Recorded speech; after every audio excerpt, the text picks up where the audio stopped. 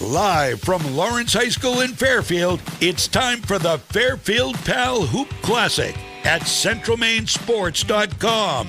Part of Central Maine's Home for Sports, 1160 The Score. Today's games are brought to you by Belanger's Drive-In in Fairfield. Big smiles, big servings. Boley's Famous Franks in Waterville. Bringing back a classic. Carroll's Paving, residential and commercial asphalt paving. Computer Improvements in Skowhegan, where you go for antivirus protection. The Harry J. Smith Company in Waterville, serving the community for more than 100 years. Kennebec Valley Community College, offering free college to high school graduates from the classes of 2020 to 2025. Sheridan Corporation, building on our promise since 1947. And by Varney Chevrolet. Experience Varney value with 3 locations in Pittsfield, Bangor, and Newport, servicing local and surrounding areas. Now, let's go live to courtside. Here's Mike Violet and AJ Knight. Good afternoon. Welcome to Lawrence High School here at Folsom Gymnasium, where the Score continues to bring you our coverage of the Fairfield Pal Hoops Classic, the 5th and 6th grade editions, and we move on now to the semifinals in both the girls and boys. Boys first, then girls, and then we'll get to the championship games. And here, game 1 in the semifinals on the boys' side. It's Fairfield Pal 1, Lawrence Pal 1. The Bulldogs are 4-0 against the Windjammers, who are 3-1. And this Lawrence team could fly. While we were moving and we had our lunch break, we saw them take on a Winter team in the quarterfinals. They gave them a little bit of a push, but then Lawrence able to pull away late. This team for Windjammers, Ward was really good yesterday in the games we saw him against going against Lawrence. You got to stop them from running. You really do. Yep, and they've got a good big man, too, in Liam. And I can't remember his last name. Let me get Ward, the roster up. Yep, yeah, Liam. Yeah, Ward, thank you. Yep. All right, so we'll have the 2 semifinals for the boys. They'll take a break. We'll get the girls in for the championship, and we'll have the boys' championship. All right, Clay Morse on the tip with Ward. Windjammers in the red. We have people on the court. Get off the court. Trying Lawrence to play in the basketball. white. Bulldogs just played the game before the last game, so busy day for sure. All right, the tip is controlled by the Windjammers. It goes to Johns. And now they'll set up in the half court. On the drive there, Henry Schultz. Schultz backs it out. He is guarded by Sage Munster. Now Ward pops out. Ward puts it on the floor, has it stripped, and it's stolen by Morse. Morse, excellent ball handler for a big man, lays it over for Graves. Graves circles in, shot short, rebound tipped around, and the Bulldogs hang on to it. Lockhart comes away with it. A 3 is good from the left side by Will Woods. Man, 3-point blitz. That's 3 games, 3 threes, Mike. I'm getting my threes, man. The streak continues. 3-0 Bulldogs. Out front, Schultz. Schultz backs it out, now to the top. Title game is on the line, traveling on Ward. And Lawrence doing a nice job guarding the perimeter. They're really out challenging everything. Tucker Graves doing a nice job. They wanted to go to that left wing, and Graves denying the whole way. Here's Munster. Foul line right to Graves. Graves, nice lob down low. Lockhart goes up, doesn't go, but he's going to go to the line. Nice pass by Graves, too, right? We've seen some of the mistake. You want to try and bounce pass. That one, it's going to go more through the wickets, more chance for hands to get there. The big wants it up high. At the line here, Hunter Lockhart. Got it. Nice soft roll. 4-zip. Off the bench for the Windjammers with the guts of a cat burglar, Julian Brown. He hit 2 big threes in a row yesterday. He was shooting. Second one short. And the rebound award. 4-0 Lawrence. Here's Schultz. We saw yesterday, Ward's got a really nice soft touch for a big man. The Windjammers to win this game, going to have to get him going. Schultz drives, angles off, exposed the ball, almost got taken away by Graves. Now Ward trying to go on Morse. Morse plays some good defense. And that was almost a 10-second violation. There's The three expected by Julian Brown, no good, way off. Rebound Graves. Ahead, they get it to Woods. Pulls up on a dime, and Will Woods smoking here early.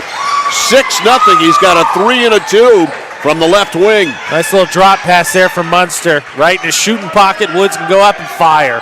6-zip. Bulldogs on their home court. Schultz, stutter step, the drive, the runner off. Rebound to Lawrence, out of the shoot, Will Woods. Woods barreling, Woods lays it over, and the shot by Munster is no good. He'd like to have that one back. Too strong up and off the back part of the rim. Use the backboard. Use the glass. Use that square. That square. Schultz to Johns. Johns hoists one from way downtown, no good. Rebound. Inside, Schultz up, no good. Rebound this time comes down into the hands of Hunter Lockhart. Up to Munster. Sage Munster. Foul line left to Woods. I let him take it. Can't get it off. Now Graves will take it. A 3. It's just a little bit off. Rebound kicks to the corner, and Ward smartly lets it go out of bounds. Now, I'm with you, Mike. I thought Woods had space there. He had a good look from the shoulder. Take it. Gave a head fake and got himself a long jumper. Unselfish play, but I'm with you. You hit 2. Keep Take shooting. it. Shooters shoot. Here's Schultz. Bounce pass to Johns. Johns back outside to Brown.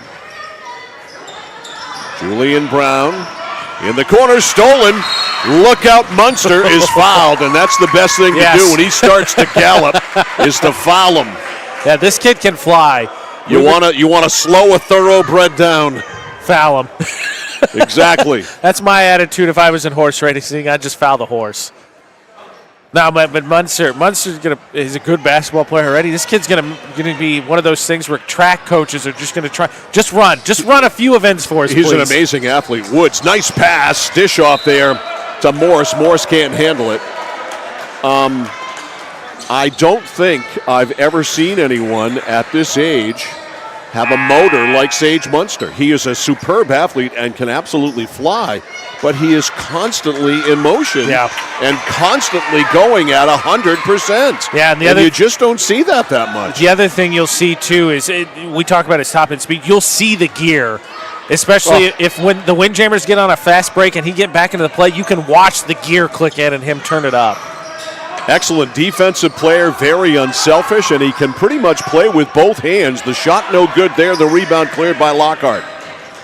I think you're seeing what's nice here, Mike, is you see nothing there, playing much more reserved here in this game than I think a little out of control in the game against Winthrop. Munster over to Faulkner.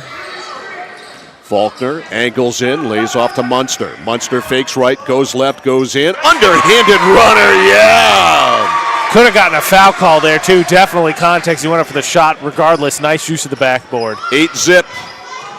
Lawrence off to a great start. Schultz to Ward. Ward knocked away there. Excellent defense by Morse, and it is picked up by Faulkner. Faulkner drives. Faulkner all the way. Hey, you got your big man right there. Give him the ball. That should have been a foul. Nope, the official says it was all ball. I'll agree. But, you know, when you're Faulkner there and your big man's right there, give him the ball. Yeah, you want the hog mollies to do the work down low. You occasionally got to give them the ball on offense. Exactly. They run the court. You've got to get them the ball. They get him the ball there. Morse backs in. He dribbled it off his foot. I think Schultz might have got a piece of that, too. Nice job there by the Windjammers, especially with Morse getting deep position like that. All right, Cason Brown coming in, number 1 for the Windjammers, and coming in for Lawrence's Connor Neto. Neto in for Morse. Here comes the Windjammers looking for points. They haven't scored yet. Shutout here in the first 6 minutes plus. Schultz driving, guarded by Munster. He walked. Take an extra step.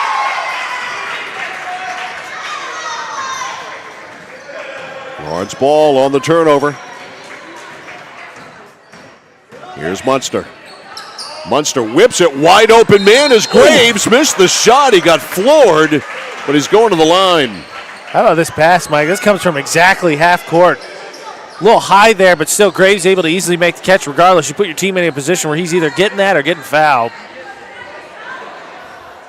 So at the line here, Tucker Graves. Lefty shoots, misses.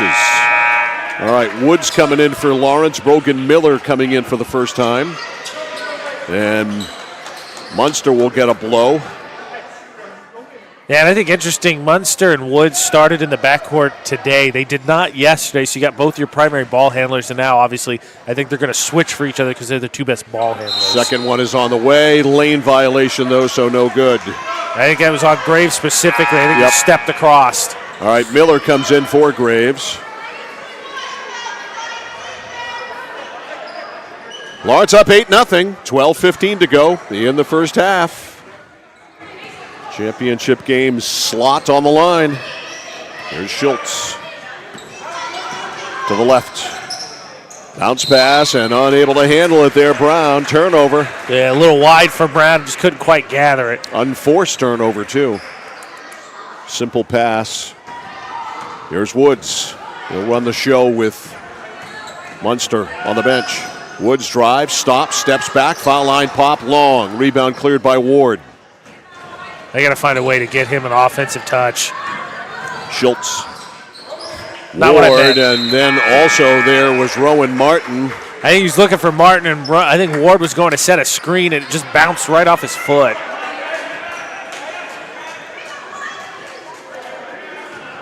Dostie in for the first time for the Bulldogs. Yep, Dostie. Isaac Dostie, number 25. Miller pops out, gets it, foul line right. To the foul line, inside the foul line, tried to drop it off. He ends up with the ball, no good. Dostie, weak side rebound, and Lawrence will start again. Back up top to Faulkner. Faulkner to Woods. Woods to Faulkner. Faulkner backs it out, has a pick from Dostie, fell down, traveled. I think he got surprised there. Ward stepped out on the hedge, and he just immediately tried to reverse course and went down. That was a sloggy possession by Lawrence. Nothing accomplished there. Schultz. 8-0. Almost half of a half. The Windjammers have been blanked.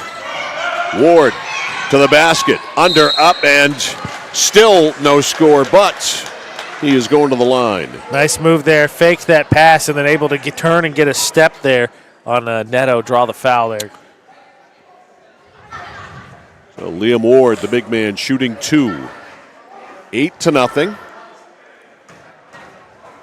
Ward ready. And they are still scoreless. He's a good step plus back. And I know he jumped, so that's what I was watching for, but he didn't really move a ton forward. He's more than big enough to not have to jump. So Ward will try again. Short. Rebound racing to the corner, Woods. Woods also in a hurry a lot. And Woods has his pocket pick there. Excellent defense by Martin. Martin all the way, and no foul. A clean block. Martin played some big minutes yesterday for the Windjammers. He's on the all-hair team. He's got Moss. I'm surprised he didn't put it up or a headband, nothing. That's what I thought of, too. Foul line pop, Miller on the way. The bank is open. Nice shot. Coming off just a simple screen, get open and hit it up off the glass. 10-zip. Lawrence has shut out the Windjammers through the first half of the first half. Schultz to the big man, and Ward's pass is picked off. Back at the other end, here comes Lawrence. Faulkner. Bounce pass back to Woods. Jacks a three, no good. Rebound boxed around, and Ward able to come up with it. To Schultz. Schultz, bounce pass left side. Jacob Curtis just in. He stops at the foul line. He traveled. They didn't call that. Now he tries to drive. Lobs it off for Ward. Ward shut off there. Good defense by Neto. And Lawrence ends up taking it away. Dostie with it. To Woods. Bulldogs 10. Windjammers nothing. Woods beats his man Martin. Stops at the elbow. Decides to kick it back outside to Faulkner. Faulkner goes around to screen, lays it up and in. How about this? You're going to watch Faulkner here. Nice little hesitation. He's going to split a double team on this screen here. And when he does that, there's nobody at the hoop. 12 love. Martin. A sky-high air ball. It's out of bounds off the Windjammers. That one a little bit of, I think, panic fire. Look out. We have two 23s in the game now. Fernald comes in. Oh, he wasn't here yesterday, He wasn't so here I crossed yesterday. him off my roster. Right, yeah, he's back. So take note of that. Schultz is wearing 23. Fernald's wearing 23. That's a technical, I believe. That should be a technical. Miller misses a 3. Rebound Dostie, but no, he can't hang on to it. Here comes the Windjammers. All right, the pass over to Martin. Martin shot very high, no good. And Fernald cleans up the mess and scores on the putback. And it's 12-2. And it took them 12 minutes and 50 seconds to score. Some accidental offense, too. Indeed. And now there's a carry called on Lawrence Ward, by the way, out of the game, the big man for the Windjammers. We have a whistle. Wholesale changes here for Lawrence. Yep, Lawrence changing up big time. Yeah, Woods got called for a carry. So they'll bring many of the starting troops back in. Brown comes back in for the Windjammers. And checking out for the Windjammers is Jacob Curtis. 6:38 remaining in the first half. Lawrence 12, Windjammers 2. Here's Fernald. Or is that Schultz? No, that's Schultz. Okay, that's Schultz. Schultz to Brown. Brown over to the right. He wants a 3. You know he wants it. Brown. Baseline, the runner blocked there by Munster. That's Fernald, who got a nice step baseline, but nice job by Munster covering to help his teammate. I think he heard you were in attendance, Mike, and he wanted to earn that honorary player of the game. Johns gets the inbound pass to Colton Butler. Now to Schultz, back to Butler. Butler to Fernald. Fernald almost defending himself there. Throws it up from distance. No good. Rebound taken down by Morse. Lead pass, Munster all the way, laid it up. I don't know why he went up right-handed. He's a lefty. He should have gone up lefty off the glass, and he missed it badly. Tried to float it or something too. Yep. Go up off the glass. Timeout called by Windjammers. We'll take it to 5:34 to go in the first half. Lawrence in control. It's Lawrence 12, Windjammers 2. More in a moment on the score. Central Maine Community College in Auburn. Over 40 academic degrees and programs recognized as some of the best in the United States. Nursing, criminal justice, forensic, psychology, IT, education, culinary arts, and so much more. Offering one of the lowest tuition rates in New England. Plus, a top-seeded national champion producing athletics department. Central Maine Community College in Auburn. Find your passion. Go to cmcc.edu. It's live coverage of the Fairfield Pal Hoops Classic on the score. 5th and 6th graders going at it here. Boys semifinals, girls semifinals coming up next. No? Boys. Boys and boys. All right. And then girls championship, boys championship. Okay, gotcha. My bad. Boys and boys. So boys semis. Then we move on to the title games. And I believe the next game is Meso against Madison. Yes. Brown. Top of the circle now, Schultz. Ooh, almost walked. Schultz goes down low. Left Bank wing shot pop there is good. No, it's not. Yeah, it was good, right? Yeah, he banked it in. Yeah, 12-4. I had to look down for the number. Looked in and banked it in. It was Colton Butler with the field goal from the left wing, 12-4. All right, foul line left for Lawrence. It's Carson Foster in the game. Foster back to Graves. Graves up top to Munster. Munster fakes left, goes right. Goes in all the way, fades away, rolls off. Rebound, back up, no good. Rebound, back up and in by Clay Morse. That was a tough shot by Munster. Initially started and then touched almost every part of the rim, but then the Bigs cleaned it up. 14-4. Lawrence back on top by 10. Schultz pounds it into the floor. Goes between the legs. Butler will try again, and he does it again, this time with a 3. He's on fire. You can't stop Colton Butler. You can only hope to contain him. Graves angles in. Ball came loose. He gets it back outside to Munster. Munster in the paint. Got to get out of there. Does. Drops it off back outside to Foster. Now to Munster.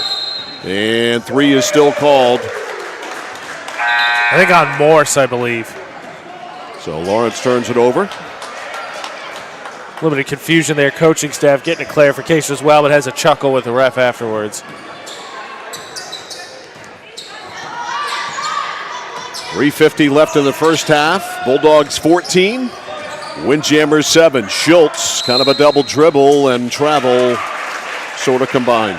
The Windjammers sticking to their rotations because despite the fact that he made 2 straight buckets, that last dead ball in the 3 seconds, Butler came out for the Windjammers. I'm going to get him the ball and let him shoot every time. I would tell he misses at least. Graves give and go there with Morse, and it's tipped away. Ball picked up by Brown. Brown back to Schultz. Schultz over the timeline, 14-7. Windjammers with the ball down 7. Schultz drives. He got blocked there by Munster. Munster easily ate that up. And out of bounds, Morse smartly knocked it out of bounds off Jonathan Furland. I think the ref was shielded a little bit, but you could see the effort was there by Morse to make it happen, and the ref agrees. Heads up play. Munster muscles in, and what? Foul on the deck. Okay. Now they grabbed Munster as he did his hop step before he went up with it. Lawrence ball on the baseline. Curtis coming back in. Jacob Curtis. Take it back. I thought the ref pointed to the deck. They are going to give him. No, yeah. They sit on the ground. Schultz comes out. All right, on the break, and it hits the back of the backboard. Had him. Unfortunate there for Carson Foster because he had Morse for a layup. Bounce pass. It's right there, right in that sweet spot. He's going to go right up with it. And that is what the coach will surely tell him. He's doing in motion. Bounce pass. Bounce pass. I'm available as an assistant coach, that's all I'm going to say. It's a lost art. Bounce passes are good. All right, up top, Curtis. Laid it off for Brown, back to Curtis. Curtis drives up, no. Rebound clear, there he is. Munster out of the gate. On the go. Munster should have taken the shot there. Again, unselfish to a fault. Shoot it. He had a step. I think you just go up with that. Yeah, he was going to go back to Graves, but ill-advised. And that's where the coach, when you come to the bench, tells you, you got to be selfish. Yes, and one. Up with the make there is Furland. One of the 223s. That's part of the confusion. You say, I got 23, and you say, oh, okay. And then that 23 runs free. I had to wait. And he wasn't here. I scratched him off my roster because yesterday he wasn't here, and Schultz was, who is wearing 23. That's such is life at the tournament. That's no good. Liam Ward's coming back in, the big man for the Windjammers. Tell you what, Mike, for the fact that the Windjammers didn't score, what did you say, about 12:50? 12:50. They didn't score. It cut this deficit down in a hurry. Yep. Down to 5. As we approach a minute and a half left. Munster on the right to Graves. Now to Woods. Woods back to Graves. Munster. Munster drives in, pulls up on a dime. Can't get the roll. Rebound Ward. Tough shot. Good look. Tough shot. Lead for Furland. Furland took about 98 steps. The shot is good. He took several, but man, Furland I think now has 6, I believe. 14-11. Lawrence was up 12-0. Driving is Munster. Munster goes in, hits the bottom of the backboard, and fouled by Ward. He'll go to the line. Hey, you'll see here, struggled on the gather. Took him an extra half step. Got stuck underwards, but they're going to give Ward with a bump as he went up there. So 2 shots here, for Munster. So Munster at the line with 56.6 seconds to go.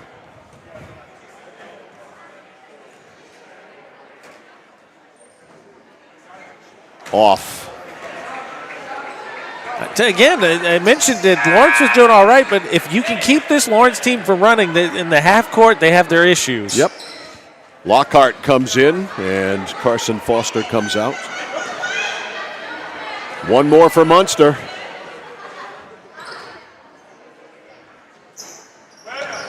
Nope, he missed them both, and the rebound to Furland. Jonathan Furland. A stutter step to the right, stops, hands it off to Curtis. 45 seconds left. It's a 3-point game. It was a 12-point game, and now it's a 1-point game. High, tough glass up off the glass. 14-13. Here's Munster. Nice pass. Oh, great pass and a layup there for Hunter Lockhart. That's nice job, because you tell Windjammers cheating a little bit, trying to slow down Munster. 16-13. Lead is 3. Curtis in trouble and traveled. Lawrence put the clamps on, and Curtis was awfully hesitant, and it cost him. Didn't need to pick up your dribble. Lawrence with 13.9 to work with. Munster trying to drive in, back outside to Woods. Woods with 5. Now Munster drives, open lane, and he laid it off. He still gets the basket. He would have had a layup himself. Instead, he gave it to Morse.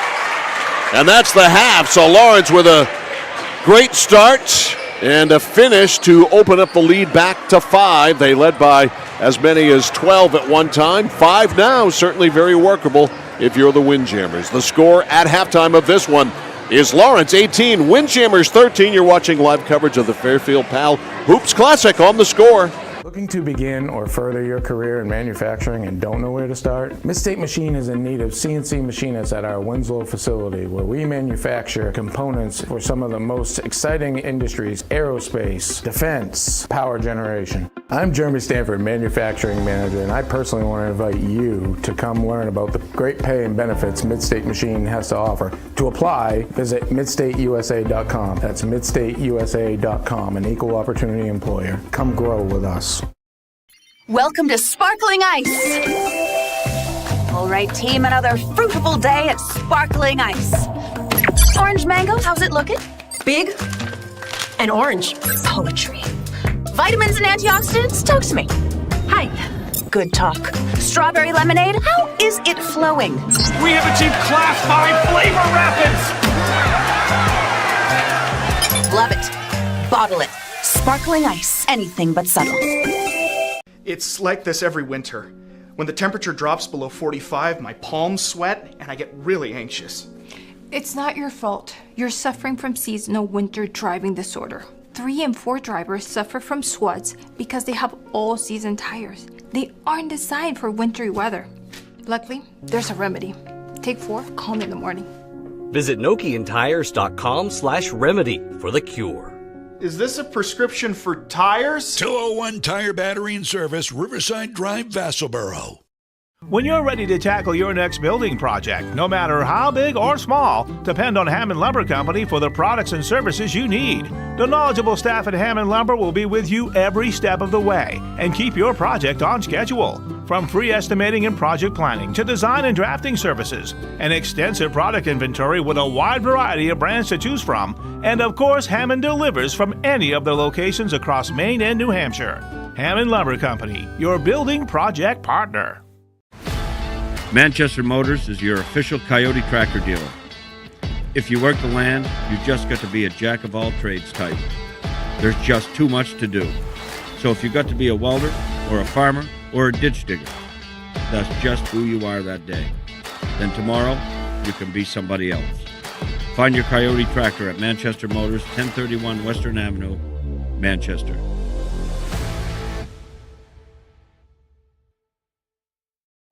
Raising money for our cause, supporting our neighbors, helping to recognize those that should be recognized, providing educational opportunities, working together to make someone's day just a bit brighter.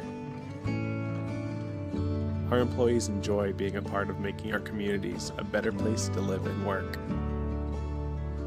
Skowhegan Savings Bank. A trip to the boys' 5th and 6th championship game on the line here. Lawrence on top by 5 at the break, 18-13 after leading 12-0. A nice finish by the Windjammers as they came back and outscored Lawrence 13-6 the rest of the way. So let's see how this half goes. Lawrence's ball, Bulldogs in the white, Windjammers in the red. No surprise here, Mike, is Fernald, going to start in the lineup for the Windjammers after putting in 6 in the first half. Here's Munster over to Woods. Woods for 3. He made a couple of them, 1 3 and 1 2 just inside the line. Missed that one. Woods again. This is for 3. No. Rebound Ward. Ward in the backcourt. Ward over to Schultz. Schultz to Curtis. Now back to Fernald. Okay, Furland. All right, bullet pass inside, tipped and ends up in the hands of Schultz, throws it up, and it rolls in. That's a friendly roll. Wicked, 18-15, Lawrence's lead to 3. Here's Munster. Bulldogs need to start running again. Over to Graves. Oh, nice pass to Morris, and he lays it in. Beautifully done, 20-15. It's 5. Schultz, jump step, and he has his pocket picked by Graves. Graves, nice pass. Munster jumps to get it. Munster goes down, now goes up, now goes back down. He missed the shot, and he's going to the line. That's when Lawrence said they're deadliest. They get out in transition, good luck. So Munster will shoot 2.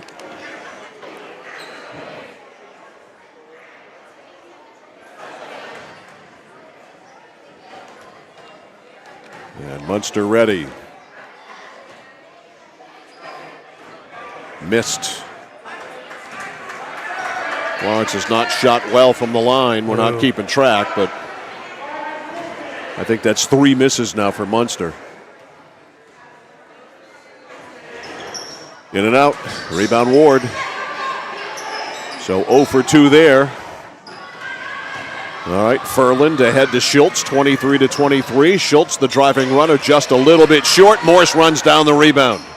And then he almost threw it away. Munster comes away with it. 3-on-3, lead pass to Lockhart. Lockhart is nailed, and he's going to the line.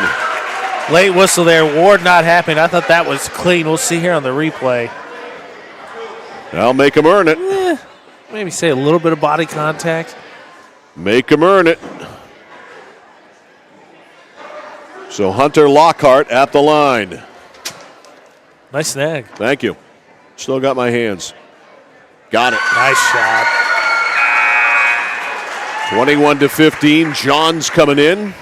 And coming out, Cason Brown. Curious to see if Butler, number 8 for the Windjammers, moves up in the rotation, because he had 5 straight points for him in the first half and then immediately got put back on the bench. Rolls off. He's 1 for 2. Rebound, Johns. Johns back to Schultz.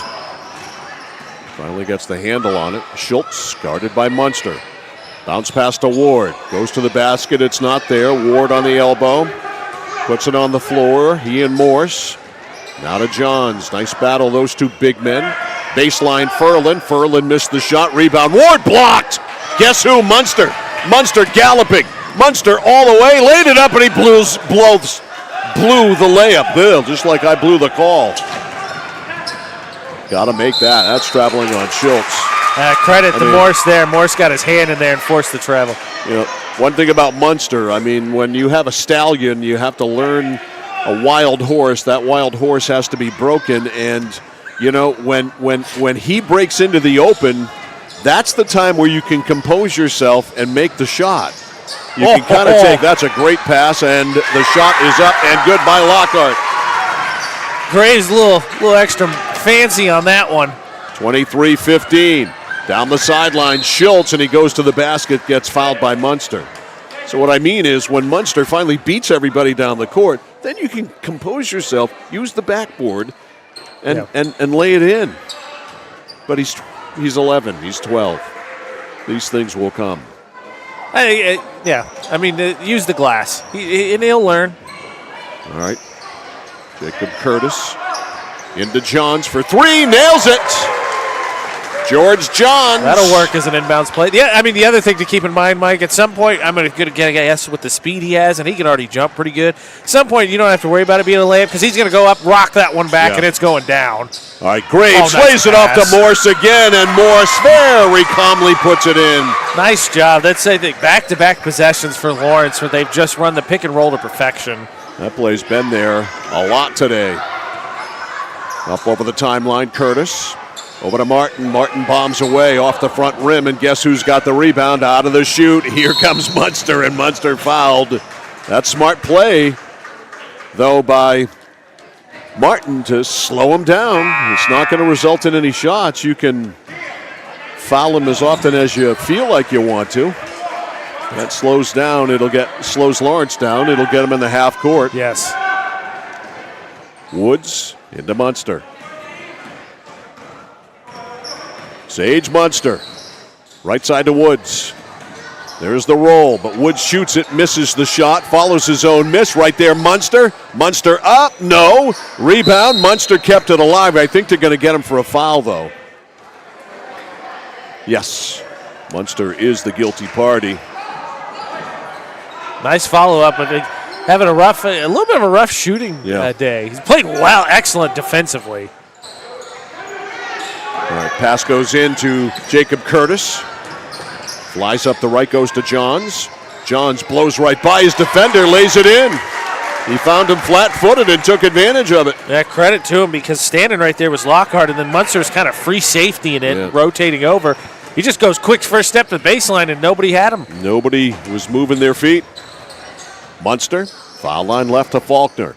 Faulkner back outside to Woods. 25-20, Lawrence by 5. Here's Munster. Munster ran into Martin. Now dished it off. Curling in on the drive is Faulkner. Faulkner, look, right there is Lockhart, and he blows a bunny. A little bit of a push there from Ward. Nice play there as opposed to drawing the travel to give it up. All right, Martin back outside to Brown. Brown turned the three down, which shockingly happened. The cut to Ward. Ward too hard. Rebound Munster. Munster immediately looking to run. That's what thoroughbreds do. Munster drives, lays it in. There it is. Nice use there, too, of realizing you don't have to go 100 miles an hour. He hit the brakes. The defense kind of settled back in and then right around him. Johns bombs away, no good. Munster with a rebound. He is going to gallop. He's got Lockhart. Goes in, lays it over. Lockhart lays it in.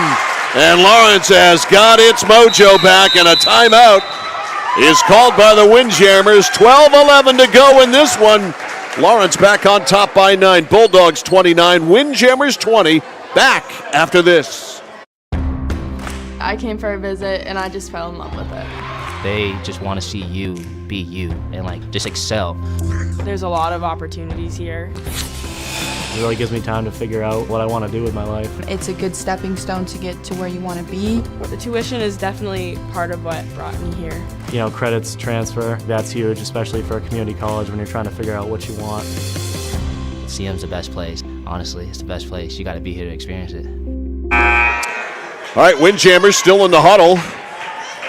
Talking it over. They were down 12-0, fought back, made it a 1-point game, and now it is 9 again. Got to find the way to stop Lawrence from running. And a good way to, it's easier said than done, but if you make shots right, it's easier to set them up in the half court because they're not running off an inbounds. All right, Ward will put it into play. And Lawrence with a little bit of pressure. Martin runs it up. Kicks it over left side to Brown. Brown pounds it into the floor. Works it over on the right to Johns. Johns a stutter step. Johns tries a reverse layup, and it almost went. That was going in. Sneaky, quick offensively. You better watch. That's the second time you got the floater earlier right there. Nearly gets an and one on a reverse, but just goes baseline. Quick first step baseline, and he's by his guy. George Johns at the line. Shooting 2. Hits. Splash. Nothing but net. 29-21. Back in for the Windjammers is Butler, and checking out is Martin.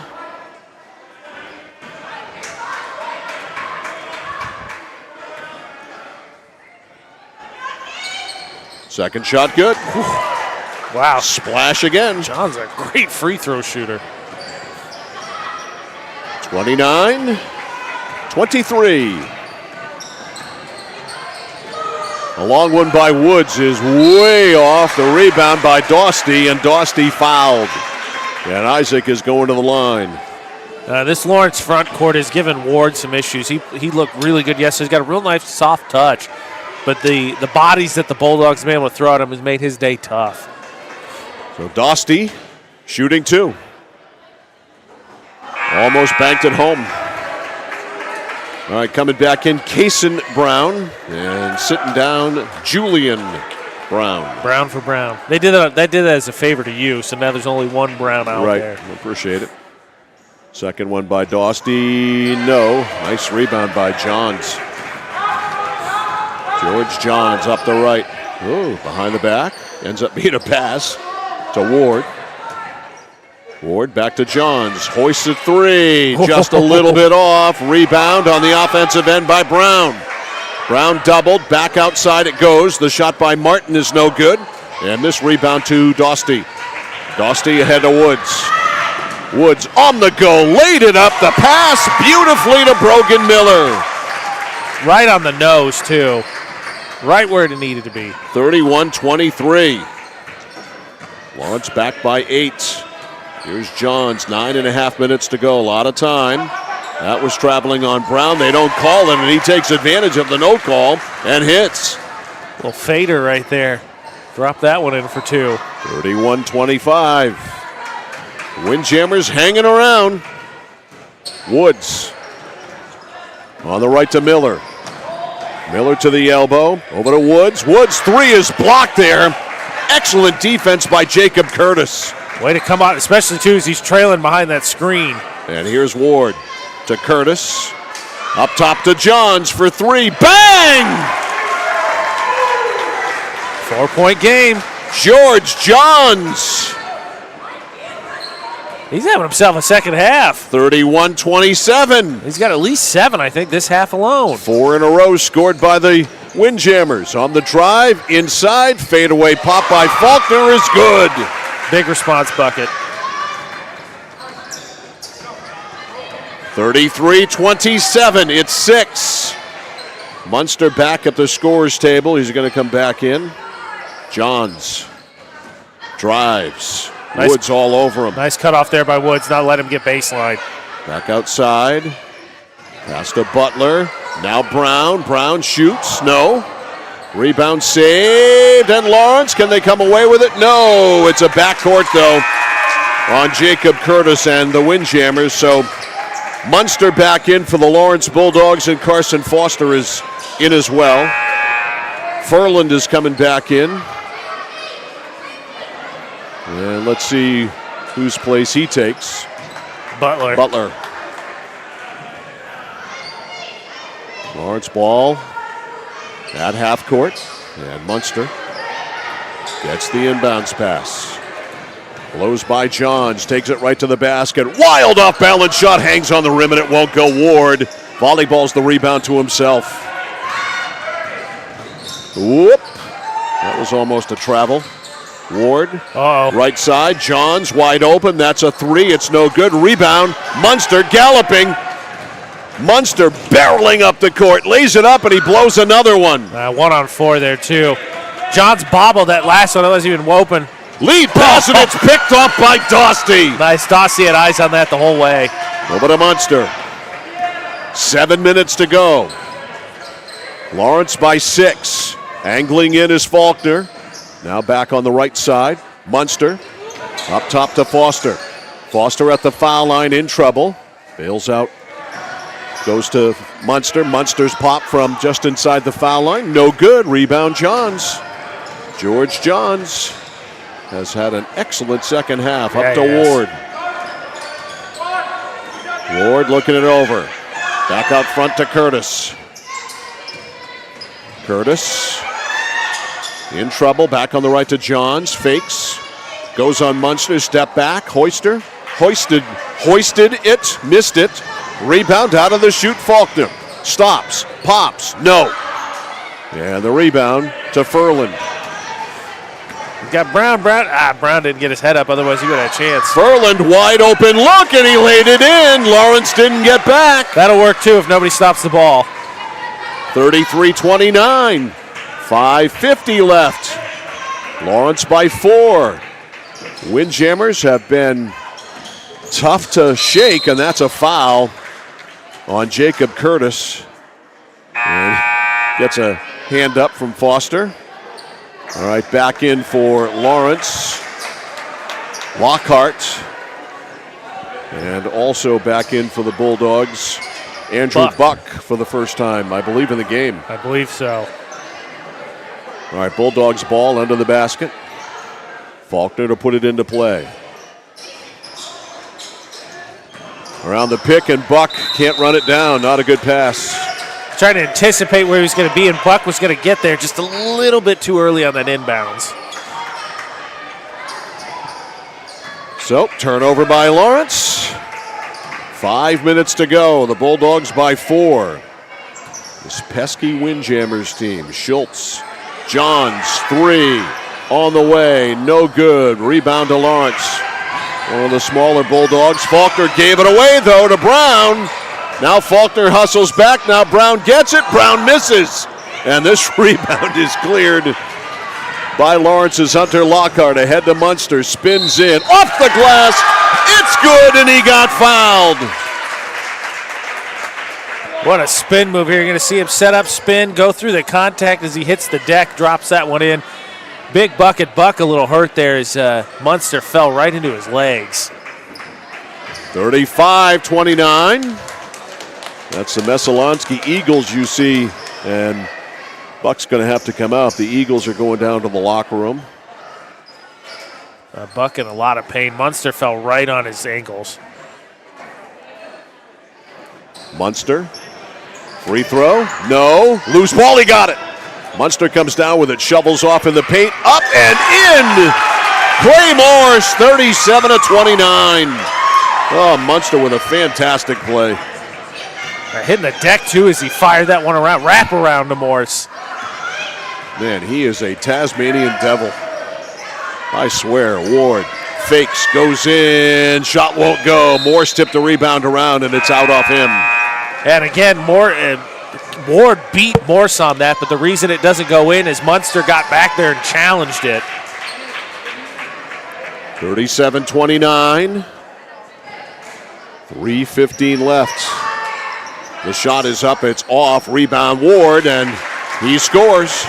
Well, excellent offense. Good to see it because he had, again, played really well yesterday as Lawrence is giving him some fits today because I think that's his first bucket. Munster to Woods. Will Woods to the foul line, tries to go back to Morse on the cut, and it's intercepted by Ward, but he had too much momentum going, and he's out of bounds. And I think Morse was sort of rolling. I think Woods anticipated it more than he saw it. Ward, though, was ready for it. Lawrence ball on the baseline. Julian Brown back in for the Windjammers. Will Woods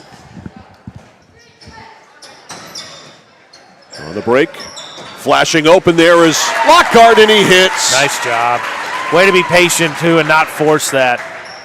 39-31. Lawrence by 8, trying to play one more game on the day. It's a boys semifinal matchup. Messalonskee and Skowhegan coming up. Madison. Madison, excuse me. I knew I was in Somerset County. I mean, that's... Johns in and out for 3, and the rebound taken by Munster. Munster, stutter step. Munster goes in, stops. Handed it off there to Morse. Now back to Munster. Munster, that was almost a double dribble. Right there to Lockhart for 2. Tell you what, kids obviously super talented. One of the things, so super unselfish, and you love to see that. Schultz to Furland. Furland tries to reverse, and Morse stuffed him completely. Yeah, he got a all ball on that. I was going to say earlier, you're in the right area, and it doesn't bother me as much, but something tells me Madison and Skowhegan residents would be bothered by the mix-up. Yes, I'm sorry. Deeply sorry. Tipped by Morse off the backboard. Got a piece of that one. Interesting to see Ward inbounding as opposed to trying to get some box-up position. Yeah. And it goes to Brown, to Martin. Martin shoots it up, no good. Rebound, though, that's not pass. A rebound, but it's an assist, essentially. And Ward hits. 41-33. Some pressure here by the Windjammers, and pretty much triple team there. Furland commits the foul. 1:11 to go, 41-33.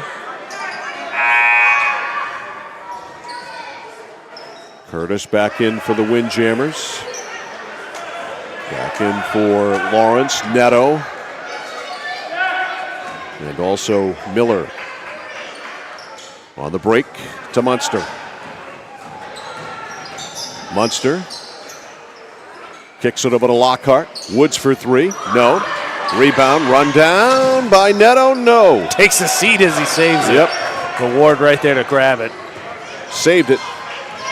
But right there to Ward. 50 seconds to go. Windjammers need a hoop. That's tipped away. Martin fires a long one. No good. Rebound Ward again with a garbage. That's no good. And guess what? We've got joint custody.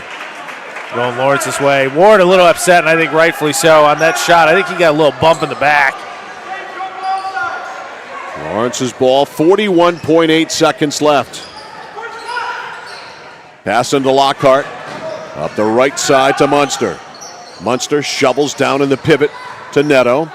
Neto turns, throws it up, no good. Rebound tipped around. Good job there by Jacob Curtis. They need to hurry. Left side, losing his footing there was Furland. Gets it back from Martin. Got to shoot the ball. Goes in, gets nailed. At least that'll stop the clock. And he had some space there. I'm surprised he just didn't hoist it up from three. So Furland at the line to shoot two. Gotta have him. No. Lawrence's lead stays 41-33.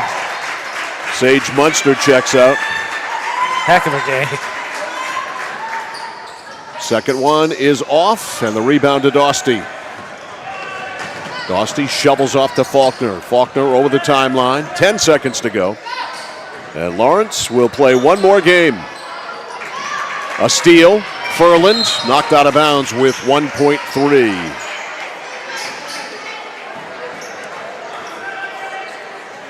One last inbounds for the Windjammers. Pass to Curtis. It'll count if it goes. It doesn't. That is it. So the Lawrence Bulldogs run out to a 12-0 lead. It was cut to 1, but they were able to have a couple of spurts and win it by 8. Final score in this one. Lawrence 41, the Windjammers 33. You're watching live coverage of the Fairfield Pal Hoops Classic on The Score.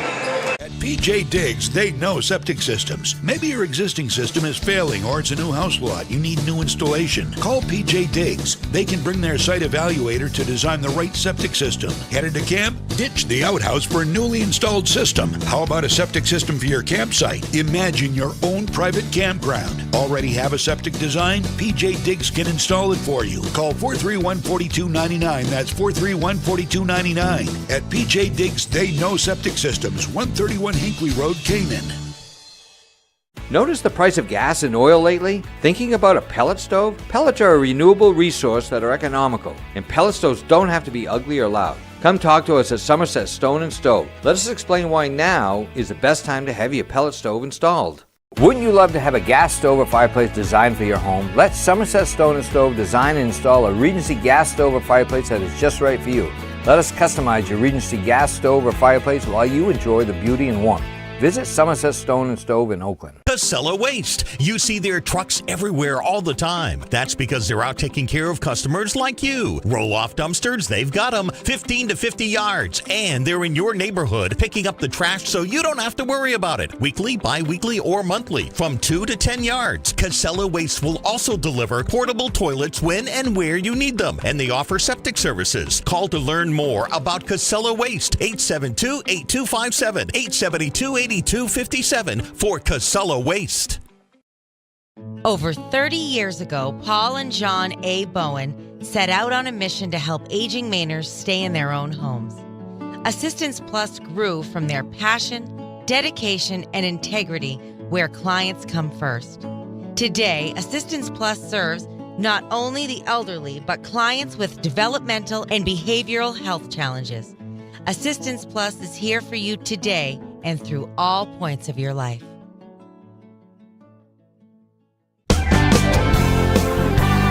Whittemore & Sons, your Coyote Tractor dealer.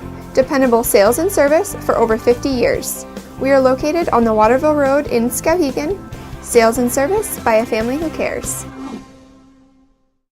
Oh, please start. You wouldn't allow your car to bypass its maintenance, would you? Hey, Jen, would you look this up on your computer? Oh, wish I could. This office computer is so slow. How about your computer maintenance? Trust the pros at Computer Improvements. They can come on site or stop by, handling general maintenance, antivirus protection, hardware upgrades, and Computer Improvements can set you up with solid-state hardware memory, giving your operating system wicked fast response time due to less moving parts, so your day isn't like this.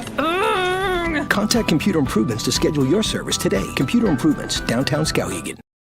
Dixon's Country Market on the Neck Road, Benton has it all. Sunoco gas and 24-hour diesel, plus a jam-packed store with what you need to grab and go. And so much succulent food. Huge sandwiches, delicious wraps, and hand-tossed fresh dough-loaded pizza. They have drinks, snacks, fresh meat and cheese in their deli counter, plus local Lively's products that won't cost you a lot of money. And remember those whoopie pies? Delightful, delicious Dixon's Country Market in Benton, supporting local high school sports.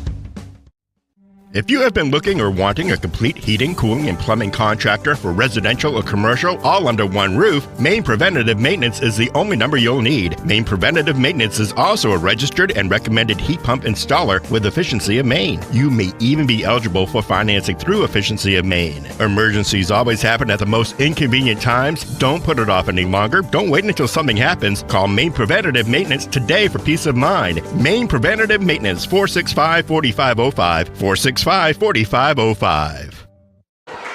Alrighty, onward we go. Back here live at Folsom Gym here at Lawrence High School as we move on to the other boys semifinals final, that is matchup here in the 5th and 6th grade division. And it'll be Messalonskee and Madison. Messalonskee 3-1. The 3 seed, Madison 3-2, the 7 seed. Ooh, that means 7th seed must have knocked off the 2 seed. Based on basic brackets, right? Because the semifinals should be 1-4-2-3. Yeah, they did. They beat Winslow 31-23. Upsetting the 2 seed. All right, well, it is March, everybody. Yep, March Madness, baby. Oh, by the way, I checked earlier. We were on the girls. Obviously, we had our lunch break between 21 in conference, and I don't know how many total conference tournaments there are, but 21 1 seeds did not win their conference tournament championship. All right, it's Madison in the blue, Messalonskee in the white. Carver Landry will jump against Blake Tibbetts.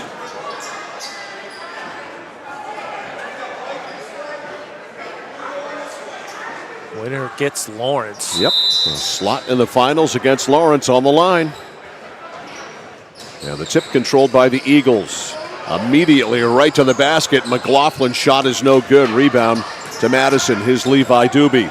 Doobie's pass deflected far side, and Messalonskee gets it right back. Dom Veyu. Now to Dempsey. Big Messo team. Nice Dempsey pass. lays it over McLaughlin.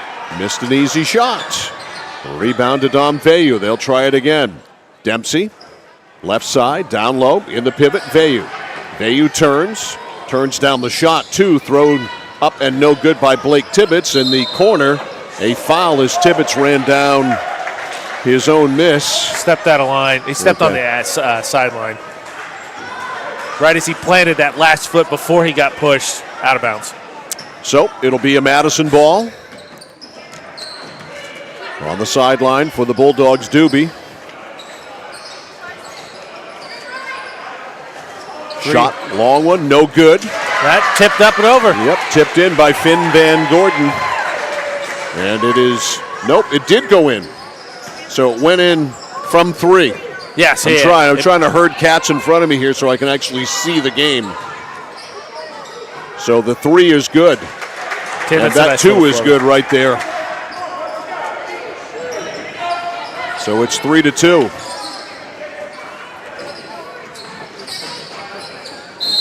And on the drive here, we got a whistle and a carry is called. So ball goes to Messalonskee. Dempsey will bring it up. 3-2, Madison in the lead. Dempsey gets a pick, goes around it.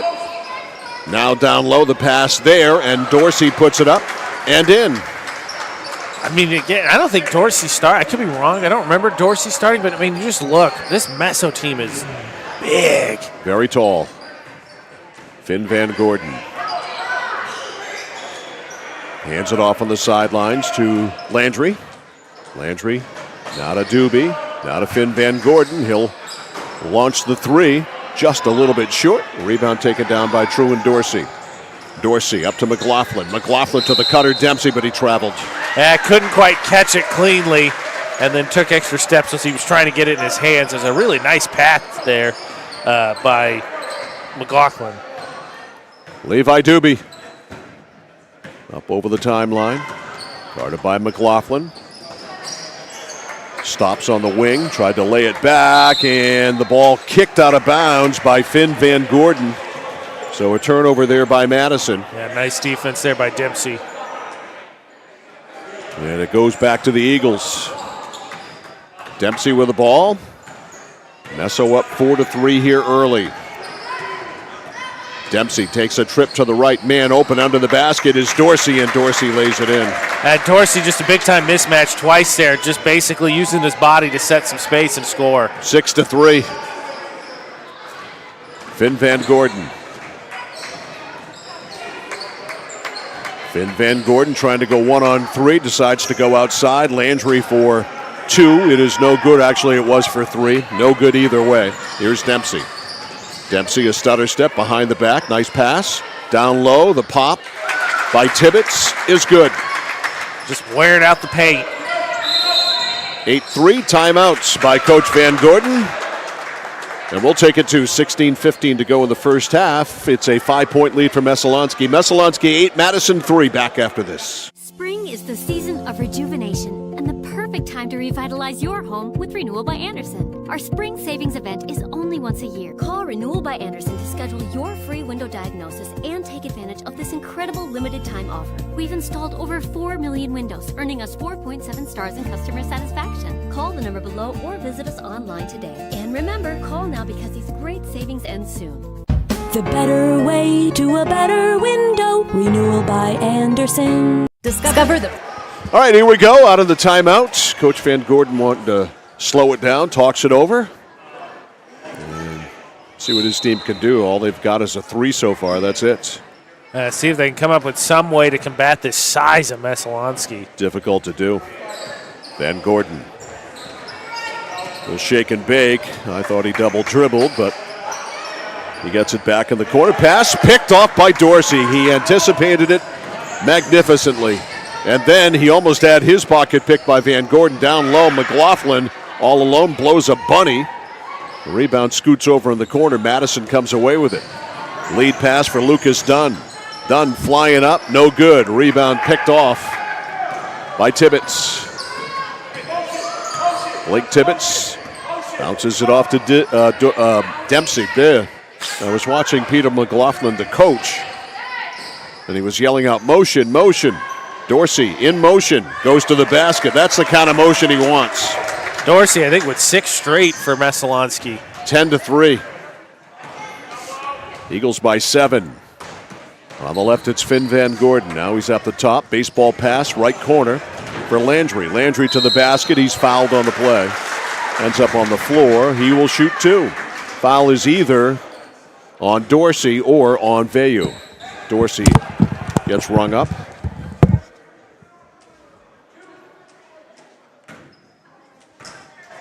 So, at the line here, Carver, Landry. Skims the rim, no good. All right. Hafford back, or Hafford in for Messalonskee for the first time, and Kyle Cummings in for the first time, too. 2 really good bench players. Missed the substitution there. They had 6 players out there. Good try. I believe someone said to me yesterday, you can't fault someone for trying. Right. Second one by Landry. Got it. Nice shot. 10-4.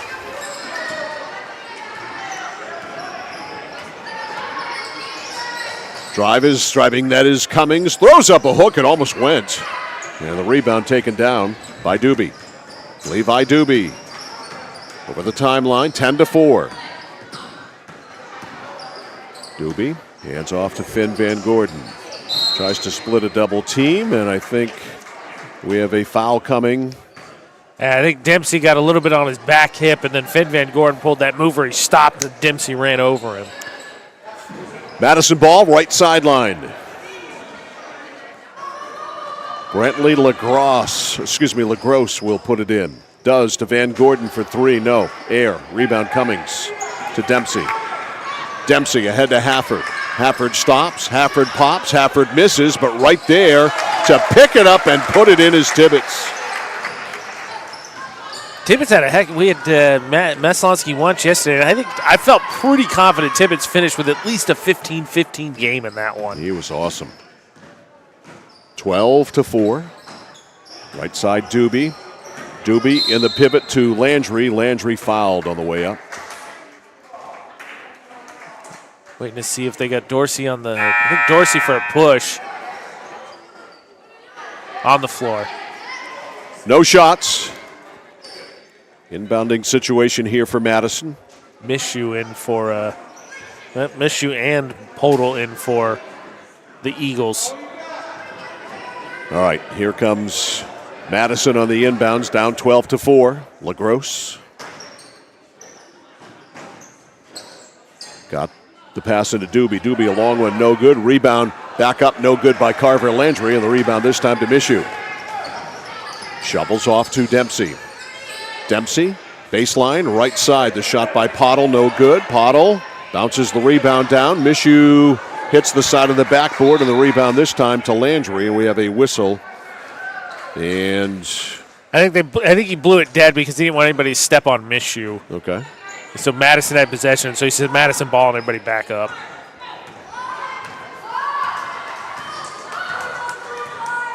All right, here come the Bulldogs. Doobie around to the right, launches, no. Rebound Dempsey. Dempsey pulled it away there from Finn Van Gordon. Dempsey on the go, goes through traffic, lost it. Scooped up by Doobie. Doobie, nice pass ahead to Finn Van Gordon, laid it up and in. Finn Van Gordon benefiting from lurking a little bit behind that defensively. 12-6. Here's Dempsey. Dempsey. Over to Mishu. Mishu, back door, open. Hafford missed the shot. Rebound. He battles for it, and they call him for a foul. Nice pass there. A little bit of anticipation as Dempsey and Hafford cross pass. Hafford just left it short. Madison ball, checking out for the first time today, Carver Landry. And coming in for the Bulldogs, Christian Dufault. All right, bringing it up is Doobie. On the handoff to LaGrosse. Goes back outside, ends up in the hands of Dufault. Dufault. Bounce pass to LaGrosse. LaGrosse throws it up. Yes! Doobie, and I'm assuming, no, never mind, wrong team. I was going to say Doobie, there's one on Messalonskee, but he wears 5 as well, but that would be Messalonskee and not Madison. 12-8. Ooh. Cummings for 3. That's no good.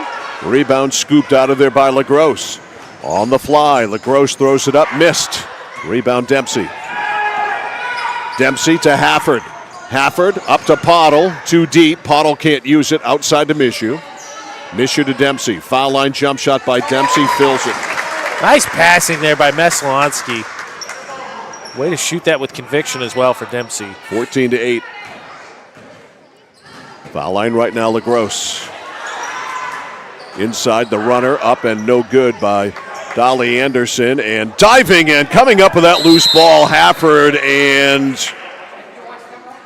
timeout, I think. Peter McLaughlin called for a timeout? He did. He saved Hafford from possibly traveling. He didn't yet. Well, I think the end ref was going to say that he hit his feet touched out. I thought was what he was going to say, but they got the timeout first. Well, that hustle there by Hafford probably gets him dirt dog status. I like it. Yeah.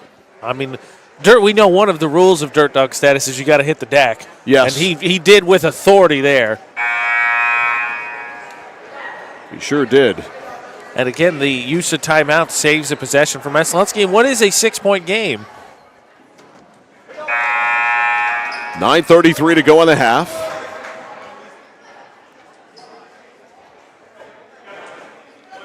Messalonskee going to the extreme reaches of how long that timeout gets to go We'll for. take as much time as we can.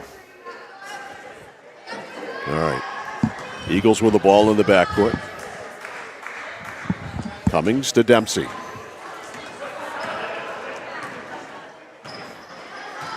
Dempsey, right down Broadway. Dempsey goes in. His runner, got it. That was pretty. Chase Dempsey. That was very pretty. Makes it 16-8. He's running the show well for this Meso offense. Foul line left. It is Kenyon. Now down low to Anderson. Anderson scoops it back to Dufault. Now up top to Kenyon. Kenyon for three, no good. Rebound bounces around Cummings. Comes away with it on the right to Hafford. Hafford right to the rack. Off balance shot is good by Cam Hafford. Heck of a shot there. Even initiate a little contact. Some places you might get a whistle for that, but a heck of a bank shot. 18-8. Dufault. Whips it up top to LaGrosse. LaGrosse drives, beats Mishu on the drive. Can't get it to fall. And Mishu with the rebound. Outlet to Cummings. Messalonskee with their largest lead of the game. To the cutter, that's Hafford. Hafford hits. And Cam Hafford right now, instant offense off the bench. Nice play there. I realized his guy was sort of front guard and wasn't paying attention, just lurks there baseline. You see a little floater, in for two. Might have to start calling him the microwave. Uh-oh. He's a dirt dog and the microwave? Yeah. Dufault. They get it over foul line left extended to Doobie. Doobie pounds it into the floor, hands it back to Dufault. Dufault almost forgot the ball. Now back to Doobie. Whoop. Doobie dribbled it off his foot. That'll be a backcourt. You got to fight for it. They come away with it, and Dempsey, traveling. Would have been a good move, but he slid, unfortunately. That was a great move. Right call for him there, but he slid, so he lost his footing. All right, big man back in for Messalonskee. Blake Tibbetts. Dempsey, who's played solid basketball, comes out. He's done a nice job running the show. He's got a nice little floater as well. 20-8. Van Gordon. Van Gordon. That looked like a double dribble, didn't it? A little bit. Or was it just me? I think there's a little bit of a deflection. Van Gordon, I think, needs to just... Hafford. That's dirt dog move right there. Dirt dog right there, baby. With the steal. Here comes Cam Hafford. I'll get his name right. Nice pass. Shot is good by Pottle, and Cam Hafford having himself a half. That was a nice feed right where it needed to go. 22-8. The shot by Van Gordon, no good. It is out of bounds, and it'll stay with Madison. Tibbetts couldn't quite get his hands about him.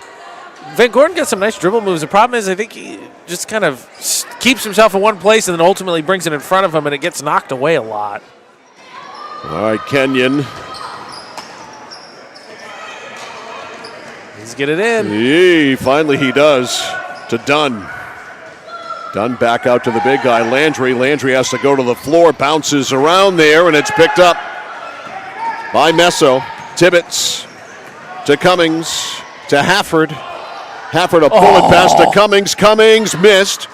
Rebound, knocked around. Tibbetts and company fight for it. It's out of bounds off Meso. I hope Mishu's okay. He's hit the ground twice since he's come in, and they've not been soft landings. Here's Van Gordon. Van Gordon on the right to Dufault. Thank God Kenyon, 22, has his name on his back because he's not on the roster. He's the only one with his name on his back. So that's a message somewhere. Oh, I think there's two 21s, Mike. Jax Kenyon. Okay. I believe. I'm going to guess. What are the odds? Right? Could be two. It's not like we haven't seen teams without brothers before. But since there's already one I've got down here, I'm going to go with Jax Kenyon. He is 22. Dom Veyu back in for Meso. All right. Into Finn Van Gordon. Van Gordon goes by, then kicks it, and then dives. Can't keep it in bounds. Cummings got a hand in there and knocked it off. I think it's thigh. All right, 5 minutes to go in the half. Cummings. Kyle Cummings all the way, under, up and in. Nice little screen, nothing to it. Gets a screen from McLaughlin and just keeps going. Nobody stops him. Messalonskee opening a gap. They lead at 24-8. Van Gordon carried it. He got a hand in there. Van Gordon, I think, needs to just be a little bit quicker with moving the ball, trying to put on a little bit of a dribbling clinic.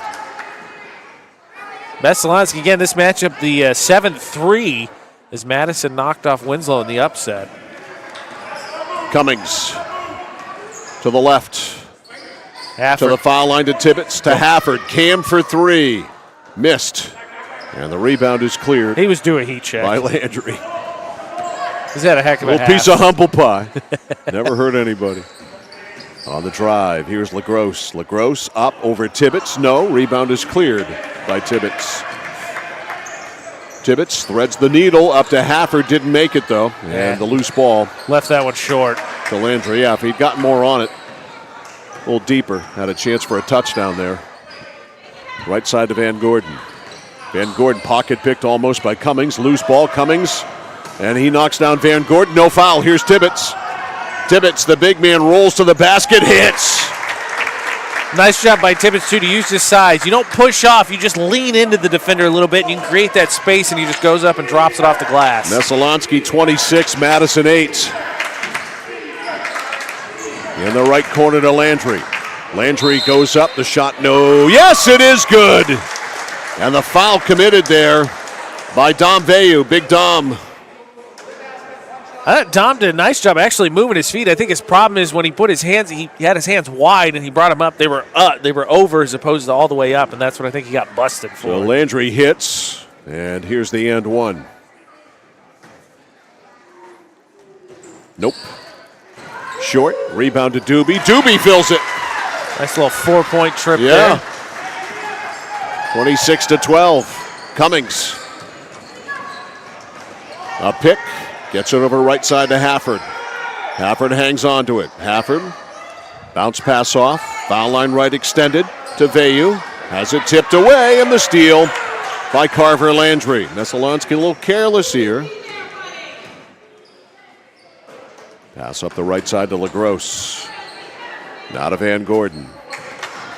Van Gordon trouble dribbling, and Cummings took it away, and it's going to be Messo's ball. And Van Gordon, again, kind of sets up like he wants to go one-on-one there, but he keeps dribbling in front, and that got knocked out. Cam Hafford coming out. Boy, his minutes were effective. Yeah. So you coming off the bench, you just want to show that you can be effective off the bench, and he was. Offense, had a steal, hit the deck, showed some hustle. He did a little bit of everything. He's very decisive out there. Yeah, he feels very comfortable. The glove. That's with a bunny. Pass. He does. Dempsey, speaking of feeling comfortable, Dempsey looks like he feels comfortable running the show. Timeout by Coach Van Gordon. The score is Messalonskee 28 and Madison 12 with 1:44 to go in the first half. We'll be back after this on The Score. Discover the printing experience you've been searching for at SBS Carbon Copy on 54 Main Street in Waterville. Tired of getting lost in big box stores? Whether you need unique business cards or large format printing up to 44 inches wide, customized invitations that scream you, we've got it all. Our team is here to print, copy, or scan with a smile. Fast, affordable, and with a touch of personality. Don't settle for ordinary. Dash over to mainprintingservices.com where printing's personal, not puzzling. Messalonskee Eagles up by 16 in their quest to make it to the championship game against the Lawrence Bulldogs. Be a pretty apt matchup for those two kids, knowing that they're going to grow up into that rivalry anyway. Yep. Just a precursor of things to come. 100%. Wouldn't surprise me, Coach Smith's here somewhere as well, scouting out the Messo talent coming up through the ranks. And there is some coming up, too. He's got size and skill on the way. Yes, he does. All right, Madison on the right now. It's Brantley LaGrosse. Almost lost it. Now Van Gordon with it. Van Gordon over to LaGrosse. Ball rolls to the other side of the paint. We got a held ball. And this will stay with the Bulldogs. A little bit of a break there for Madison because I don't actually think that Landry really got his hands on it. Veyu snatched that one up pretty quick. LaGrosse will inbound on the baseline. On the break. Dunn. Back to LaGrosse. LaGrosse tries baseline, shut off there, and a steal by Tibbetts. Big man stepped in front of the pass. Look at him dribble. Look at the big steps all the way, laid it in.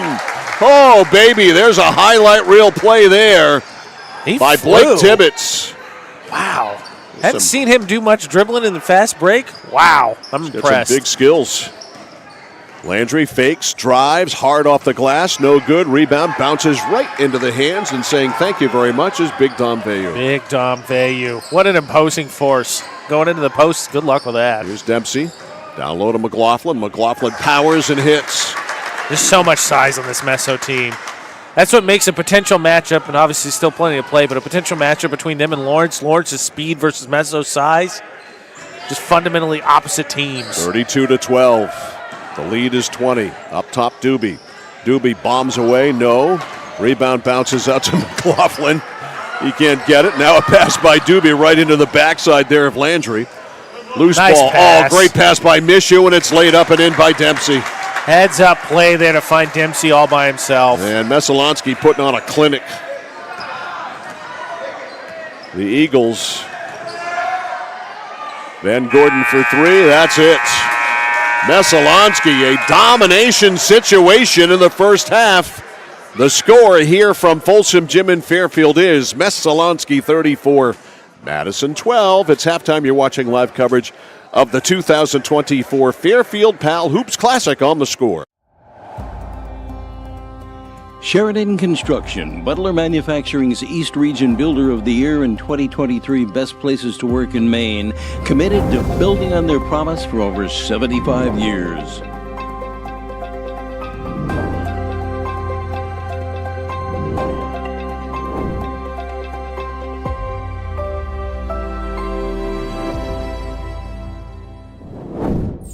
Sheridan Construction, committed to building on their promise. For us, it's a family business that is steeped in tradition. You know, our relationship with Waterville goes back a long ways. Over the years, we've been fortunate enough to grow, and we've been able to grow with the town. We look at the work that we do as something bigger than just the sale of a car or the servicing of an automobile. We're here to be a part of something bigger than just ourselves by giving back to the community with our time and our energy, because it's all about taking care of people.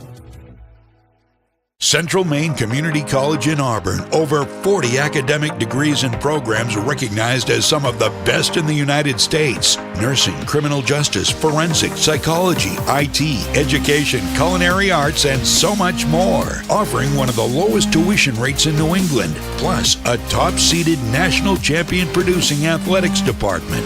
Central Maine Community College in Auburn. Find your passion. Go to cmcc.edu. Looking to begin or further your career in manufacturing and don't know where to start? Midstate Machine is in need of CNC machinists at our Winslow facility, where we manufacture components for some of the most exciting industries: aerospace, defense, power generation. I'm Jeremy Stanford, manufacturing manager, and I personally want to invite you to come learn about the great pay and benefits Midstate Machine has to offer. To apply, visit midstateusa.com. That's midstateusa.com, an equal opportunity employer. Come grow with us. Welcome to Sparkling Ice. All right, team, another fruitful day at Sparkling Ice. Orange mango, how's it looking? Big and orange. Poetry. Vitamins and antioxidants, talk to me. Hi. Good talk. Strawberry lemonade, how is it flowing? We have achieved Class 5 flavor rapids. Love it. Bottle it. Sparkling Ice, anything but subtle.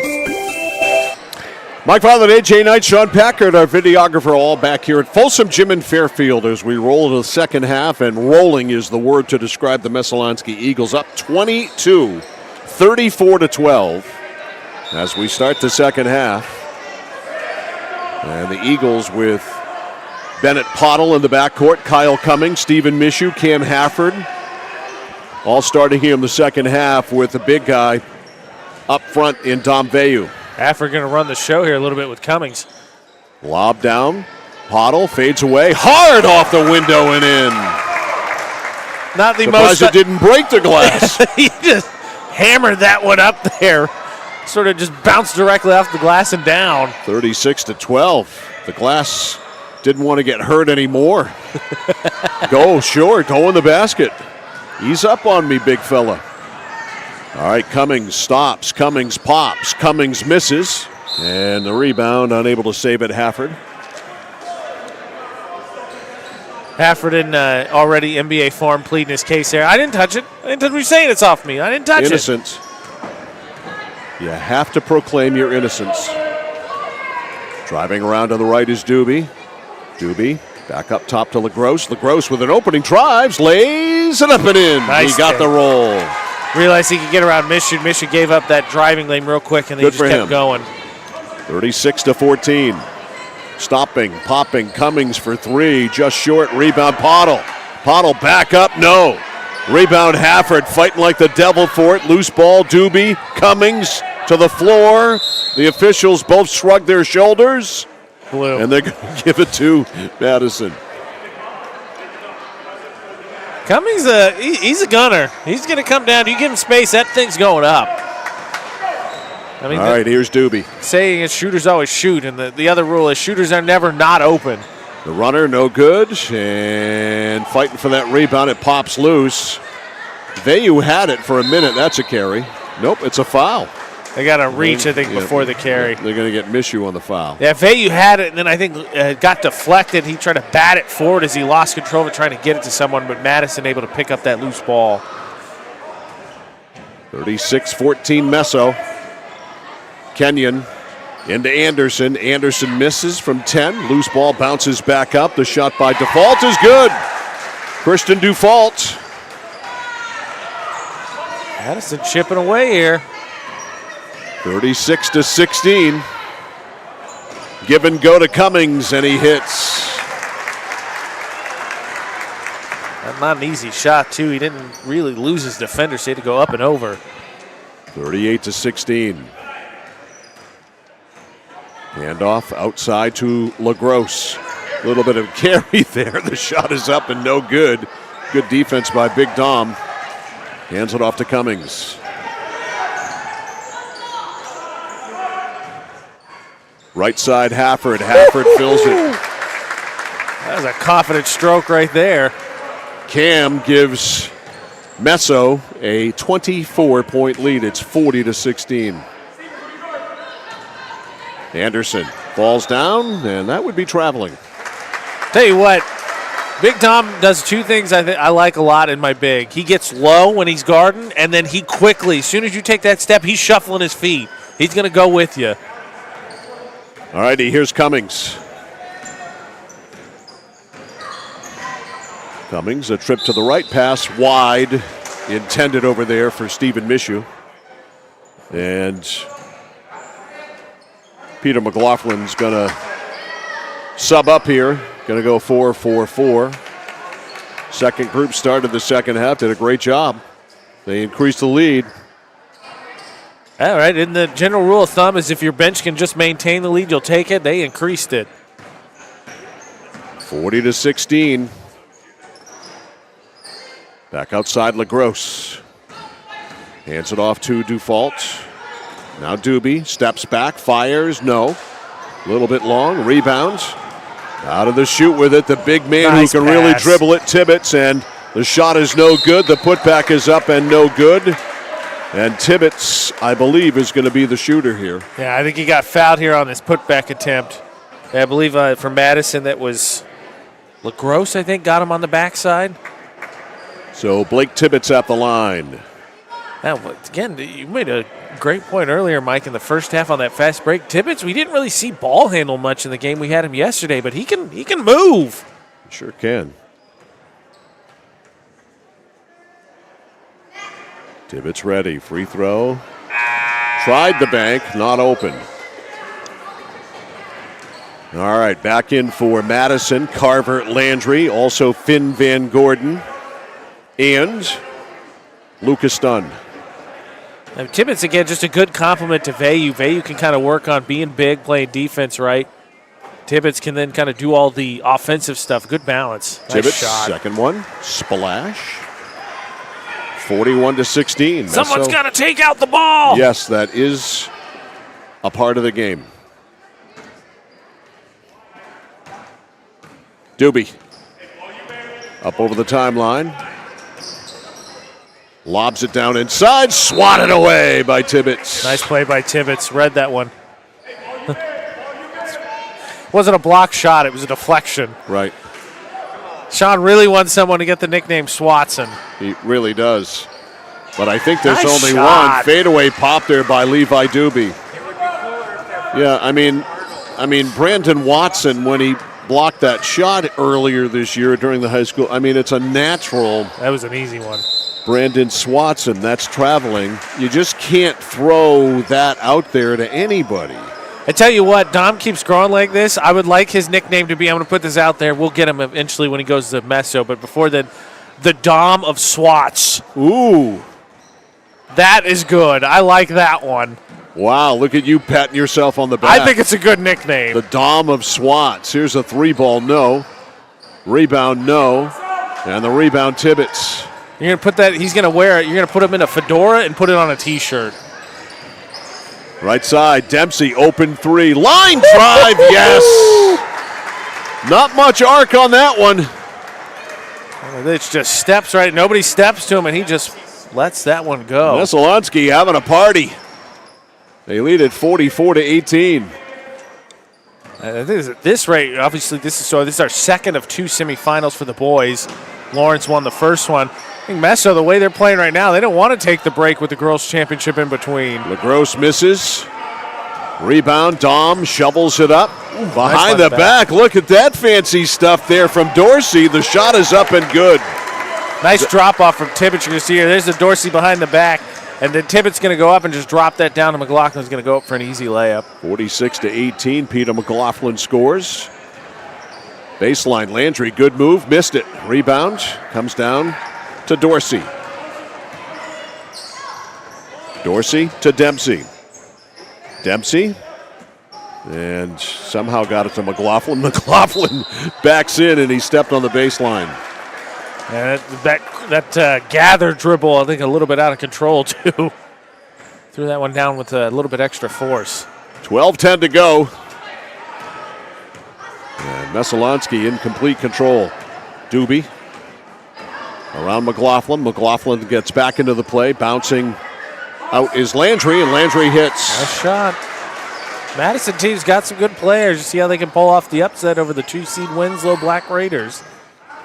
46-20. Dempsey. Coach McLaughlin going back to his bench. The ball rolls over to Pottle. Pottle checked that to Dorsey. Dorsey's shot no good. Now here comes 4 for 5. As Coach McLaughlin keeping the troops fresh. Dorsey, the only one going to stay in from the 5 that was out there. Another game to play, unless they blow a 26-point lead. Yeah, it is the month of March, Mr. Violet. That would be a monumental choke job. A little bit. In fact, it might end up on some of those national programs with the bracket reveals tonight. Like, hey, our first story actually. Right. Back at the Pal Hoops Classic in the Fairfield. Messalonskee wants no part of that. Into Dorsey. Dorsey misses. Rebound. Hafford tried to throw it out of bounds there off Landry. Didn't work. Landry's ready for it. Nice job getting the O board, though. Driving is LaGrosse. LaGrosse up. The shot no good. Rebound picked off on the far side by Truan Dorsey. Dorsey pass tipped. He was late on that one. He had Cummings and Hafford all by themselves. Van Gordon. Cummings giving him trouble, and now he fouls him. And Van Gordon might have got away with a little bit of a ward, but then Cummings pushed him after that. Timeouts by Peter McLaughlin and Messalonskee. 10:15 to go in this one. His team cruising. Messalonskee 46. Madison 20. Back after this. It's like this every winter. When the temperature drops below 45, my palms sweat and I get really anxious. It's not your fault. You're suffering from seasonal winter driving disorder. 3 and 4 drivers suffer from SWUDs because they have all-season tires. They aren't designed for wintry weather. Luckily, there's a remedy. Take 4, call me in the morning. Visit NokianTires.com/remedy for the cure. Is this a prescription for tires? 201 Tire Battery and Service, Riverside Drive, Vassalboro. 10 minutes, 15 seconds left in this one. That's all that stands between the Messalonskee Eagles and a date in the championship game. Yeah, hat and t-shirt game. Yep. That it is. Pass is blocked by Stephen Mishu. Nice job, Mishu. Going to move him back a little bit. Now the pass is stolen by Pottle, and Pottle traveled. Oh, that might be the first time ever Pottle after this. Yeah. Yeah, I did. Might be the first time ever a player's actually admitted, good call. I did not do a good job there. All right, Van Gordon gets the ball tied up in his feet, and now hugging that basketball for dear life is Landry. And we have a joint custody situation. It'll stay with Madison. Kenyon. Van Gordon open, takes it, doesn't make it. Rebound comes right back to him. Heck, I'll try it again. That one's tipped off the side of the backboard. He saves it, but right into the hands of Truman Dorsey. I think Cummings got a piece of that second shot. 46-20. Dorsey on the right to Mishu, Nice to pass. Hafford. Hafford, quick look, shot won't go. Rebound, Dorsey, yes. Nice little thing, nice pump fake by Hafford there to get himself some space, and then nice job of Dorsey to follow that one up. 48-20. Largest lead of the game, and Van Gordon threw it away. Intended for Lucas Dunn. Nope. And it's a Meso ball. Quick shoe tying situation. And Peter McLaughlin serious about keeping the troops as fresh as possible with another game coming up here in about an hour. So he'll sub 4 more in. They go back to his starters, I believe. Yep, Dempsey. So back to the starting 5. Here's Dempsey. McLaughlin all by himself. Yep. That was a bullet pass. Now down low for Tibbetts. Tipped away. Good job there by Landry to step in front. I stand corrected. Mishu's still out there, so not the starters. Dolly Anderson comes in for Madison. All right, McLaughlin. Oops, trying to go in the corner to Dempsey, picked off, but then it's picked back off by Dempsey. Dempsey shot way short. Tibbetts tries to snag the rebound. No, lost it out of bounds. That pass was late, so it got intercepted, but they couldn't quite hang on to it. And then Dempsey falling away, just trying to hurl that one up at the hoop. All right, pass up to Landry. Landry leaves it for Dufault. Dufault had it tipped, and Dempsey out of the chute with it. Dempsey lobs up to McLaughlin, picked off there by Landry, but it ends up to McLaughlin anyway. McLaughlin brings it back, now to Dempsey. And Messalonskee could take some time off the clock, should they choose to. McLaughlin, no. McLaughlin, yes. McLaughlin fouled. Count it 1. Dempsey also got bumped out there and landed backwards with a pretty hefty thud. 50-20.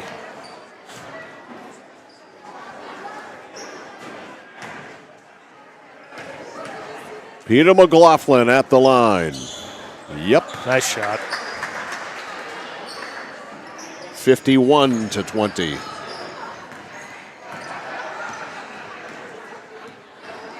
Dufault has it on the right. On the sideline to Kenyon. Back to Dufault.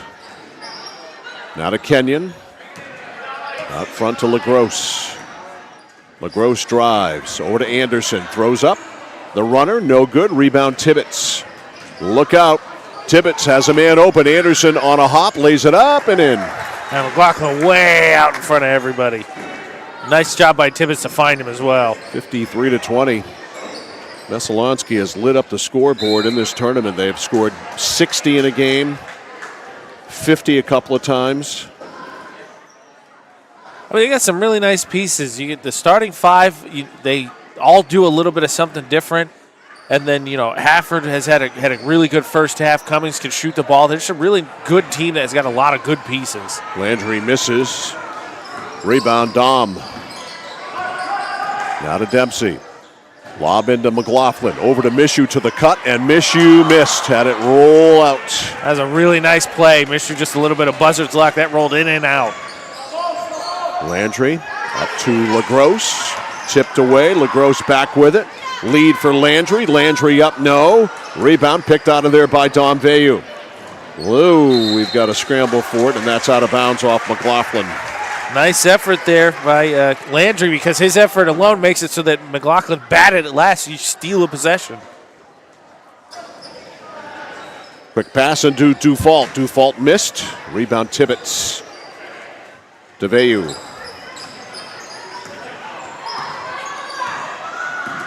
Veyu to the right to Tibbetts. To McLaughlin. McLaughlin under, up, and in. Nice job spotting the mismatch there. McLaughlin, big size advantage, go low. He seals and then goes right to the backboard. 55-20. Dufault. Hands to Anderson. Now to Kenyon. Foul line left to LaGrosse. Ball tipped away.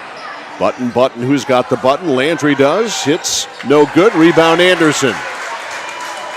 And he pounds his chest. He's happy to get one go down. Happy to see it. I am on the score sheet, baby. 4:15 left. Dempsey drives. Back outside. Tibbetts missed. Rebound saved by McLaughlin. It was a volleyball save. Whoops. Didn't put that foot down. Nice job. A three by Landry. Off. Rebound Tibbetts. Got McLaughlin and Dempsey. Mishu up to Dempsey. Dempsey, Nice a lob right there for McLaughlin. Count it. Nice job by Dempsey. Recognizes the situation. Takes a step. Makes that defenseman come towards him. As soon as he commits, drop it off. 57-22. Dufault for three. All right, Coach McLaughlin back to the bench. We'll sub 4 of his 5. Keep him fresh. Yeah, he's not staggering them. They've basically been 4 for 5 every time. Smart move. As we approach 3 minutes left, here's Cummings. Cummings to the right. Hafford for 3. Ooh, just short. off. Rebound, run down. No, Dorsey can't corral it. I couldn't quite. He went to save it, and just got it on the fingertips, and it kept rolling.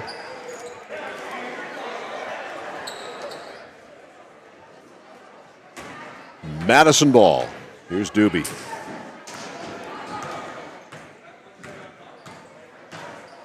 .240 to go. 57-22. The drive by Kenyon. Kenyon is fouled. He'll shoot. Edward's facial expressions crack me up. He got caught there trying to take a swat down as he's gathering. Kenyon was, and he got called for the whistle. Turned around. Nah, I don't think so. Yeah. So Jax Kenyon at the line here. Nope.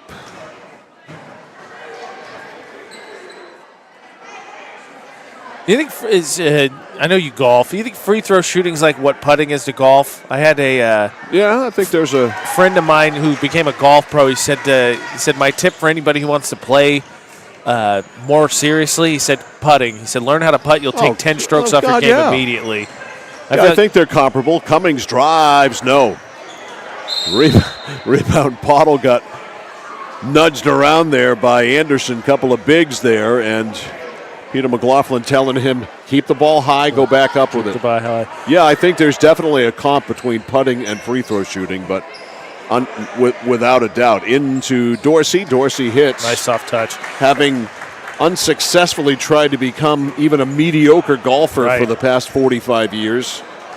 You drive for show, putt for dough. I mean, it is so true. I still, at my age, can drive consistently 275 to 300. Consistently. Yeah. After that, it's a freaking train wreck.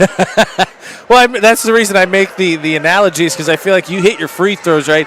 Talk about taking 10 strokes off your game. If you get your short game, you could add 5 to 6 points if you hit your free throws. How many times do we have this conversation about free throws? Kenyon for 3, and nice he's a happy boy. That's the fans see it too. Good for him.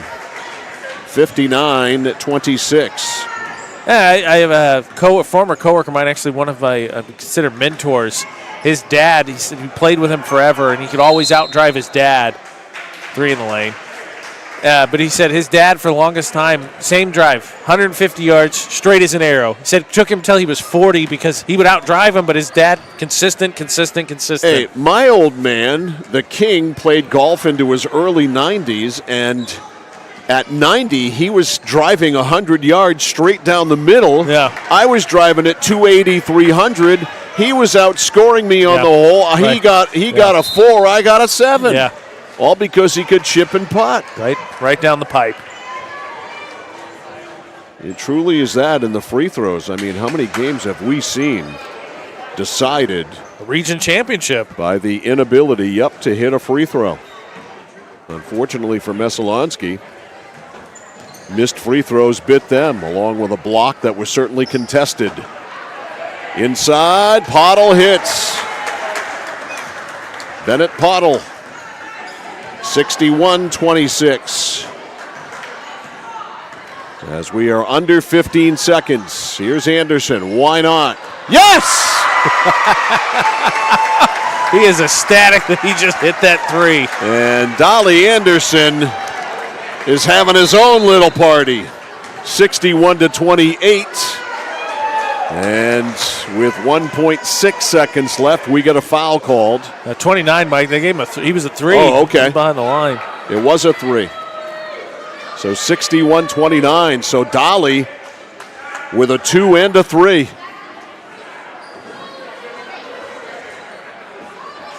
And Messo, an inbound away from a win. Somebody's got to touch the ball.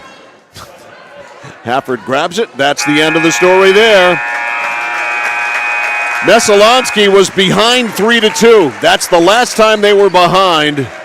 They took the lead and ran away and hid. Final score in this one, Messalonskee 61, Madison 29. The Fairfield Pal Hoop Classic moves on to championship games after this on The Score. When you're ready to tackle your next building project, no matter how big or small, depend on Hammond Lumber Company for the products and services you need. The knowledgeable staff at Hammond Lumber will be with you every step of the way and keep your project on schedule. From free estimating and project planning to design and drafting services, an extensive product inventory with a wide variety of brands to choose from, and of course, Hammond delivers from any of their locations across Maine and New Hampshire. Hammond Lumber Company, your building project partner.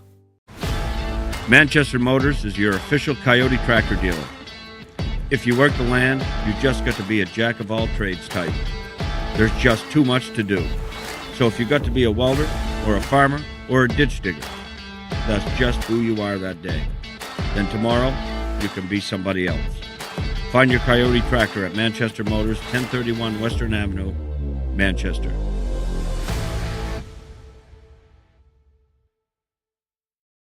Raising money for our cause, supporting our neighbors, helping to recognize those that should be recognized, providing educational opportunities, working together to make someone's day just a bit brighter. Our employees enjoy being a part of making our communities a better place to live and work. Skowhegan Savings Bank. I came for a visit and I just fell in love with it. They just want to see you be you and just excel. There's a lot of opportunities here. It really gives me time to figure out what I want to do with my life. It's a good stepping stone to get to where you want to be. The tuition is definitely part of what brought me here. You know, credits transfer, that's huge, especially for a community college when you're trying to figure out what you want. CM's the best place. Honestly, it's the best place. You got to be here to experience it.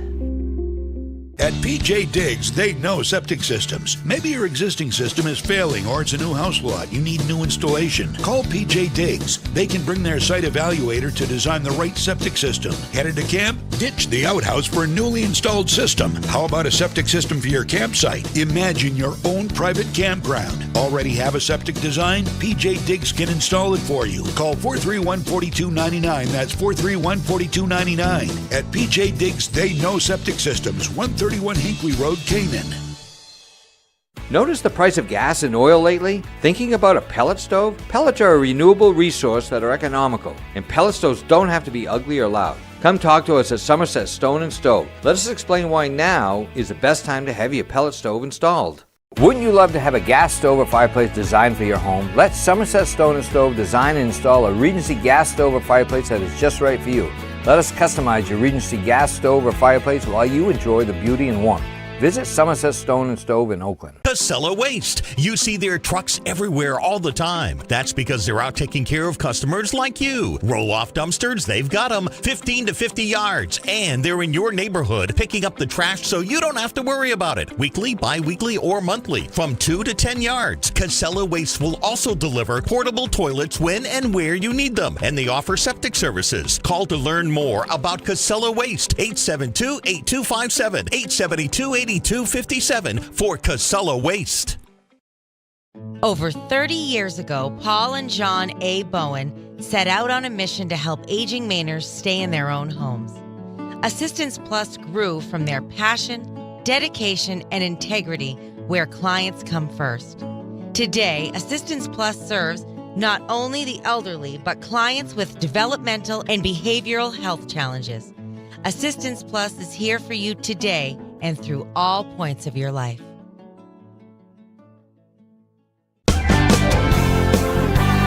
Whittemore & Sons, your Coyote tractor dealer. Dependable sales and service for over 50 years. We are located on the Waterville Road in Skowhegan. Sales and service by a family who cares. Oh, please start. You wouldn't allow your car to bypass its maintenance, would you? Hey, Jen, would you look this up on your computer? Oh, wish I could. This office computer is so slow. How about your computer maintenance? Trust the pros at Computer Improvements. They can come on site or stop by, handling general maintenance, antivirus protection, hardware upgrades, and Computer Improvements can set you up with solid-state hardware memory, giving your operating system wicked fast response time due to less moving parts, so your day isn't like this. Contact Computer Improvements to schedule your service today. Computer Improvements, downtown Skowhegan.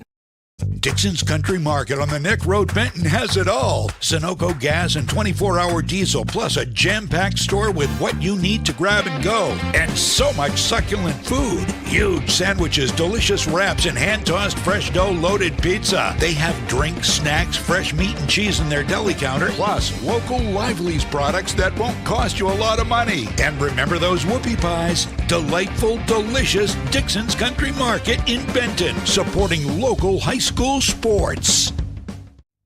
If you have been looking or wanting a complete heating, cooling, and plumbing contractor for residential or commercial all under one roof, Maine Preventative Maintenance is the only number you'll need. Maine Preventative Maintenance is also a registered and recommended heat pump installer with Efficiency of Maine. You may even be eligible for financing through Efficiency of Maine. Emergencies always happen at the most inconvenient times. Don't put it off any longer. Don't wait until something happens. Call Maine Preventative Maintenance today for peace of mind. Maine Preventative Maintenance, 465-4505, 465-4505.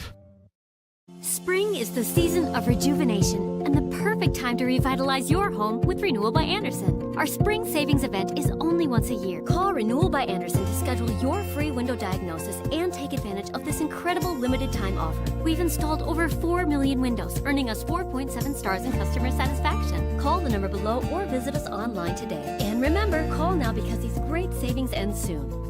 The better way to a better window. Renewal by Anderson. Alrighty, onward we go to championship games. We start off with the girls here at the Fairfield Pal Hoops Classic.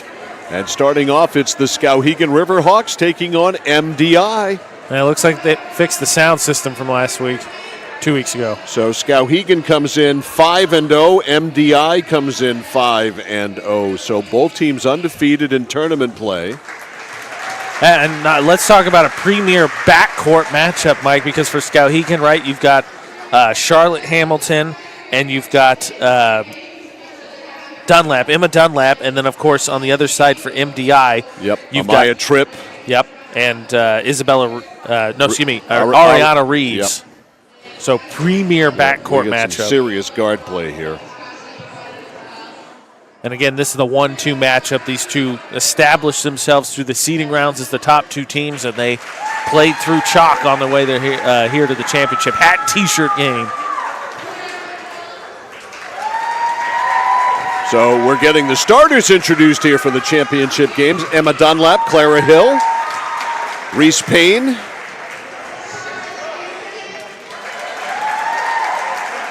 Charlotte Hamilton, and Amelia Folsom. Nope, actually it's Riley Pooler who's going to start.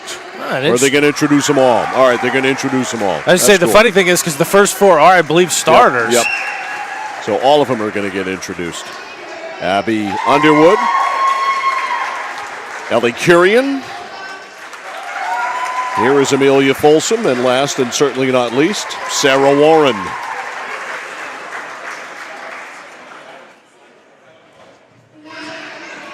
Much smaller roster for MDI.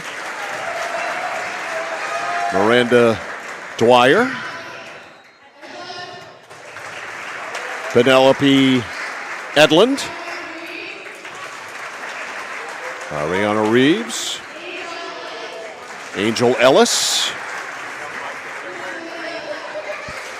Isabella De Revere.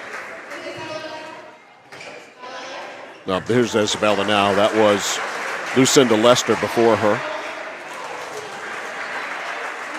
Lacey Trenholm. Oh, did you happen to pick up who number 20 was? They said Lacey Trenholm, right? That was the second to last name. So 51 on our roster, but there's no 51. All right, so that's who Lacey is. Okay, good to know. So we will not have to call her number 20 in the championship game. That was my guess. Process of elimination, that was my hope, I guess I should say, because we hadn't called a 51.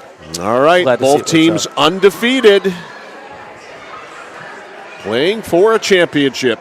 And again, premier backcourt matchup between these two teams. Not to mention very, very good defensive teams. No, Mike, you're right. They did go starters first for Skowhegan, so a change to their lineup. All right. These young women are ready to play.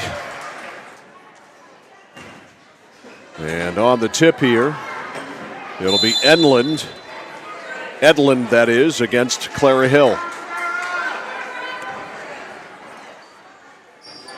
And the tip is controlled by MDI. Right to the rack with it is Tripp, and Tripp takes it right to the hole and scores. 2-0 MDI. Here's Hamilton. Hamilton lobs it inside, and fouled there is Payne. Reese Payne with the foul, or the foul committed against Reese Payne. And Payne at the line. Shot is no good. The other thing is the pace of this game, not going to be for those that enjoy to take their time. Both these teams want to get out and run. Nope, not for the faint of heart. You're going to be ready to gallop here. Second one, nope. And the rebound comes down to Lester. Double L. Foul line left to Edlund. Now driving to the basket, Reeves. Reeves back outside to Tripp. To Reeves. Reeves baseline. Runner, yes. 4-0 MDI. Hamilton going to bring it up here for the Riverhawks. Goes to the left. Yep. Now reverses, goes to the right. Kicks it off in the right corner for Dunlap. Dunlap a stutter step. Dunlap drives, shut off by Tripp. Now back up top to Hamilton. Hamilton's runner off the front rim. Kind of an awkward shot there. The rebound to Payne. Payne fills it. Skowhegan's on the board. Nice offensive rebound. As you say, for Skowhegan, a little bit too much dribble-centric from what we saw in the prelims. Doing a nice job just moving the ball and dribbling with purpose. If you think you can beat your defender, you go. Otherwise, a couple dribbles and move. 4-2 MDI. Dwyer, problems with it. Kicks it over to Edlund. Edlund lobs it over everyone to Tripp. Tripp curls in, now works it over on the right. Tripp back outside, a three by Edlund. Nope, it was blocked. And the loose ball to Hamilton. Hamilton bounces off to Dunlap. Dunlap drives, doesn't go, but she will go to the line. Skowhegan coach recognized that immediately she had a chance there. She's able to turn around and can't convert for the N1, but does get 2 shots. The other problem with this MDI team defensively for Skowhegan is that they're all about the same size, so they just switch pretty much everything. Free throw, no good, and Skowhegan not off to a good start at the line. Emma Dunlap with one more.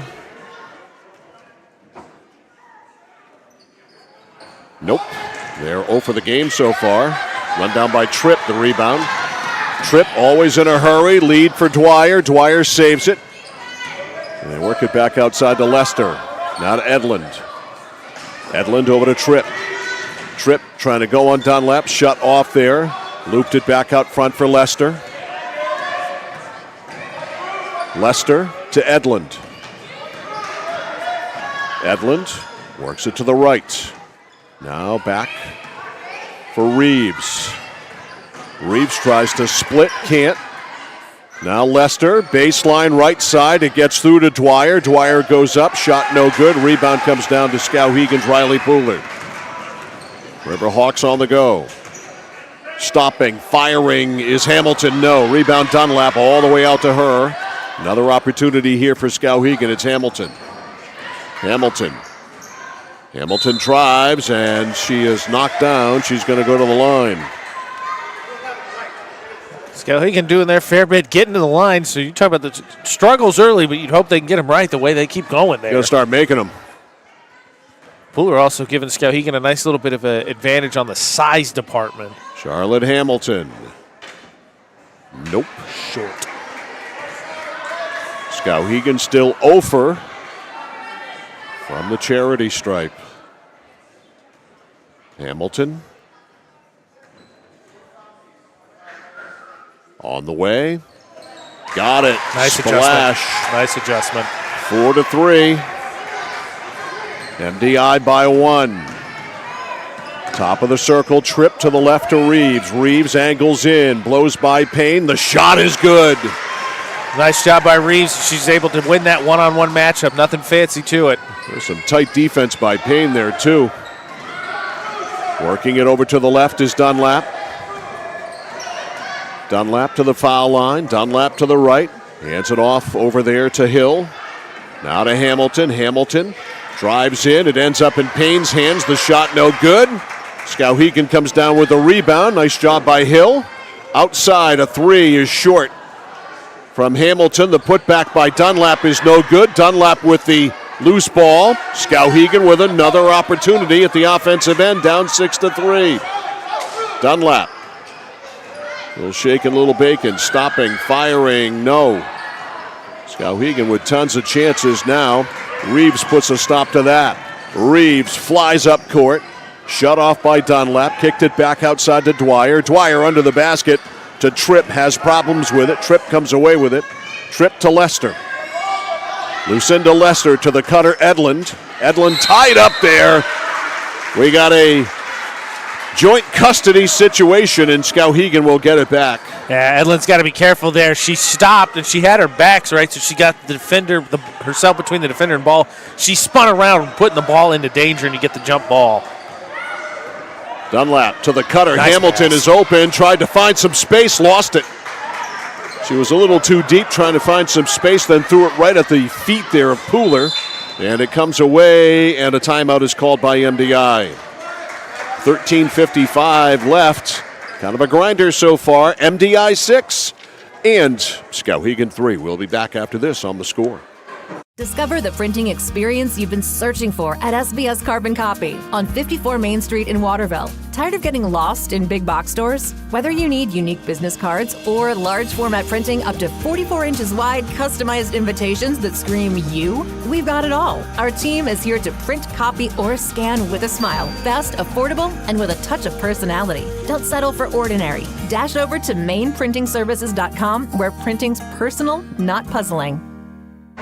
MDI ball, they lead by 3, 6-3. Amaya Tripp on the right elbow. Hands it off to Edlin. Now to Lester. Now back to Tripp. Tripp eyes it. She tries it. Misses the three. Rebound comes right out to Payne. Payne over to Dunlap. Emma Dunlap up top to Hamilton. Hamilton drives. The runner doesn't go. She is knocked down. She'll go to the line. Skowhegan drawing a fair amount of foul. This is what, the fourth trip to the line, I think? Yep. But the problem is I think they're 1 for 6 before these two. At the line here, Charlotte Hamilton. Got it. Nice. 2 in a row for Hamilton. 6-4. Isabella De Revere comes in for Ariana Reeves. Be curious to see how both coaches stagger or wholesale, however they sub in their benches. Second one by Hamilton, air. So I believe 2 for 8, I believe Skowhegan is. Hamilton's got both makes. She split her 4. 2-point game. MDI with the ball and the lead. Tripp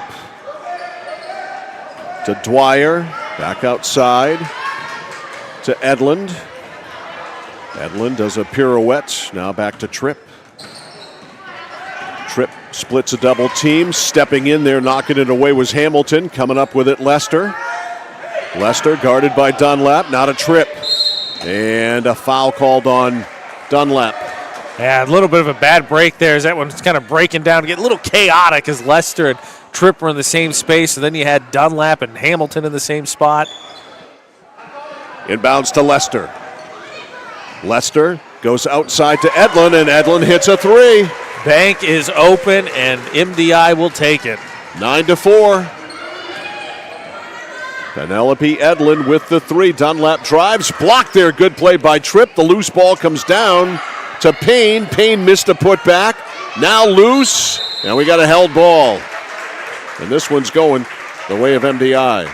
Edlin tied that one up. Nice defensive play there by Ellis. But to your point again, Skowhegan's getting multiple attempts. They're doing well on the offensive glass, just can't cash in. Tripp on the right to Edlund. Looking for Tripp, checked out, looking for Lester. Ball is tipped and it comes down to Payne. Skowhegan played good defense there. Here's Hamilton. Charlotte Hamilton for three. Missed it. Rebound, boxed around, Payne down on the floor. Now it rolls out, and Skowhegan can't get control of it. Hill had it for a moment and couldn't hang on. Lester, right side to Tripp. Fake nice flows shot by fake. Dunlap. Goes in. No, but she's going to go to the line. That up fake was tremendous. Yeah, you're going to see it here again. She absolutely had Dunlap fooled, able to go around and then draws the bump there from Hamilton. At the line, Amaya Tripp. Mid-state machine.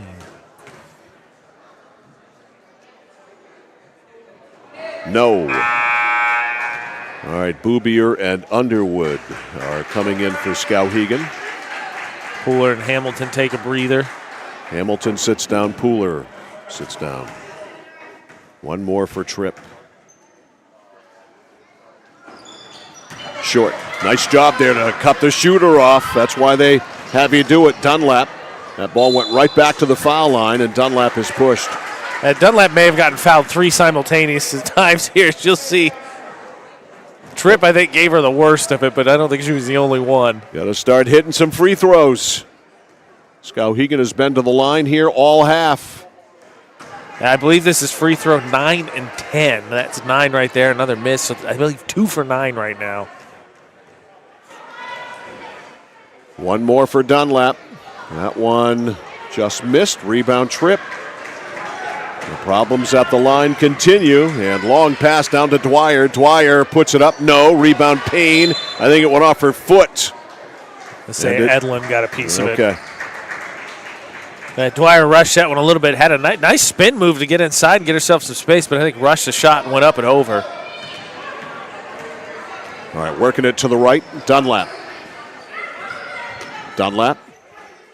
Up top to Underwood. Inside to Dunlap. Tries to scoop, but it's traveling on her before the shot. A little bit of a bump. She took some extra steps before she could get it up in the air. Tripp. 9-4. Over to Dwyer. Dwyer on the wing. Dreyer drives, drops it off to Tripp, tries to muscle in, did, shot went way wide, and it's out of bounds, and it belongs to Skowhegan. They see Trenholm checking in as Dwyer takes a seat.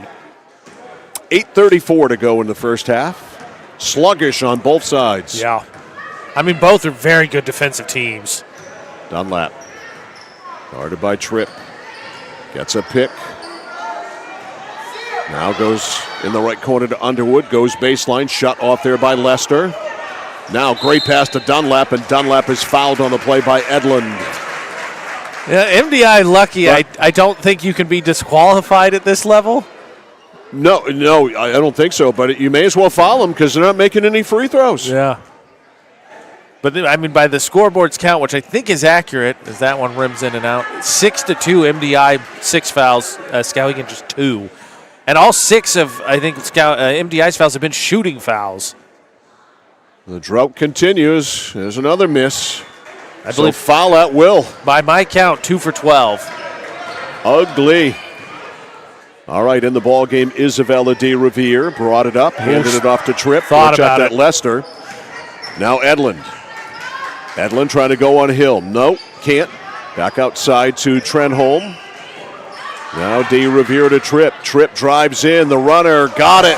Might have been a travel there, but I think there's a few extra steps. 11-4. First basket in a while. Dunlap steps back, hoists it up, can't get it.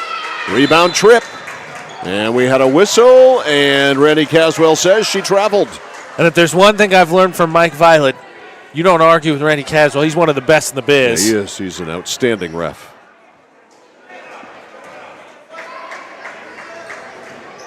Inbounds pass to Dunlap. Smart play by her, but probably just as smart by MDI because they can't make a free throw to save their lives. Now this is, free throw 13 and 14. Skowhegan has made 2 of the first 12. Oof. Lid on the basket, I don't know what to say. You got to start knocking these down. This is the difference in the game. Another miss. I mean, you make half of those, and it's a 2 or 3 point game. Nice lead pass. Electing not to take the shot was de Revere. Outside it goes to Trenholm. She missed, and that is out of bounds off Skowhegan. Yeah, Payne tried to save it. Got a piece of it, just not enough. Lester to Trenholm. Back foul line left to de Revere. De Revere throws it up and in. Able to take advantage there is, I think it wasn't Pooler, excuse me. I think it was Boubier tried to take a steal and put herself out of position. Payne inside. Pass is stolen by Lester. Lester showing a lot of speed, but also showing a lot of speed to get back into the play was Dunlap. Yeah, nice play by Dunlap, who still hasn't taken a seat. Hamilton back in for the Riverhawks. All right, passing to Tripp. Tripp misses the shot, but a foul on Hill.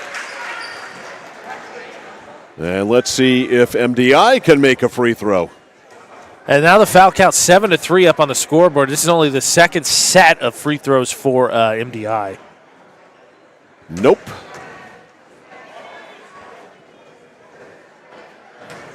Still 13-4. One more here for Amaya Tripp. No. And the rebound to Boubier. Dunlap. Hamilton for 3. Got it. Boy, do they need that. That had to feel good for her, too, because I think it's about her 4th attempt, and they've looked nice. Puts that one in. 13-7. Lead pass for Edlund. Edlund goes in, shut off by Hill. Edlund back out front for Lester. Lester inside the foul line, in trouble, had to pass it over to Tripp, and Tripp couldn't handle the pass. Not a great pass. Back in for MDI is Reeves. And also back in for MDI, Angel Ellis. Yeah, Ellis in for the first time. Pooler back in for Skowhegan. 4 minutes to go in the half. The Fairfield Pal Hoops Classic Girls 5th and 6th Championship. A 3 by Dunlap. That one's way off. Saved by Hamilton, but it went right into the hands of DeRiviere. Reeves. Bounce pass back, and Ellis wasn't aware that it was coming there. Payne gets on it, and we've got a held ball. It'll go to Skowhegan. All right, back in is Miranda Dwyer for MDI, and out is Lacey Trenholm. 3.5 to go. Chance to get a chip of this lead. MDI, empty possessions the last few. Dunlap. Direct path to the basket, and she lays it in. 13-9. It is a 4-point game. Reeves to Tripp. Tripp traveled. She's got to be careful. That's, I would say 3 times in a row. I think that layup she got on with you, that she took extra steps. They missed that one / let it go. 2 times in a row, the ball in her hands has traveled. Skowhegan starting to find some offense. Hamilton goes in, and Hamilton is fouled. I believe 2 shots also. Yep.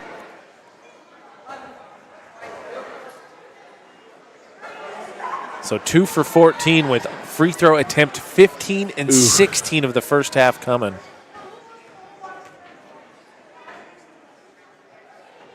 Hey, oops. I thought it was going in. In and out. Messalonskee and Ellie Stoll? Ella Stoll. 20 is Ella Stoll. Okay. Thank you. Thank you. Ella Stoll. Got it. Appreciate that, because we can only go by what we can see.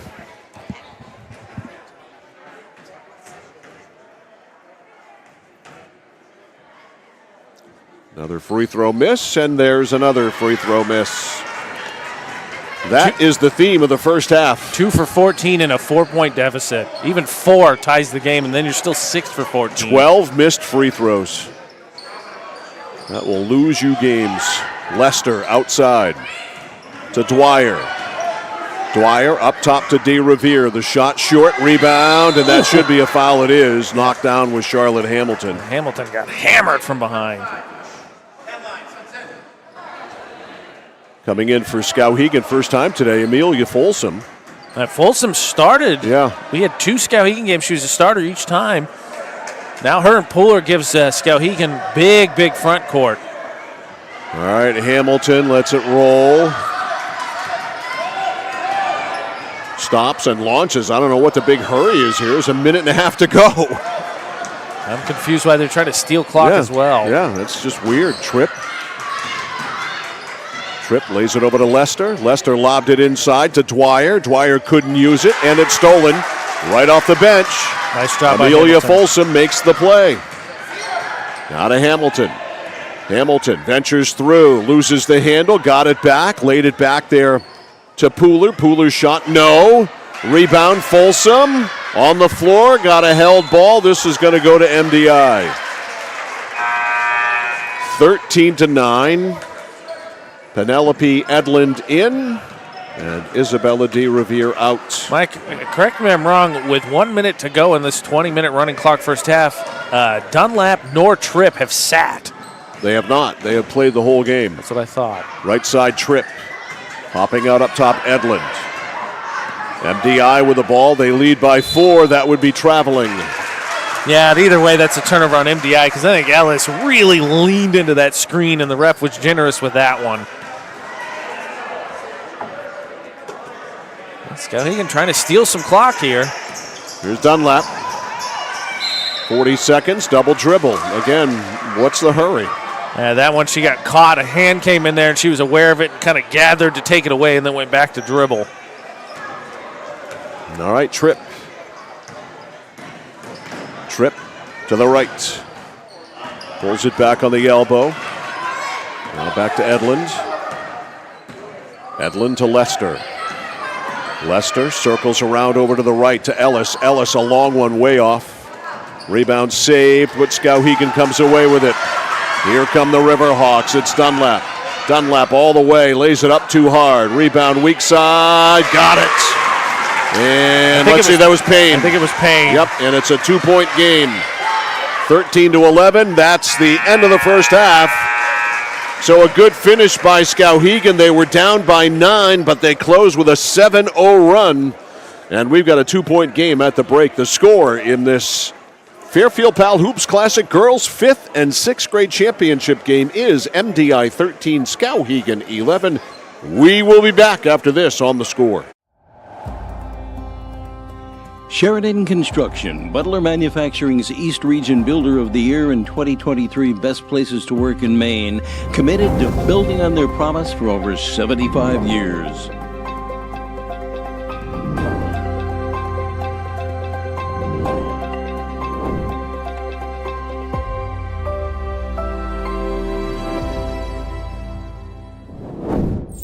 Sheridan Construction, committed to building on their promise. For us, it's a family business that is steeped in tradition. You know, our relationship with Waterville goes back a long ways. Over the years, we've been fortunate enough to grow, and we've been able to grow with the town. We look at the work that we do as something bigger than just the sale of a car or the servicing of an automobile. We're here to be a part of something bigger than just ourselves by giving back to the community with our time and our energy, because it's all about taking care of people.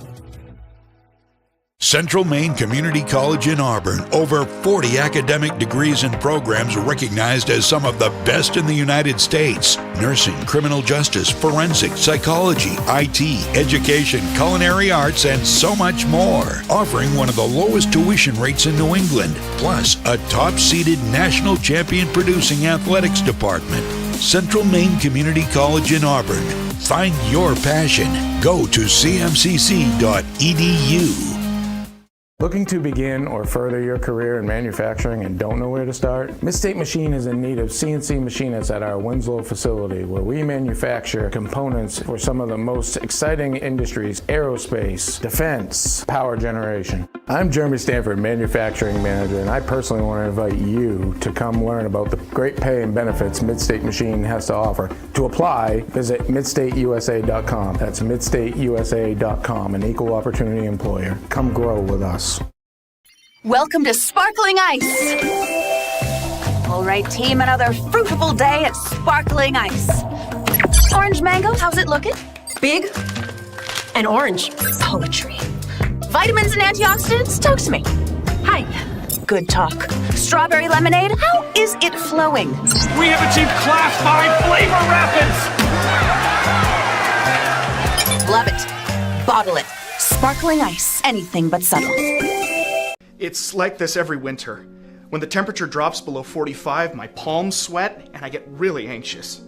It's not your fault. You're suffering from seasonal winter driving disorder. 3 and 4 drivers suffer from SWUDs because they have all-season tires. They aren't designed for wintry weather. Luckily, there's a remedy.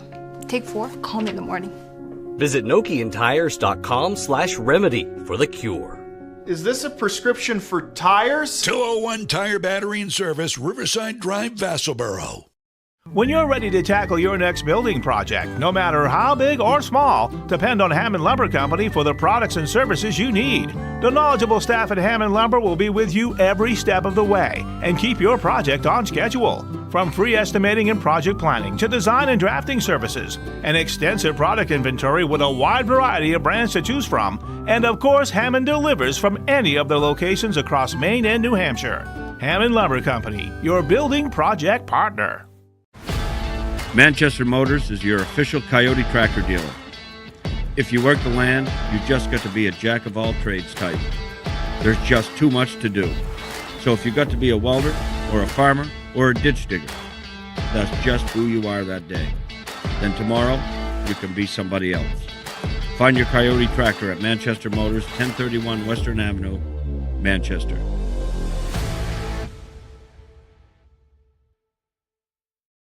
Raising money for our cause, supporting our neighbors, helping to recognize those that should be recognized, providing educational opportunities, working together to make someone's day just a bit brighter.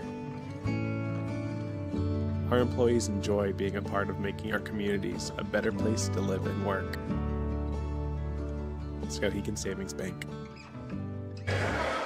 All right, we roll to the second half. It is a grinder, 13-11, MDI on top. They have led all the way. In fact, they led 13-4 not long ago before a 7-0 run by Skowhegan closed the first half. So the Riverhawks have cut it to 2, and here is Dunlap. Charlotte Hamilton for 3, looking to bank it in, no good, got her on rebound, and she was fouled. Nice job following it, because right there you get the board and you draw a foul. The other story, which Mike was, I'm very positive, was going to get to quickly as well, is Skowhegan has that run and is down 2 despite the fact finishing 2 for 14 from the free throw line in the first half. That is the theme of the first half, and the problems continue. 2 for 15 from the line. Yowza. That is a good way to lose a basketball game. Dunlap. Got it. 1-point game. And I believe she has all 3 makes. 13-12. And some pressure here by Skowhegan, and almost a steal by Hamilton. She tied it up. It'll stay with MDI. Ooh, Reeves went down hard. She went down wicked hard, and she got hit in the nose. She's shaking it off. I think the problem there is Charlotte ended up with the ball, so she kind of full flat-bodied out, basically. Into Tripp. Tripp on the fly. That's a walk. You got to give that up. Yep. You got to give that up. You got a post player. I think it was Edlin just camping out backside. Just bounce pass right there and run away from the don't draw the charge. Skowhegan can take their first lead of the game with a basket here. Here is Dunlap. Handing it off to Hamilton. Hamilton circles around. Hamilton runs into Lester and lost the ball. Now it's taken back. Now Lester lost it to Dunlap. Now Hamilton down low to Payne. Payne is fouled. Reeves can't believe it, but as Mike Violet would say, not the worst thing in the world with the way that Skowhegan has shot free throws. Well, let's see if Reese Payne has any luck at the line. Worth noting and watching, too, 15 for Skowhegan, 15 Dunlap for Skowhegan, 3 Tripp for MDI. Neither sat. Hey, we're tied. Free throw made. Neither sat in the first half. 13 all. All right, Reeves is going to come out, and Angel Ellis comes in. Let's see if I think she can get take the ice on that nose. She's still feeling it. Yep. Second shot, no good. Rebound, Lester tied up, and that's going to be a foul from behind on Riley Pooler. She knows it too. Yeah, Pooler kind of with a hug there, trying to get her hands on the ball. Tripp picked off. Payne stole it, and she saved it. And she gets it over to Hamilton. Now to Dunlap. Dunlap whips it over on the right to Hill. Ends up back in Hamilton's hands. Baseline to Payne. Now Dunlap. Dunlap traveled. Yep. You can make that first step, but you gotta dribble. The minute you step through. Great work by Skowhegan, but they turn it over. They turn it over again. Dunlap steals, and she got tripped. As she was going up, Lester tripped her, accidentally, of course, but not a shooting situation, which is probably a break for Skowhegan. Mike, by your count. Nope, it is going to be a shooting situation. Interesting. We're supposed to be tied, aren't we? Yes. Yeah, we are tied. My bad. Yep. Scoreboard's wrong. But I was asking your count because I've got 2 made free throws. It's 13 all. It isn't anymore. Skowhegan with their first lead of the game. I wonder if there's an infraction, because that one they just said is tied. That's my count too. Second one is no good. Rebound, boxed around, and coming away with it, Dwyer. They have 13-13. I say 14-13. I don't know. I didn't see anything being waved off. Lester down low, tipped away, and it rolls right into the hands of Pooler. Here comes Dunlap. Dunlap flies up, pulls it back. Now to Hamilton. Hamilton drives. Oh, great block there by Tripp. Just taken away. And Tripp gets it ahead for D. Revere, and D. Revere cannot do anything with it. It's knocked out of bounds by Skowhegan. Yeah, Payne, I think, got her hand on that. That is the case there. I think D. Revere could have dropped it back to Tripp, but a heck of a defensive play by Tripp. All right, the inbounds pass to Tripp. Trip back to Ellis. Ellis drives. Ellis stops, throws it up way too hard. Rebound comes down to Hill. Pass whipped ahead to Warren. Sarah hustled for it, out-muscled for it by Lester. Now Dwyer to Ellis. Ellis's pass is stolen by Warren, and now there's a tie-up, and this will go to Skowhegan. The intensity of this one sure picked up in the first and second half, didn't it? All right, I'm going to throw up the white flag and say it's 13-13. Must have been an infraction or something. I didn't see it, but Hamilton, that's not a foul? Wow. I think the refs might want to step in here because the intensity's picked up a little bit here in this second half. So custody battle there goes to MDI, excuse me, and a whistle and a timeout. Let's hang right here with 14:32 left in this one and reset things for you. MDI led the entire first half, led by as many as 9 before a 7-0 run to finish the first half by Skowhegan cut it to 2, down to 13-11. Skowhegan tied it at 13. I thought they took the lead at 14-13, but officially they still have 13 all on the clock. Must have been some kind of infraction. So by that count, Skowhegan was 3 for 6 by my count, but since that point supposedly didn't count, I guess it's 2 for 5. So they go 2 for 14 in the first half, 2 for 5 right now in a game that's tied 13-13. There is a discussion at the scorers table going on with the Skowhegan scorekeeper. Oh, I just marked it out. I'm going to be so upset if they put it on. Yep, that's what she's telling him. She's telling him it should be 14-13. I hope so. Ellis leans in. It's no good. Rebound, held ball, and Skowhegan will get this one. Yeah, also, I think they need to sort this out because they got the clock started late. Not checking the arrow here. Is this being preoccupied with the scorekeepers and all that? All right, so it is going to Skowhegan. Coming into the lineup for Skowhegan is Underwood. No change on the scoreboard. Nope, nothing changes. Here's Hamilton. Hamilton fouled.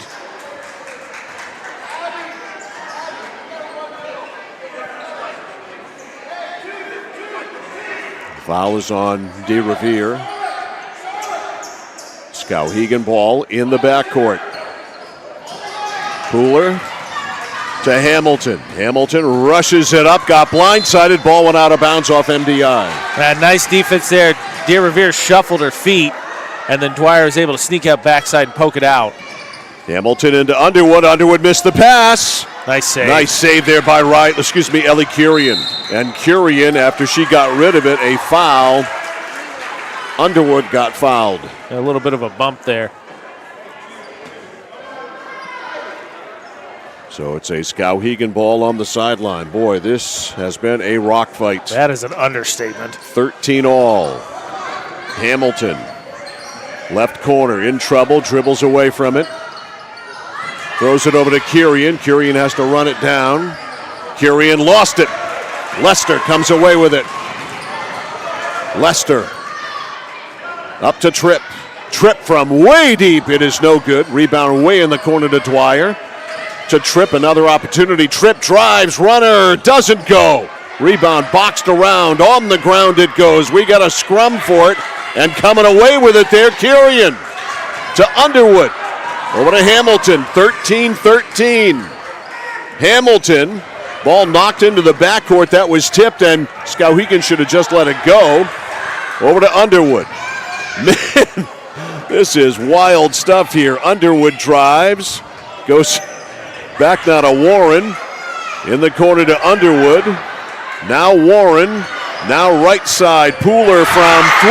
Is it? No, it's a 2. Yeah, she was it's just Skowhegan's first lead of the game. That coach is calling for a press, but the Riverhawks backed off, so MDI able to weave their way up quickly. Lester almost threw it away. Dwyer saved it. 15-13 Skowhegan. Top of the circle, Tripp. Tripp for 3. Bang! What a response bucket from Tripp. 16-15, MDI back in front. On a 3 by Amaya Tripp, and Hamilton. Ooh. Wow, she got hit and no foul was called there, and they say it's a turnover. I think you could have called a foul the way this game has gone. All right, the inbounds pass to Leicester, 16-15, MDI by 1. DeRevere for 3, no. Rebound, Dunlap, and Dunlap is fouled. Hit by Dwyer. Dunlap was out, I think, just checked in at that last dead ball, so she got a brief respite. Tripp still has it set, and I think part of the issue is that was Reeves had to go out after she kind of fell hard. Yeah, and Reeves is coming back in, by the way. Here's Dunlap. Dunlap runs it up.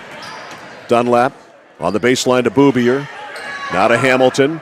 Hamilton baseline. Hamilton's runner falls off. Fight for the rebound. Jump ball. What a shocker. And this goes to MDI. All right, Reeves back in the ball game. There's Tripp's first breather. Is going to sit for a sec. Tell you what, Mike, I think there's been bare knuckle boxing matches that are more elegant than this game. Yeah, you're right. This has been. Oh, Dunlap with a steal. Oh, there she is. She stole it, put it in, and gives Skowhegan the lead, 17-16. Weak pass there by Reeves. Yep, not much on it. Ellis runs it up. Ellis goes up. That's got to be a walk. Or a foul, one of the two. Hamilton, they're letting the girls play over to Dunlap. Dunlap barreling up the court all the way, lays it in. Emma Dunlap taking over. 4 straight, and now all of a sudden Skowhegan goes from trading back 1-point leads to going up 3. 19-16. In the backcourt, Leicester. Up to Reeves. Reeves blows by Hamilton, goes in. That is a foul. This is the interesting situation. I don't know what the rules are, Mike, especially MDI maybe can get away with Tripp being out there so long because they have a smaller roster. But having to sit Tripp because everybody has to play, this is where this could come back to bite him as Skowhegan's gotten their offense going. Free throw by Reeves is good. Big bucket. 19-17. 9:15 left in this one. Messalonskee and Lawrence will play for the boys' title after this one. Second one, no good. Rebound run down by Hill. Yes. She got it over to Dunlap. Dunlap up the right side. Nice at trap. Midcourt, she got trapped, and the ball knocked out of bounds by Reeves. Nice trap. Just for the record, Mike, there was a discussion we talked about if Skowhegan should have had 14 or not. Our very own Sean Packard says he has confirmed it should be one more point for Skowhegan. Okay, that's what I thought. Here's Dunlap on the drive, and we'll see when this comes into, if this comes into play in this game. What'd you do, go back and watch the tape? Yeah. Okay. We're streaming it. Central Maine Sports on YouTube. He went back and looked. There you go. So Skowhegan is owed a point. It should be 20-17. And a game like this, that seems like it'll be crucial. Yeah. You think? I think it'll matter. Here's Hamilton up. Not a Dunlap. 19-17 is what they say it is. Dunlap fires, no good. Rebound, and Hill is called. Yeah, they're going to get her for a bump there, trying to close out on the board. All right, it'll be an MDI ball. 7:45 left in this one. Ball is inbounds. Boubier steals it. Back to Payne. Payne, I don't know what that was. Whatever it was, it ended up way short of the basket. I think Ellis got a piece of it, and then I think we got a foul here on DeRevere, I believe. Now our staff is now getting involved and talking about there needing to be another point. +1. Well, they said no. All right. So we have a game within a game here. Dunlap, and that's traveling on Skowhegan. The debate over, where'd you get those M&Ms, man? Sean gave them to me. You can have some. I haven't opened them. I could use some sugar. Here's Ellis. Normally I have disdain for sugar. Right now I have desire for sugar, and going in and falling down is Leicester. They say jump ball. Man, oh man, they are letting these girls play. Yeah, Hamilton got tied up there quickly, and they both hit the deck. All right, coming in Tripp, coming out Lester. And for Skowhegan, Pooler comes in. And Hill sits down. We got another jump ball, of course. So Sean is looking at the tape right now. Based on what he just showed me, the refs don't make any notion that it needs to be taken off. Right. So the debate goes on. In the meantime, we'll work with what we have from the officials, which is 19-17. Because it keeps going, and they left the score the same. So this could be something that could be contested at the end of the game. It's a 1-point game now as Tripp hits a free throw. Yeah, the stuff of local legends, right? The free throw that didn't count, the phantom point. Right. Are we going to go to a replay? Second shot is good. We're tied at 19. Nice shot by Tripp. 5.5 to go. Dunlap to the middle. Hands to Hamilton. Hamilton, left side, open Boobier. Boobier missed the shot. Rebound, Skowhegan's got two players over there. Dunlap comes away with it. Hamilton for three. Ooh. Bank was not open. She ties up and the ball squirts loose. Payne runs it down. I don't know how that wasn't a jump ball. Not a Dunlap. 19-19. Dunlap steps back. Look for three. Now Hamilton takes the three. In and out. That did everything. That's got to be. Okay. Travel. That had to be something. If that's not traveling. Oh, Reeves. And Reeves, poor thing, has hit the deck again. And now she is going to stay down for a minute. And we've got an injury timeout. The physicality has not lacked in a championship game. Ariana Reeves down with 4:49. There has been some serious intensity here.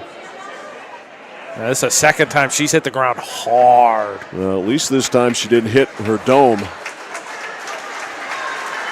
Still hurts, but it's not the dome. Looks like it's the knee in that area. There's a little discussion there between coach and refs, I believe, about either A, whose ball it was, or B, did he need to burn a timeout to take her out? Right, I was going to say, do you have to take her out because you went out? She's going to stay in. No timeout. We're going to play. 19 all. Baseline Hamilton. Hamilton over to Payne. Payne missed. And the rebound to Tripp. Tripp shut off by Dunlap. And right there for the steal is Skowhegan. And a timeout called? Yep. Yes. Oh, the assistant called the T. All right, because Rebecca Dunlap is the head coach. So they're going to give them a 60-second timeout. I think that was basically a warning, right? From here, henceforth. So 4:36 to go. Timeout. We'll take one to Skowhegan 19, MDI 19. Back after this on The Score. I came for a visit and I just fell in love with it. They just want to see you be you and just excel. There's a lot of opportunities here. It really gives me time to figure out what I want to do with my life. It's a good stepping stone to get to where you want to be. The tuition is definitely part of what brought me here.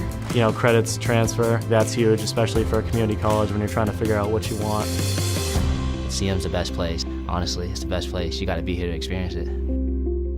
At PJ Diggs, they know septic systems. Maybe your existing system is failing or it's a new house lot. You need new installation. Call PJ Diggs. They can bring their site evaluator to design the right septic system. Headed to camp? Ditch the outhouse for a newly installed system. How about a septic system for your campsite? Imagine your own private campground. Already have a septic design? PJ Diggs can install it for you. Call 431-4299. That's 431-4299. At PJ Diggs, they know septic systems. 131 Hinkley Road, Canaan.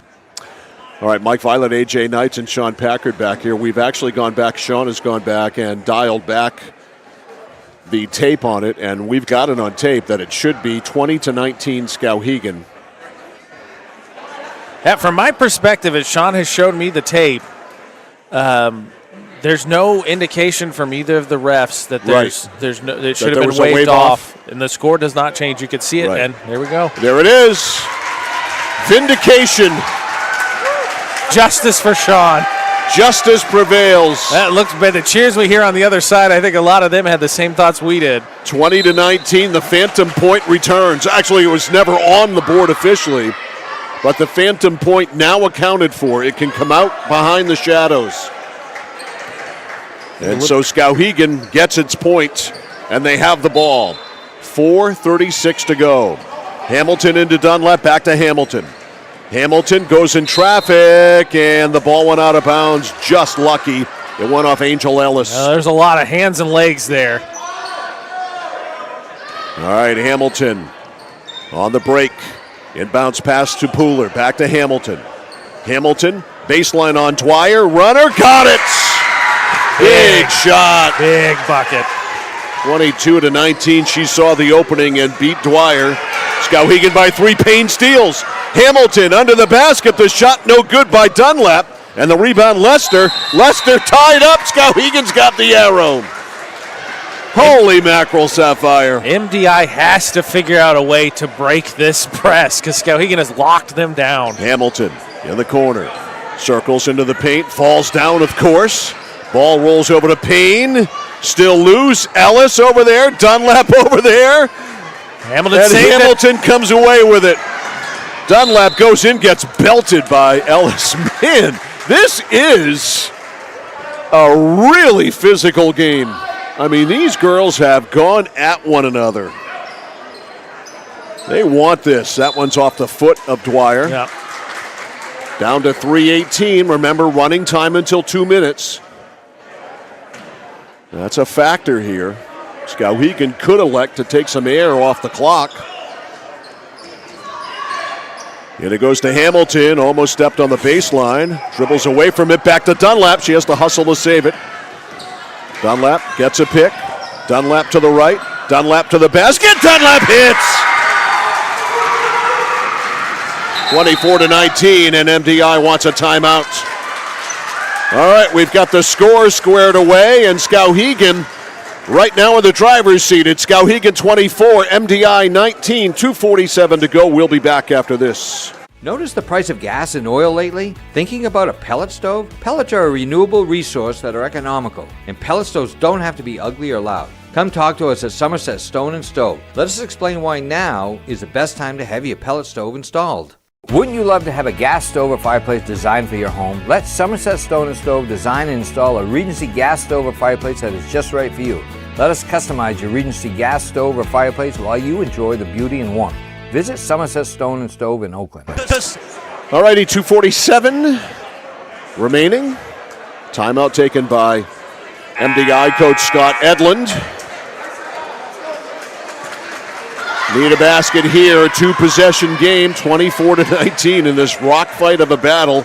That is an understatement. MDI's got to figure out a way to crack this press, and doing so without Reeves, who I did not see. Is she icing her knee? I didn't see. Yeah, she is on the bench. We can't see. But certainly that's a key ball handler you don't have out there. They do a good job to get it back to Tripp. Tripp now to Ellis. Ellis ahead to Dwyer. Dwyer, it's deflected. Back up top to Tripp. Tripp on the right to Ellis, and a foul as Payne jumped out and is called for the foul. So 2.5 to go. Ellis picked off. Hamilton should slow it up. No hurry, goes up over Lester, missed. And Lester, rebound, loose, now Payne ties it up. Break there for MDI. They get the miss, and then it gets Hamilton. You got to either turn around or put it up high, force her to have to make contact. We got another custody battle, and it's won by MDI. They get it up to Tripp. Tripp shut off there by Dunlap. Under 2 minutes to go. Tripp to the foul line, lost ball. Pooler lost it. It's picked up and thrown up by Tripp, of course, after the steal, and she's going to the line. Lawrence and Messalonskee boys ready to play for the boys' 5th and 6th title after this one. Going to match this intensity? We'll see. Tripp misses. This has been on speed as far as intensity is wish I concerned. could recall last year, the 5th and 6th grade level.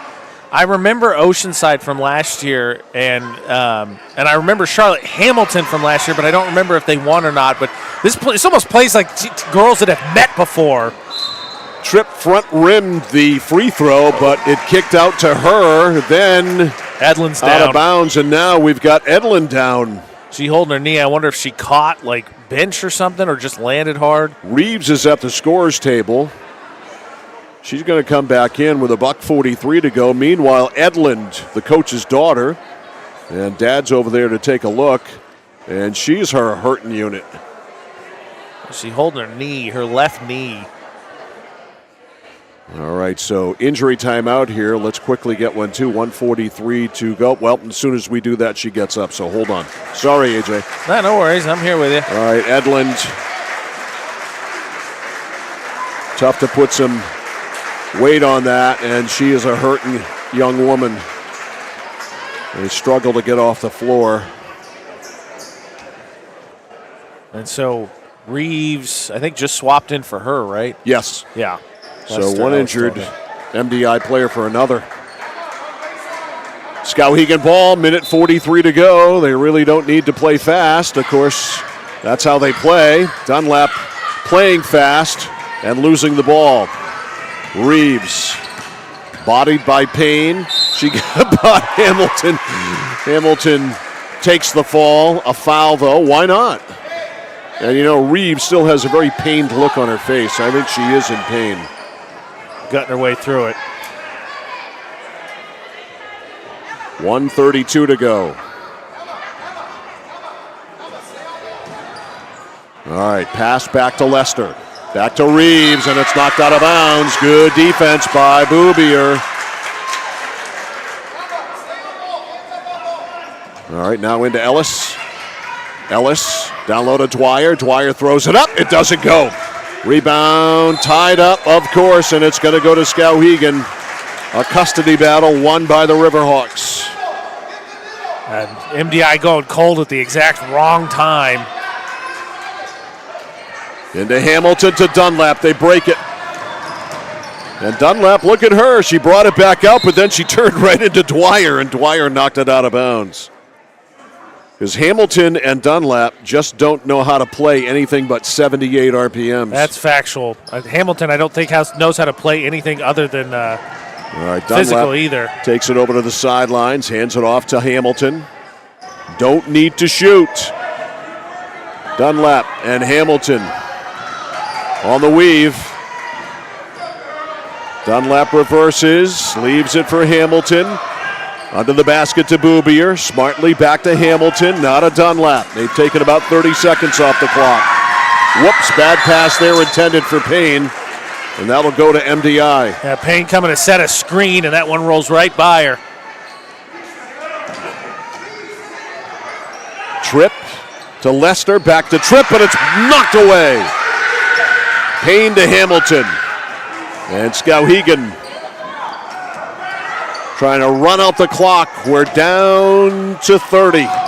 Reeves, I think, the only one who understands what they need to do here. Yep, and there it is, because Skowhegan is 28 seconds away from winning this game, despite some of the most miserable free throw shooting you could ever hear about. So now that we got the score correction right, back to 3 for 6. At my count, 5 for 20 on the game. 2 for 14 in the first half. All right, Hamilton will put it into play. Hamilton to Dunlap. Now to Hamilton. Corner Boubier to Hamilton. To Dunlap. Dunlap back to Hamilton. It got there, a collision and a foul called on Miranda Dwyer. I'm going to say it again. There are bare-knuckle fistfights that I think are more elegant than this game has been. It has been a brawl. Yep, this has not been pretty by any stretch of the imagination. And Skowhegan wins the Fairfield Pal Hoop Classic 5th and 6th grade girls championship in a bruising battle. Yeah. with MDI. They win it by a score of 24-19. We'll take a break and come back with the trophy presentations and all of the pomp and circumstance after this on Sports Radio 1160 WSKW, The Score. Casella Waste. You see their trucks everywhere all the time. That's because they're out taking care of customers like you. Roll-off dumpsters, they've got them 15 to 50 yards. And they're in your neighborhood picking up the trash so you don't have to worry about it. Weekly, bi-weekly, or monthly from 2 to 10 yards. Casella Waste will also deliver portable toilets when and where you need them. And they offer septic services. Call to learn more about Casella Waste. 872-8257. 872-8257 for Casella Waste. Over 30 years ago, Paul and John A. Bowen set out on a mission to help aging Mainers stay in their own homes. Assistance Plus grew from their passion, dedication, and integrity where clients come first. Today, Assistance Plus serves not only the elderly, but clients with developmental and behavioral health challenges. Assistance Plus is here for you today and through all points of your life.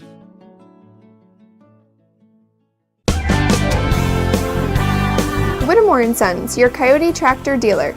Dependable sales and service for over 50 years. We are located on the Waterville Road in Skowhegan. Sales and service by a family who cares. Oh, please start. You wouldn't allow your car to bypass its maintenance, would you? Hey, Jen, would you look this up on your computer? Oh, wish I could. This office computer is so slow. How about your computer maintenance? Trust the pros at Computer Improvements. They can come on site or stop by, handling general maintenance, antivirus protection, hardware upgrades, and Computer Improvements can set you up with solid-state hardware memory, giving your operating system wicked fast response time due to less moving parts, so your day isn't like this. Contact Computer Improvements to schedule your service today. Computer Improvements, downtown Skowhegan. All right, the MDI girls getting their runners-up. I forget what you call those. Medals. Was he building dramatic tension? Senior moment. Missing a point and you missing a keep word. forgetting to buy me the Prevagen that I ask you for all the time. Well, I keep hoping you giving them enough publicity. They're just going to give it to you out of the goodness of their Getting an endorsement hearts. deal? Yeah. All right, Ella Stoll gets her medal. Thank you to the family member who came and told us that. Right. Because, again, we are at the mercy of what rosters they give us, if they do give us rosters. Factual. Whew, what a game. That one lived up to championship quality, Holy though, right? mackerel, that was something else. Both sets of girls wanted it.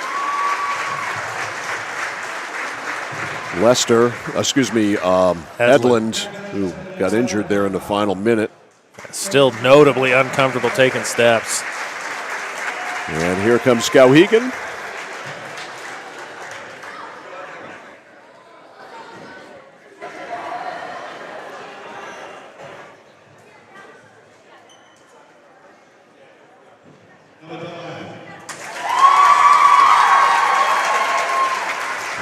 Emma Dunlap.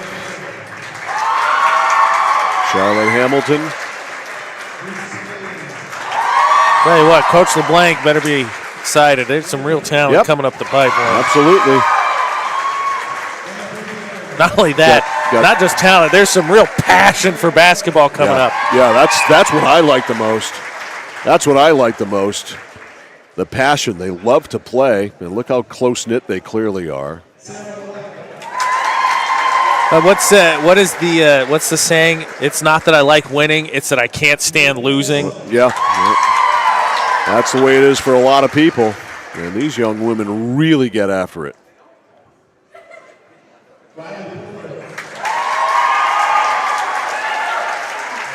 Riley Pooler, and last but not least, Clara Hill.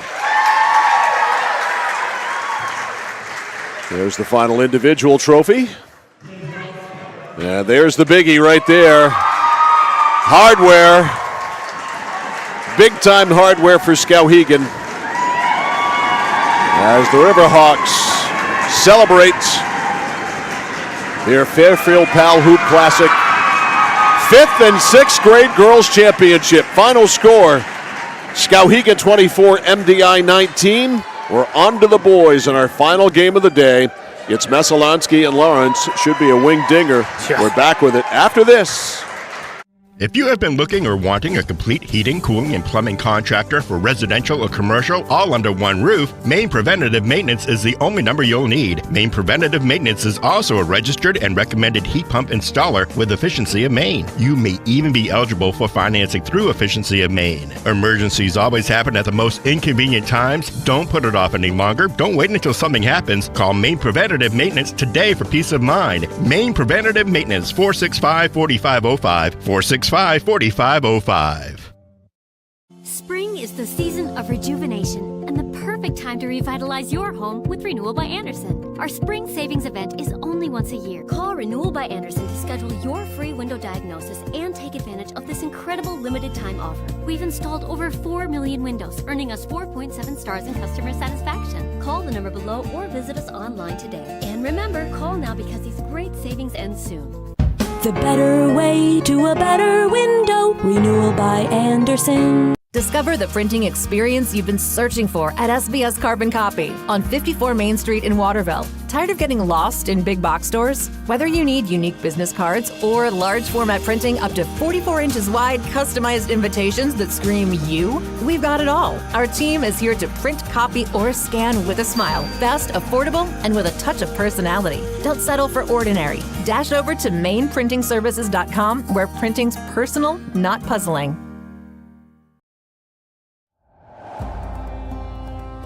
Sheridan Construction, Butler Manufacturing's East Region Builder of the Year and 2023 Best Places to Work in Maine, committed to building on their promise for over 75 years.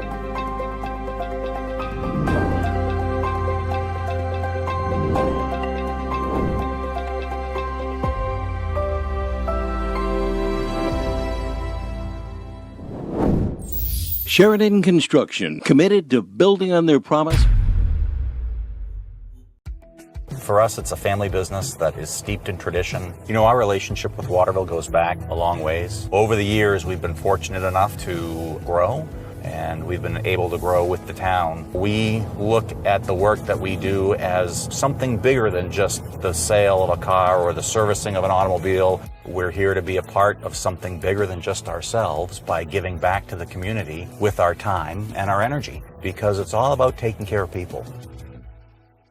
Central Maine Community College in Auburn. Over 40 academic degrees and programs recognized as some of the best in the United States. Nursing, criminal justice, forensic, psychology, IT, education, culinary arts, and so much more. Offering one of the lowest tuition rates in New England. Plus, a top-seeded national champion producing athletics department. Central Maine Community College in Auburn. Find your passion. Go to cmcc.edu.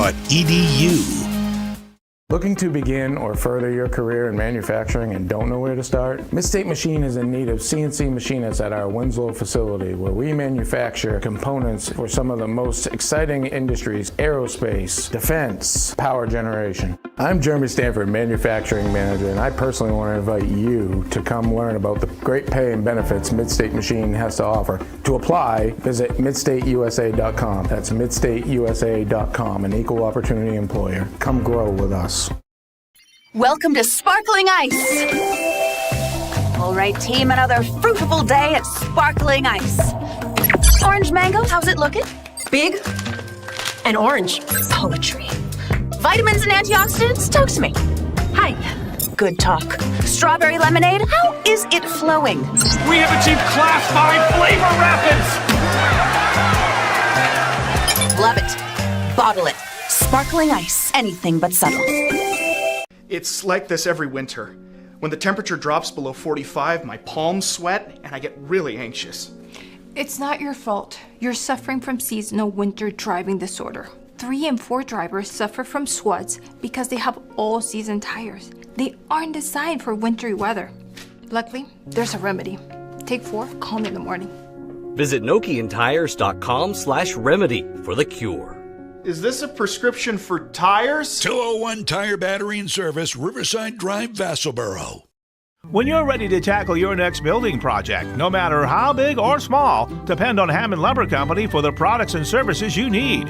The knowledgeable staff at Hammond Lumber will be with you every step of the way and keep your project on schedule. From free estimating and project planning to design and drafting services, an extensive product inventory with a wide variety of brands to choose from, and of course, Hammond delivers from any of the locations across Maine and New Hampshire. Hammond Lumber Company, your building project partner.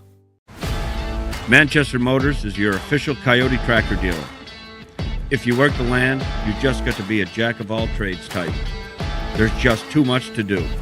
So if you got to be a welder, or a farmer, or a ditch digger, that's just who you are that day. Then tomorrow, you can be somebody else. Find your Coyote tractor at Manchester Motors, 1031 Western Avenue, Manchester.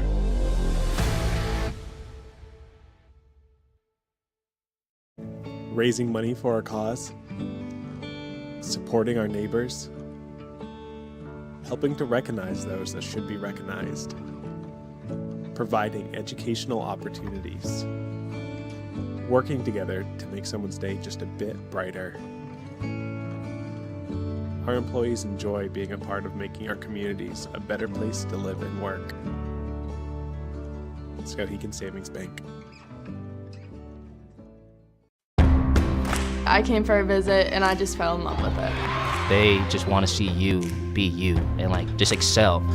There's a lot of opportunities here. It really gives me time to figure out what I want to do with my life. It's a good stepping stone to get to where you want to be. The tuition is definitely part of what brought me here. Credits transfer, that's huge, especially for a community college when you're trying to figure out what you want. CM's the best place. Honestly, it's the best place. You got to be here to experience it. At PJ Diggs, they know septic systems. Maybe your existing system is failing or it's a new house lot. You need new installation. Call PJ Diggs. They can bring their site evaluator to design the right septic system. Headed to camp? Ditch the outhouse for a newly installed system. How about a septic system for your campsite? Imagine your own private campground. Already have a septic design? PJ Diggs can install it for you. Call 431-4299. That's 431-4299. At PJ Diggs, they know septic systems. 131 Hinkley Road, Canaan. Notice the price of gas and oil lately? Thinking about a pellet stove? Pellets are a renewable resource that are economical, and pellet stoves don't have to be ugly or loud. Come talk to us at Somerset Stone & Stove. Let us explain why now is the best time to have your pellet stove installed. Wouldn't you love to have a gas stove or fireplace designed for your home? Let Somerset Stone & Stove design and install a Regency gas stove or fireplace that is just right for you. Let us customize your Regency gas stove or fireplace while you enjoy the beauty and warmth. Visit Somerset Stone & Stove in Oakland. Casella Waste. You see their trucks everywhere all the time. That's because they're out taking care of customers like you. Roll-off dumpsters, they've got them 15 to 50 yards. And they're in your neighborhood picking up the trash so you don't have to worry about it. Weekly, bi-weekly, or monthly from 2 to 10 yards. Casella Waste will also deliver portable toilets when and where you need them. And they offer septic services. Call to learn more about Casella Waste. 872-8257. 872-8257 for Casella Waste. Over 30 years ago, Paul and John A. Bowen set out on a mission to help aging Mainers stay in their own homes.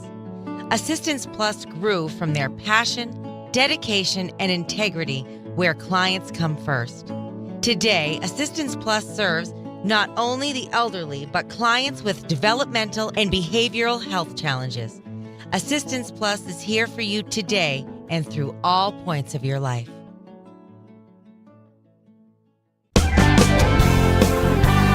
Whittemore & Sons, your Coyote tractor dealer. Dependable sales and service for over 50 years. We are located on the Waterville Road in Skowhegan. Sales and service by a family who cares. Oh, please start. You wouldn't allow your car to bypass its maintenance, would you? Hey, Jen, would you look this up on your computer? Oh, wish I could. This office computer is so slow. How about your computer maintenance? Trust the pros at Computer Improvements. They can come on site or stop by, handling general maintenance, antivirus protection, hardware upgrades, and Computer Improvements can set you up with solid-state hardware memory, giving your operating system wicked fast response time due to less moving parts, so your day isn't like this. Contact Computer Improvements to schedule your service today. Computer Improvements, downtown Skowhegan. Dixon's Country Market on the Neck Road, Benton has it all. Sunoco gas and 24-hour diesel, plus a jam-packed store with what you need to grab and go. And so much succulent food. Huge sandwiches, delicious wraps, and hand-tossed fresh dough-loaded pizza. They have drinks, snacks, fresh meat and cheese in their deli counter, plus local Lively's products that won't cost you a lot of money. And remember those whoopie pies? Delightful, delicious Dixon's Country Market in Benton, supporting local high school sports.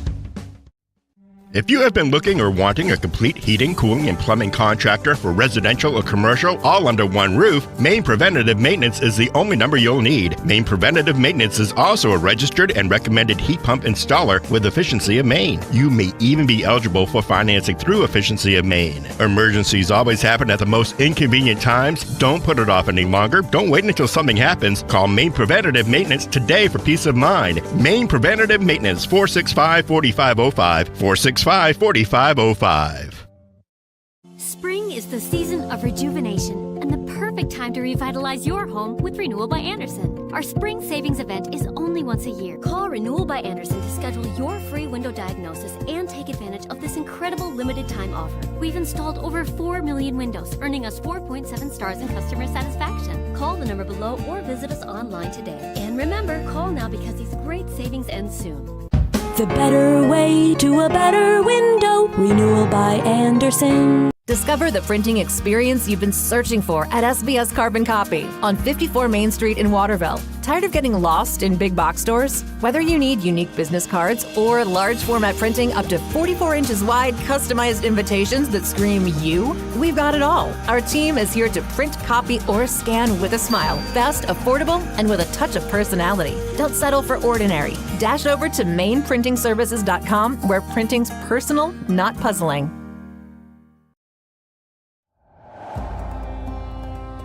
Sheridan Construction, Butler Manufacturing's East Region Builder of the Year and 2023 Best Places to Work in Maine, committed to building on their promise for over 75 years.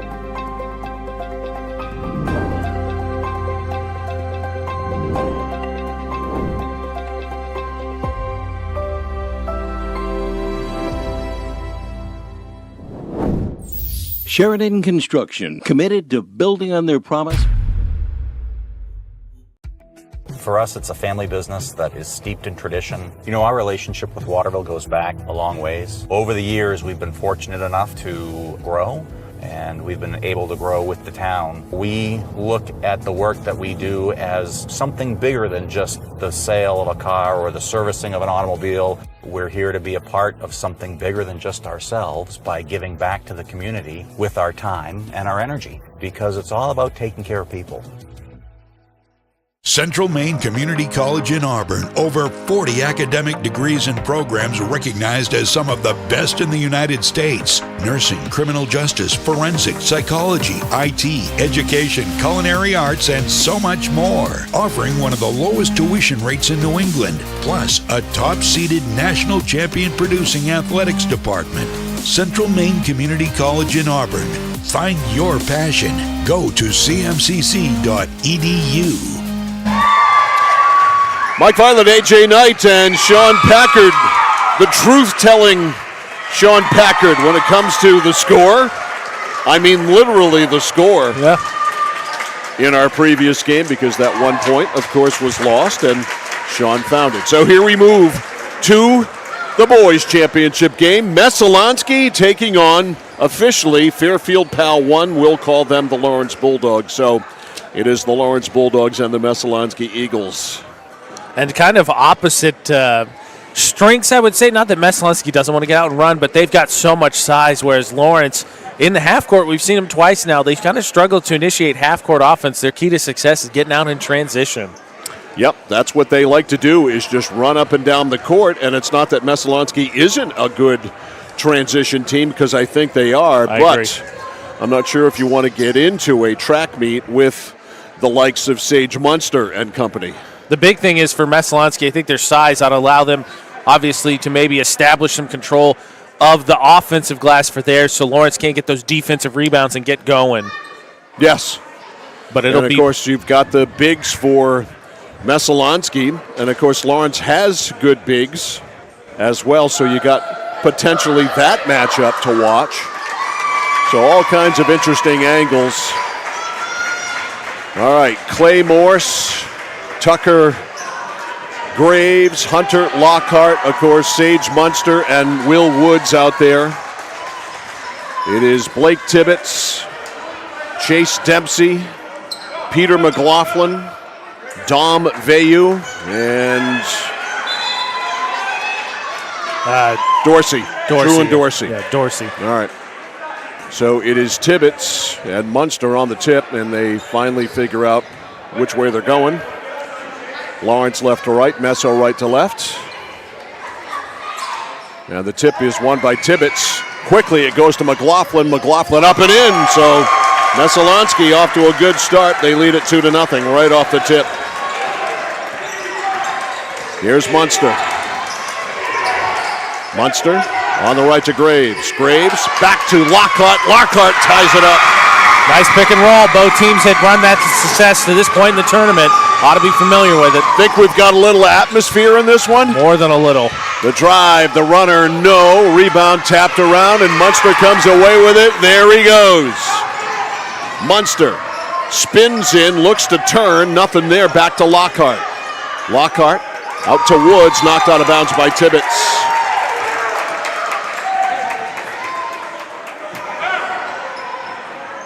Lob pass into Munster. Whew, that was close. No, you can go in the backcourt out of the inbounds pass. I know, but where he landed kind of both feet in, and both feet out. And that's traveling there on Will Woods. 2-2, 1 minute in. Skowhegan girls winning their championship. And now we're down to the final game, Messalonskee and Lawrence. Give and go, Dempsey up, it falls in! Counted and one! Nice little give and go. I gotta be honest, if you're Chase, I think you're a little bit upset. I think that was a lot of ball. And the interesting thing too, Mike, with this matchup being Lawrence versus Messo, it means for the 5th and 6th grade girls and boys and the 3rd and 4th grade girls and boys, which we had 2 weeks ago, all 4 will have different winners. Free throw is good. Because we had Oceanside and Coney 2 weeks ago. 5-2. Messalonskee by 3. Lawrence playing on, for all intents and purposes, it's home court. Woods on the left. Will takes a trip inside. Nice drop off and a better play, though, made on the block there by Podle, or checked out by Dorsey. Got a hand up and blocked the shot all ball. That was a terrific defensive play there by Truan Dorsey. Nice job adjusting, too, on the screen and rolls. We got Woods tying a shoe. All right, that's all taken care of. Lawrence will inbound. Into Munster. Has problems with it. Back out to Graves. Graves lobs it back out to Woods, now to Munster. Munster, right of the key. Now on the elbow, dropped it off to Lockhart. Lockhart trying to go in on Dorsey, throws it up, no good. Rebound to Messo. Dom Veyu. 5-2, Eagles with the lead on the ball. Here's Dempsey. To the left, to McLaughlin. McLaughlin, gotta do something. Well, finally dribbles it outside to Dorsey. Dorsey for 3! Nice little handoff 3. 8-2.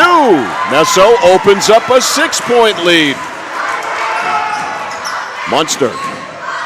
Back outside to Woods. Woods goes in, gets swallowed up. All kinds of red there. He got it back outside to Munster. Munster to Lockhart. Lockhart bottom of the backboard, and Dorsey with the quick rebound. The outlet to Dempsey. Dempsey a stutter step. Dempsey lobs it down low, and Tibbetts is fouled. Now Woods overcommitted there, gave Tibbetts enough space to get by, and then bodies him up as he goes for the layup. So Blake Tibbetts going to the line to shoot 2. McLaughlin a little bit goes to talk to the coach there, a little bit favoring that left ankle. Shot is no good.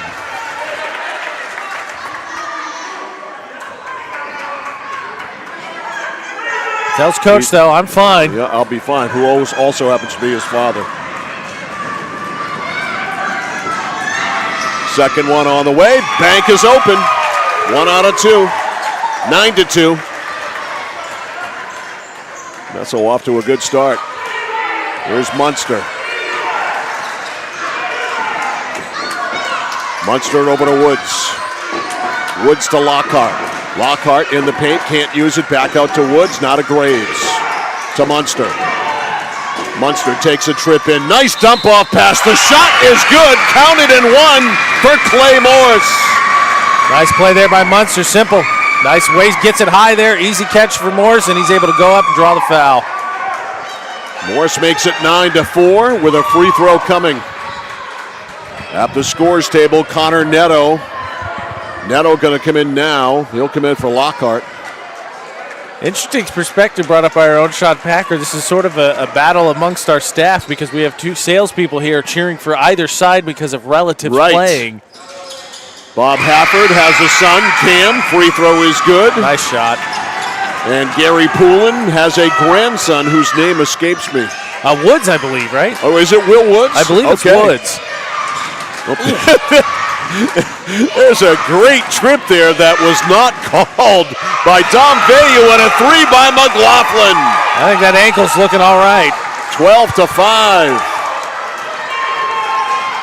So we do have that inter-sales department competition going on. Lost by Graves, but it ends up in the hands of Munster. Munster loses it on the way up. He almost got it to fall. Then all ball there by Dom Veyu.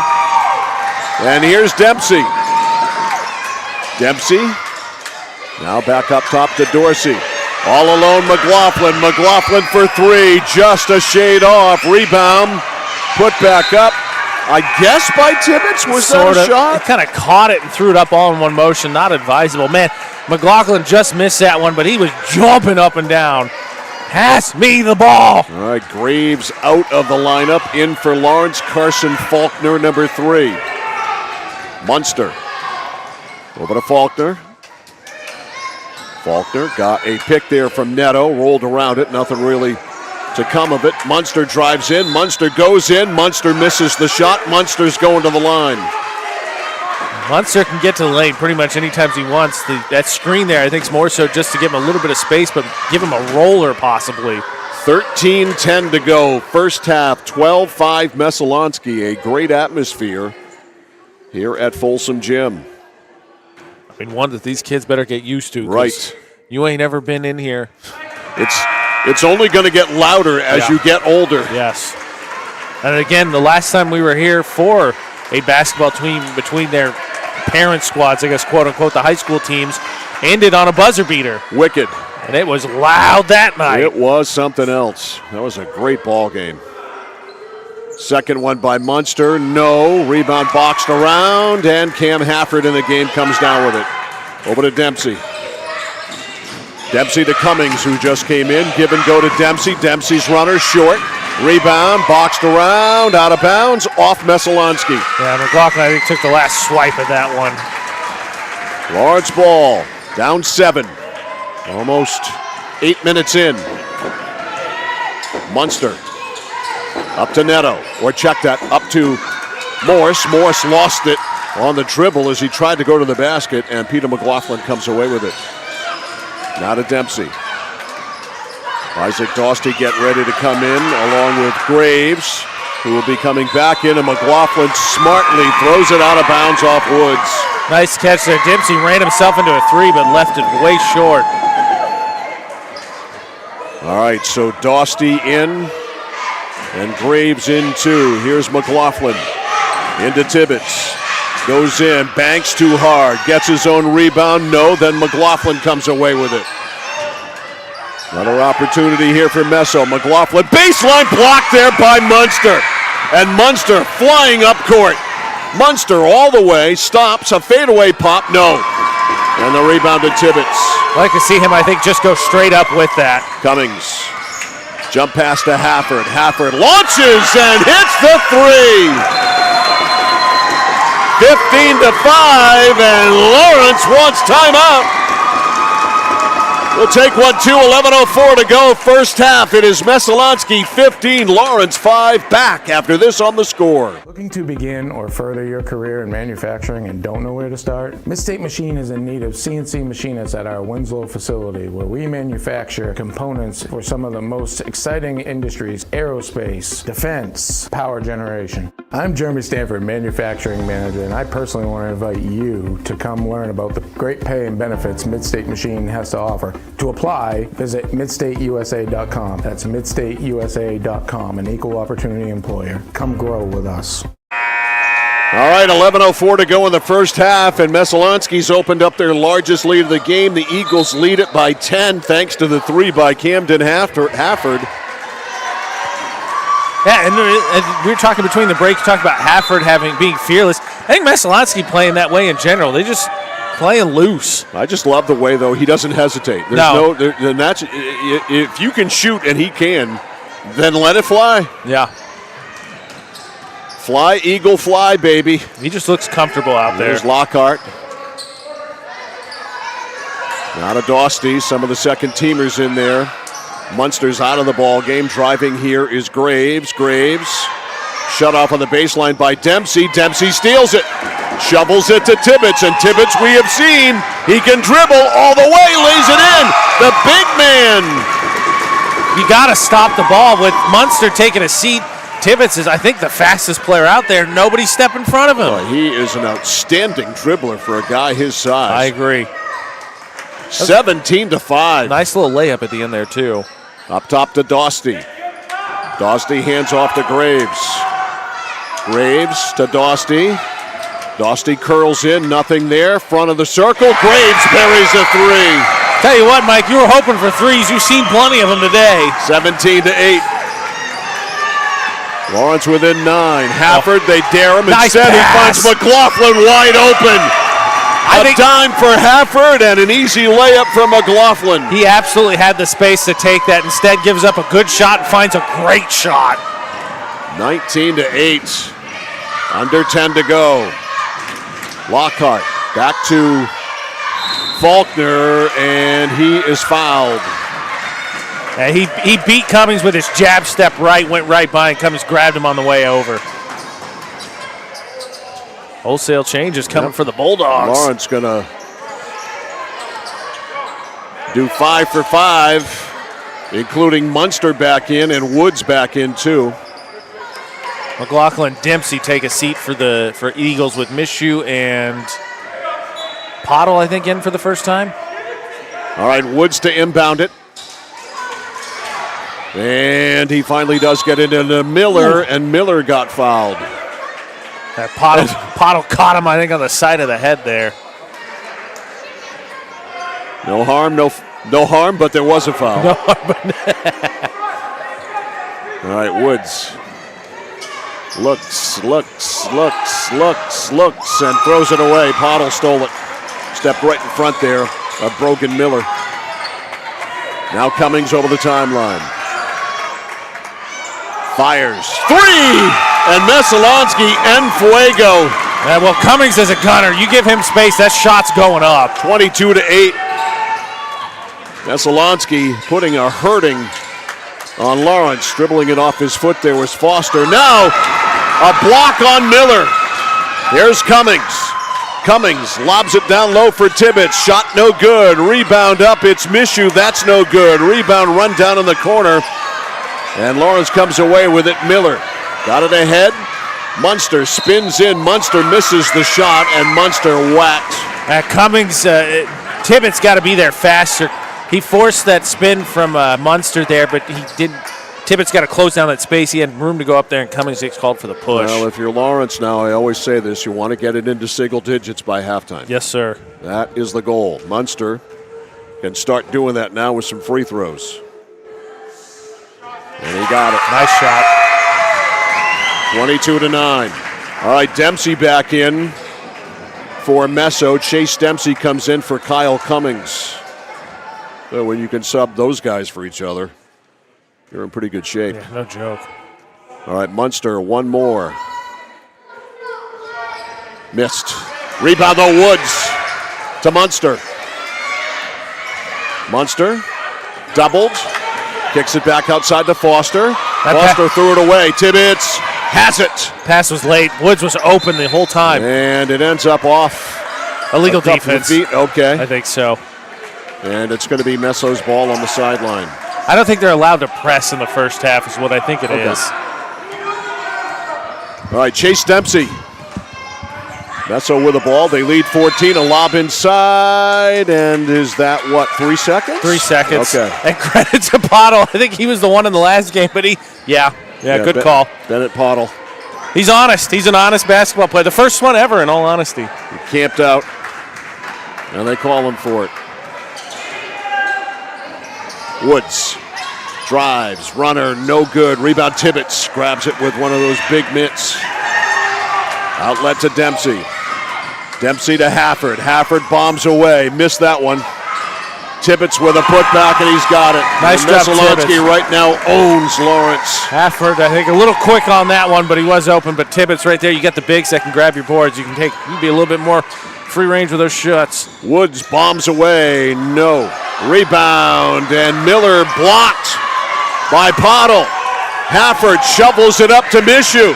Mishu stops and he walked. He probably had the right idea there to go over to Tibbetts to finish, but he traveled. Great pass to get it up there by Hafford. Yeah, I think he couldn't stop fast enough, but I'm with you. I think Munster and both Woods had caught up to him. All right, 5:25 left. It's 15, 24-9. Who would have thought Lawrence would struggle to get to double digits by halftime? And the Bulldogs are the 1 seed. Nice pass. Woods, great pass, and now they do get to double digits as Morse finishes it off. That was a real nice pick and roll. 24-11. It's 13 with 5 minutes left in the half. Dempsey to Pottle. Up top to Mishu. Over to Hafford. Hafford lobs it. It got there to Tibbetts. Tibbetts goes up. Held ball. Joint custody. That's a heck of a defensive play there, and absolutely, I think 100% correct.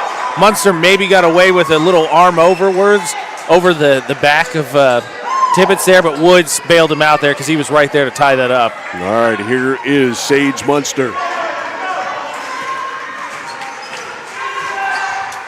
Over to Graves. Graves to Woods.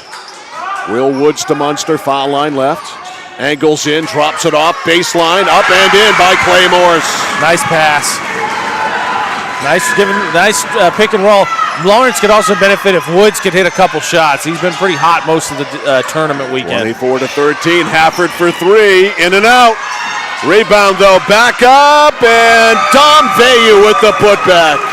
Big Tom doing dirty work. 26-13. 3:50 to go in the half. Graves. Over to Woods. To Munster on the sideline. Munster angles in, spins, paid away pop. Yeah, that was a big boy move. That's a tough shot. That shot will pay. He keeps that one through high school.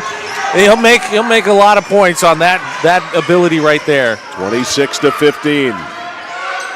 Dempsey tried to go down low to McLaughlin, and he can't run it down. Yeah, that's on Dempsey, and Dempsey letting McLaughlin know, taps his chest. That's on me. McLaughlin had him posted up, and Dempsey threw that one wide. All right, timeout by Peter McLaughlin. We'll take 1-2, 3:13 to go in the first half. It is Messalonskee 26 and Lawrence 15. Back after this on The Score. Welcome to Sparkling Ice. All right, team, another fruitful day at Sparkling Ice. Orange mango, how's it looking? Big and orange. Poetry. Vitamins and antioxidants, talk to me. Hi. Good talk. Strawberry lemonade, how is it flowing? We have achieved Class 5 flavor rapids. Love it. Bottle it. Sparkling Ice, anything but subtle. It's like this every winter. When the temperature drops below 45, my palms sweat and I get really anxious. It's not your fault. You're suffering from seasonal winter driving disorder. 3 and 4 drivers suffer from SWUDs because they have all-season tires. They aren't designed for wintry weather. Luckily, there's a remedy. Take 4, call me in the morning. Visit NokianTires.com/remedy for the cure. Is this a prescription for tires? 201 Tire Battery and Service, Riverside Drive, Vassalboro. All right, out of the Messalonskee timeout. 26-15, Lawrence ball, 3:10 to go first half. Fairfield Pal Hoops Classic, 5th and 6th boys championship, that is. Shot no good by Woods, rebound Tibbetts. Tibbetts galloping, and he got fouled by Woods. Woods with a block. That's kind of insult to injury in that case. He sort of gets run over. It's the only way you can slow him down. And Tibbetts happy to gallop along with Munster. All right, McLaughlin. To Tibbetts, back to McLaughlin. He's doubled, though. Back to Tibbetts somehow, or back to Dom Veyu, and Veyu got blocked. Here comes Will Woods for Lawrence. To Graves, not a Munster. That is man open down low, Lockhart. Lockhart backing in on Tibbetts, can't use it though. And back outside, it's run down by Munster. 2:20 to go. 26-15, Munster splits the double team, and McLaughlin blocked it, and then comes away with the ball. Nice play by Peter McLaughlin. Wide open. Dempsey, McLaughlin for 3, front rim rebound Graves. Graves over the defense to Woods. What a great pass. Unfortunately, Woods missed the shot, and Veyu with the rebound. Yeah, over the fingertips of Tibbetts, who jumped out of the gym to knock that one down. That was fantastic. 1:45 to go. 26-15, and it's almost stolen. It's knocked out of bounds. Last touch by Tibbetts. So it goes to Lawrence. Can they get it to single digits? We shall see. Munster to Woods. Woods runs it down to Graves. Not a Munster. Got a pick from Lockhart. Tried to roll with it. Instead, he traveled. Yeah, Messalonskee, I think, making a nice defensive adjustment, boxing up against him. If Munster had a three-point shot, Messo's giving it to him. Yeah, he doesn't shoot much from the perimeter. No, they're letting him have it because he's just so quick. Here's Dempsey. Ooh, major league pick there from Big Dom. McLaughlin for 3, no. Skimmed the rim, rebound, out of bounds. Yeah, he's feeling it too. That hurt Tucker Graves. That was a size disadvantage. And to be clear, you might have a Charlie horse. Yeah, I more than a little bit. To be clear, legal play. Yep. Just physical play. Just hurts. Yeah. Just a painful one. Woods left side. Under a minute to go. Woods throws it up and in. There it is. They get it down to 9. 26-17. 45 seconds left in the first half. Dempsey. Jump pass back outside to Hafford. Up top to McLaughlin. McLaughlin all alone for Dempsey. Stops and pops and hits. I love that. Dempsey, you saw there, gave himself the little shooter's bounce to get himself in rhythm and absolutely drilled that baseline jumper. 28-17. 25 seconds to go. Munster swipes it over to Woods. Woods, a pick and roll. The shot up way too hard there by Neto. And Messalonskee with an opportunity here to have the final shot. 28-17. Dempsey with 10 to Hafford. Hafford shovels to McLaughlin. Back to Hafford, give and go, and he got hit. And it caused him to travel just as he did get hit. That defender stepping in front of him really blew the whole play. Munster, it'll count if it goes, but it's nowhere close. And the Messalonskee Eagles have a great first half. They've been scoring about 60 per game, and they are on pace for that to score at the half. Messalonskee 28, Lawrence 17. You are watching live coverage of the Fairfield Pal Hoops Classic on The Score. When you're ready to tackle your next building project, no matter how big or small, depend on Hammond Lumber Company for the products and services you need. The knowledgeable staff at Hammond Lumber will be with you every step of the way and keep your project on schedule. From free estimating and project planning to design and drafting services, an extensive product inventory with a wide variety of brands to choose from, and of course, Hammond delivers from any of their locations across Maine and New Hampshire. Hammond Lumber Company, your building project partner. Manchester Motors is your official Coyote tractor dealer. If you work the land, you just got to be a jack-of-all-trades type. There's just too much to do. So if you got to be a welder, or a farmer, or a ditch digger, that's just who you are that day. Then tomorrow, you can be somebody else. Find your Coyote tractor at Manchester Motors, 1031 Western Avenue, Manchester.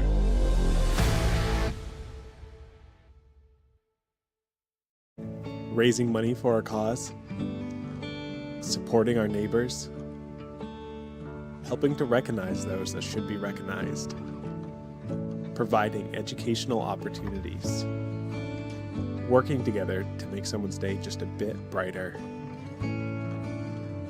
Our employees enjoy being a part of making our communities a better place to live and work. Skowhegan Savings Bank. I came for a visit and I just fell in love with it. They just want to see you be you and just excel.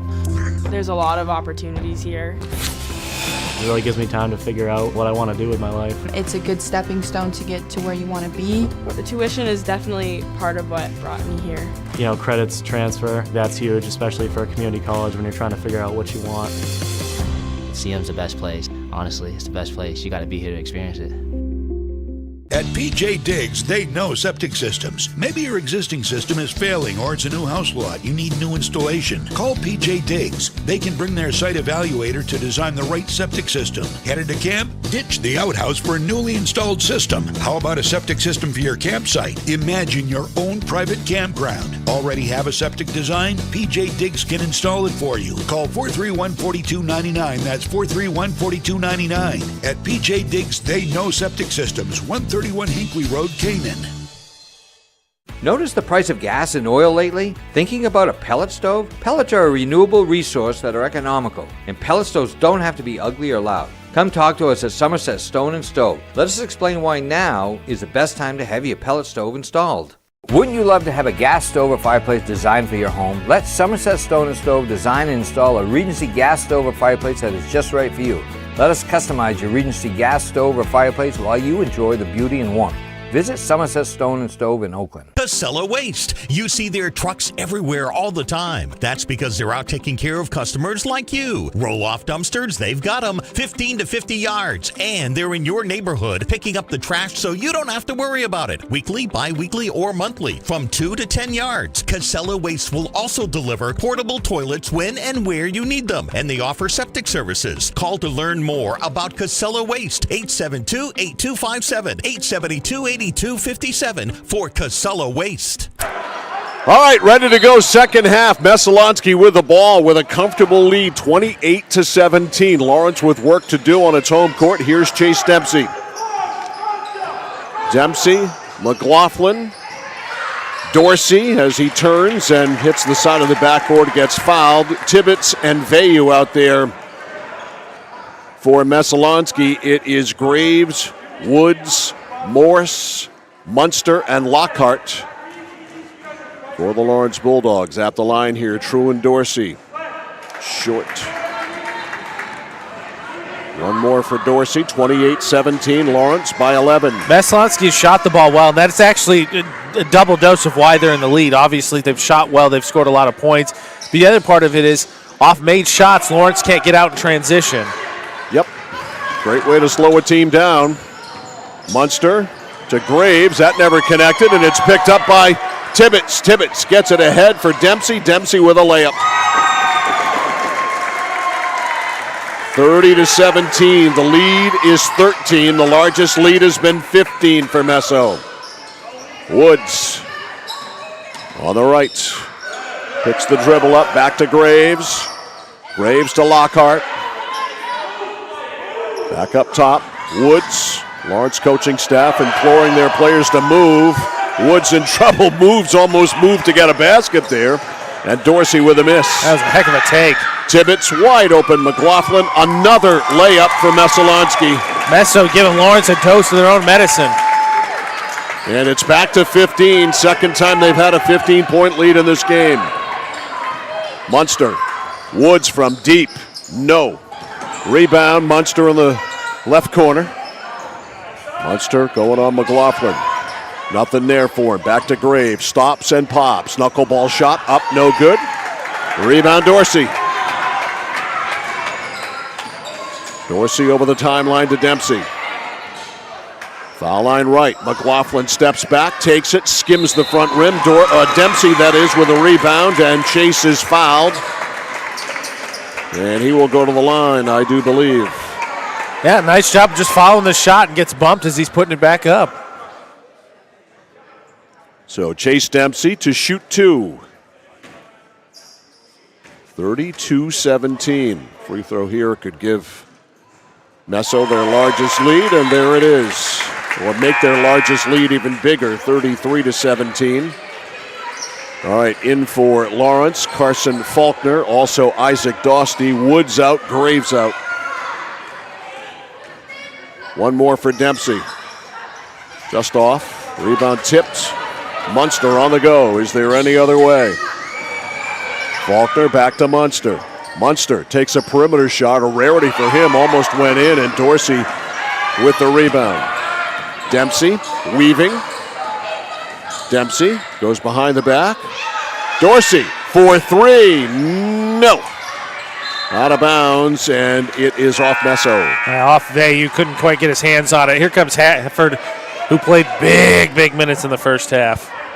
Big minutes, and he also played some big minutes that were awfully productive in the previous game. Yeah, the semifinals. 33-17. Lawrence needs a run. Foul line left, Faulkner. Faulkner goes in, a hook, no. And the rebound, Dorsey on the boards here in the second half has been gobbling them up. Tibbetts to Hafford.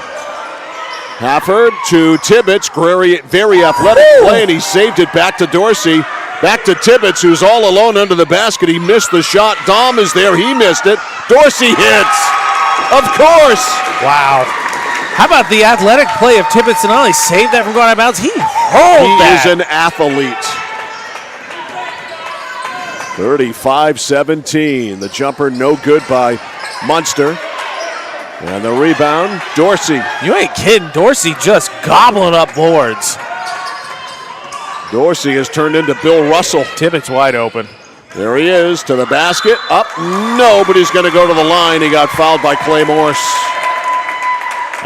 Messo executing, I think, their game plan to perfection. They're keeping Lawrence from running in transition, and I think displaying a lot more athleticism than I think Lawrence right now. Tibbetts specifically is just jumping out of the gym.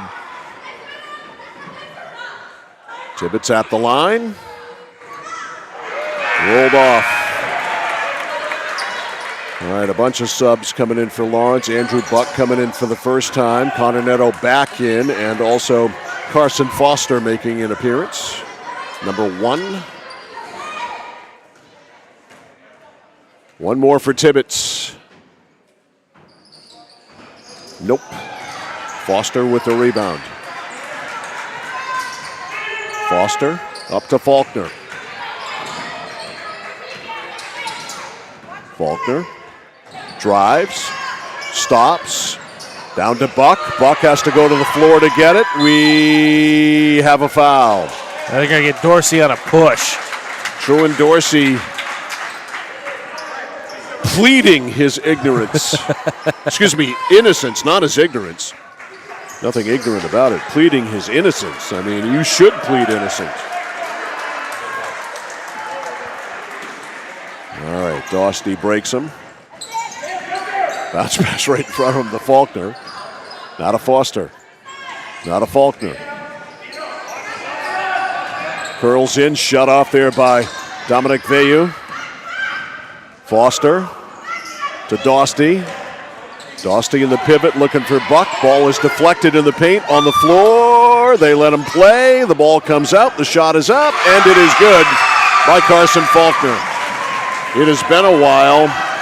That stops a 9-0 Lawrence run. 35-19. Cummings stops, left elbow jumper, fills it. Right in right there. That Messalonskee run broken. Cummings. All right, let's start another one. 13-13 to go. Faulkner All the way. Runner too hard. Rebound, Hafford. Hafford head up. Lobbed it up to Dempsey. Dempsey hooks a pass over, and it's picked off on the other side of the key by Neto. Yeah, just didn't get much on it. You know, when you're up 16, you can try, or 18, you can try stuff like that. Why not? I think he had enough space to go up with it. Faulkner up over Dom Veyu, and we get a whistle after that miss. And Veyu certainly altered that shot. And I don't know what the call was, but Buck got called for a grab. Okay. Big Dom Veyu sits down as McLaughlin checks back in. All right, Cummings, and he got run into. Going to be a block there against Foster.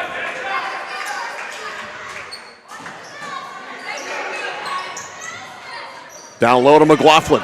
McLaughlin, a bruising battle with Neto, and a push on Neto. Nice job by McLaughlin. Established position, felt good about it, and started going to work. Draws the foul. 37-19.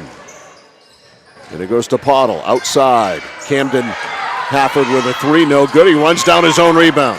Shovels to Cummings. Cummings, the runner, got it. Give Hafford an O-board and an assist. You know, he's probably got 5.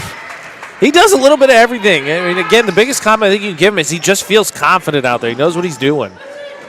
Faulkner, down low, the pass, and Neto goes up and gets fouled by Peter McLaughlin. McLaughlin holding that verticality pose. The problem is that you close down the space and you bump him down low. Boy, what did basketball players do before traction mats, huh? How did they live before traction mats? They slid everywhere. They just traveled constantly because they kept sliding. They absolutely must touch those traction mats before they go back on the floor. It's like an OCD thing. Free throw. I haven't noticed as much for the 5th and 6th graders as I did for the 3rd and 4th graders. They was like had to do it before they got on the court. It was like bees to honey. That one is no good, didn't hit the rim, so it's a dead ball. All right, Mishu in for Messo, and Tibbetts in. Hafford coming out, and Dempsey coming out. Coming down to 10 minutes to go. And it's going to take a whale of a rally by Lawrence. They are down 20. Under the basket, Tibbetts gets hit from behind by Neto. He'll go to the line. Credit to McLaughlin and Tibbetts. They both communicated with each other before that ball was even inbounded about what they wanted to do. And McLaughlin, again, deep position, able to spin around there, and then the ball, him between the defender and the ball. You're either going to foul me or I'm going up with it. McLaughlin hits. Splash. That was a wet ball. You hear that flick from over here. 40-19. It's a beautiful sound. Yes, it is. Second one. Yep. I think a coach's son's practiced free throws in his day. A repeatable delivery. That had nothing but the bottom of the twine twice. 41-19. Lawrence by 22. Excuse me, Messo by 22. Back outside Miller. To Foster, now to Faulkner. Faulkner, a pick from Neto. To Foster. A pick from Buck. Buck rolls, nothing there though. Faulkner to Buck, nice pass, and Buck finishes nicely. Nice pick and roll. 41-21. Nice job of Buck, too. Set that screen and turned his body so he can box out and go up with it. Did exactly what he was supposed to do. Well coached. 41-21. Down low to Tibbetts. Tibbetts blocks, but he was fouled. It's either going to be on Buck or on Neto.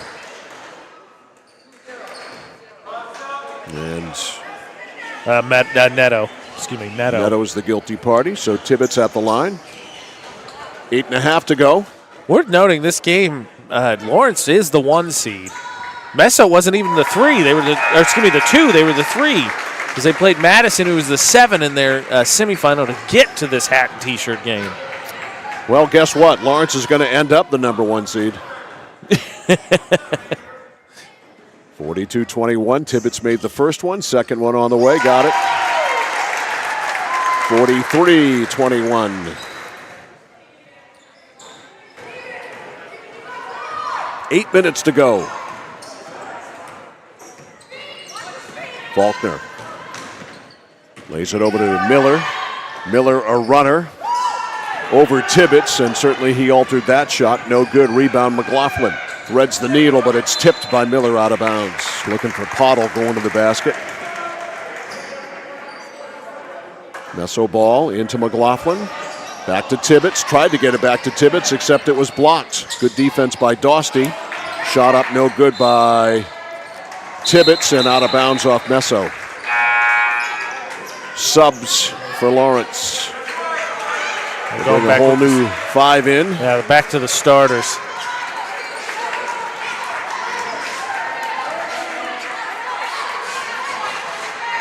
And they have certainly, Messalonskee, been able to neutralize Sage Munster. He has not been able to get into the open floor as Woods hits in this game like he has in every other game we've seen. And even in those games we noted, Lawrence struggled in the half court, but they just able to get out in transition. Cummings throws it up and in. I think that was a little bit of anything you can do, I can do better. 45-23. The lead is 22. That has been the largest lead of the game. Outside Graves, and Graves got fouled.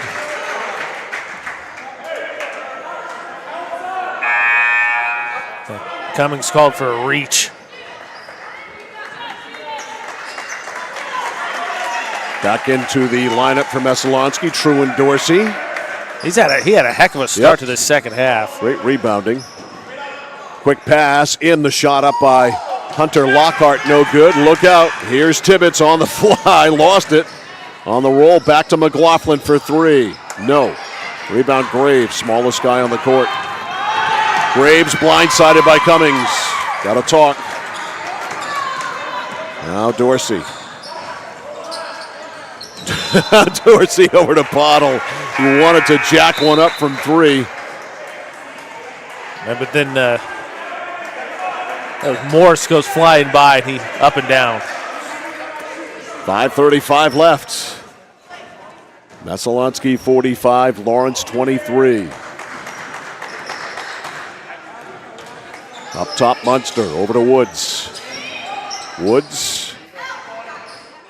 Bounce pass to the front to Miller. Now Munster.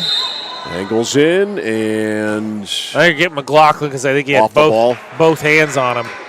No, yeah, you're right, off the ball.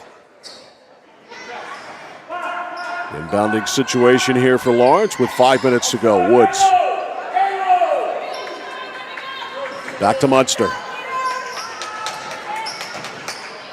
Munster to Woods. Woods drives, his runner way short, the rebound picked off in there by Dorsey. Got it up to McLaughlin. McLaughlin over the timeline, and we have a whistle and a timeout. 4:42 left in this one. Messalonskee cruising to a gold ball, if you will, at least a gold trophy. It's the Eagles 45, Lawrence 23. Over 30 years ago, Paul and John A. Bowen set out on a mission to help aging Mainers stay in their own homes. Assistance Plus grew from their passion, dedication, and integrity where clients come first. Today, Assistance Plus serves not only the elderly, but clients with developmental and behavioral health challenges. Assistance Plus is here for you today and through all points of your life. 4 minutes, 42 seconds. That is all that separates Messalonskee from the Fairfield Pal Hoops Classic Championship. They lead at 45-23. And we've had 3 champions at this point. So we had a 3rd and 4th grade boys and girls 2 weeks ago, and that was Oceanside for the girls, Coney for the boys. And then we just had Skowhegan win for the 5th and 6th grade girls. So we're going to have talent kind of spread all over Central Maine, obviously, with 4 different champions. All right, Dorsey. Take some time off the clock, although Dorsey rolls to the basket. Heck with that. Let's play and score. I mean, he's had a heck of a second half. 47-23. He's got to be flirting with almost the 10 points, 10 boards in just this half. Munster over to Woods. Woods drives. Runner doesn't go. Woods gets his own miss. Back to the corner. Jacks up a three. Got that. Will Woods. I'll take it a little farther out and try that. He was just too close the first time. 47-26. Up to Cummings. Goes behind the back. Then gets tied up. Jump ball is jumping into the fray there. Was Clay Morse. Dempsey in. Out is Cummings, and back in for Lawrence, Connor Neto, and sitting down is Brogan Miller, checked on Hunter Lockhart. Here's Munster. Munster to Woods. Woods, right corner Munster. Munster goes in, floater, got it. That'll nice work. Move. Tell you what, when this kid gets that three-point shot in his arsenal, he's going to be unguardable because he's got that floater down. And to Tibbetts, look at the athleticism there. Laid it over for Pottle. Pottle missed, but he traveled anyway. He knew it too. Pottle's the most honest basketball player that's ever existed. He has acknowledged when the refs have blown the whistle, he has said, yeah, good call. Yeah. I am guilty. I throw myself on the mercy of the court, Your Honor. That makes the case when he finally pleads that he didn't get one. Maybe the refs will listen to him. All right side, Morse. Morse shut off there by guess who? Dorsey has had a heck of a half. Dorsey up to Tibbetts. Tibbetts angles in, throws it up too hard. Rebound Munster. All right, Munster out of the gate and flying all the way. Doesn't go, but he will shoot two. He got bumped by Dorsey there. He has got a gear that even me at the age of, heck, I'll even say 15, never was going to get close to. Are you kidding? I'd have to be on a motorized device to get up the way he does. Or going downhill. Right. Shot is up. It is no good by Morse. And the rebound comes down to Pottle. 2 minutes to go. Ahead to Mishu. Mishu gave it up. Threw it right away to Woods. Woods gets it back. One step, takes the three, makes the three. And that's a nice play by Woods because he was going to shoot that deep one. Dribbled into a better one, put himself in rhythm, drilled it. A little bit of rhythm. 47-31, up to Tibbetts. He dribbled it off his foot. No, he dribbled it off. Munster poked it out, excuse me. Miscommunication there. Lawrence didn't press, so Messalonskee able to easily get that into the and then push it up to the front court. All right, the pass into Dempsey.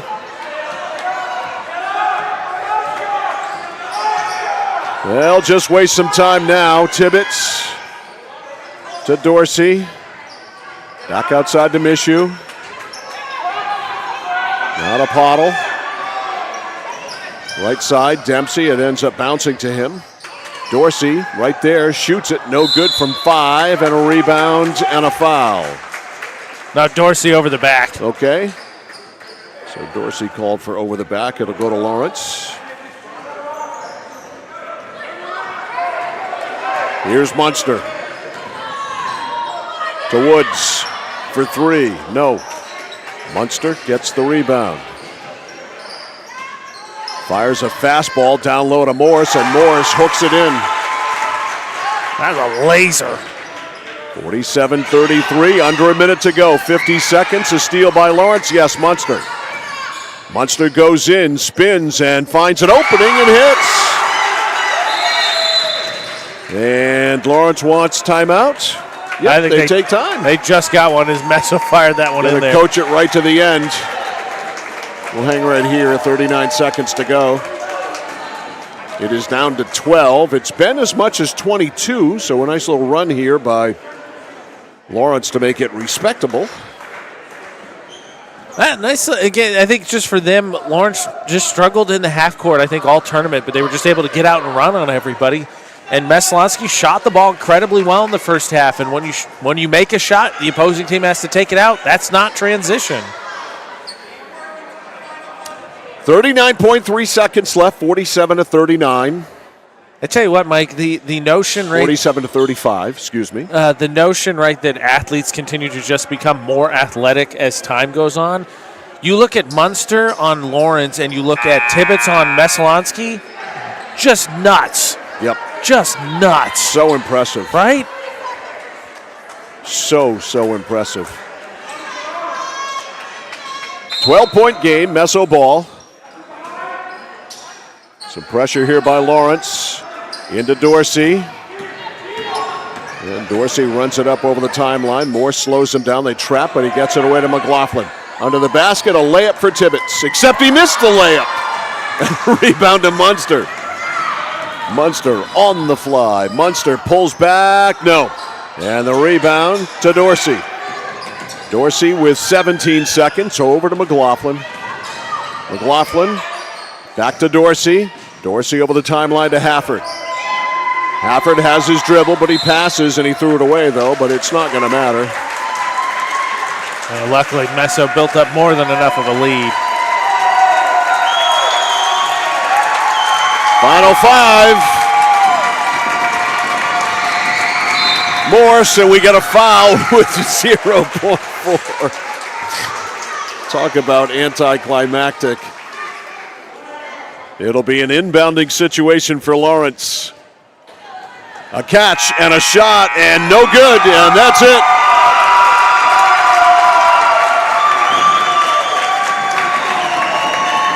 Your 2024 Fairfield Pal Hoops Classic Boys Champions 5th and 6th graders, the Messalonskee Eagles. As they gather around Coach Peter McLaughlin. And now the post-game handshake. And trophies coming up. Final score in this one. Meso 47, Lawrence 35. We'll come back for that after this. Whittemore & Sons, your Coyote tractor dealer. Dependable sales and service for over 50 years. We are located on the Waterville Road in Skowhegan. Sales and service by a family who cares. Oh, please start. You wouldn't allow your car to bypass its maintenance, would you? Hey, Jen, would you look this up on your computer? Oh, wish I could. This office computer is so slow. How about your computer maintenance? Trust the pros at Computer Improvements. They can come on site or stop by, handling general maintenance, antivirus protection, hardware upgrades, and Computer Improvements can set you up with solid-state hardware memory, giving your operating system wicked fast response time due to less moving parts, so your day isn't like this.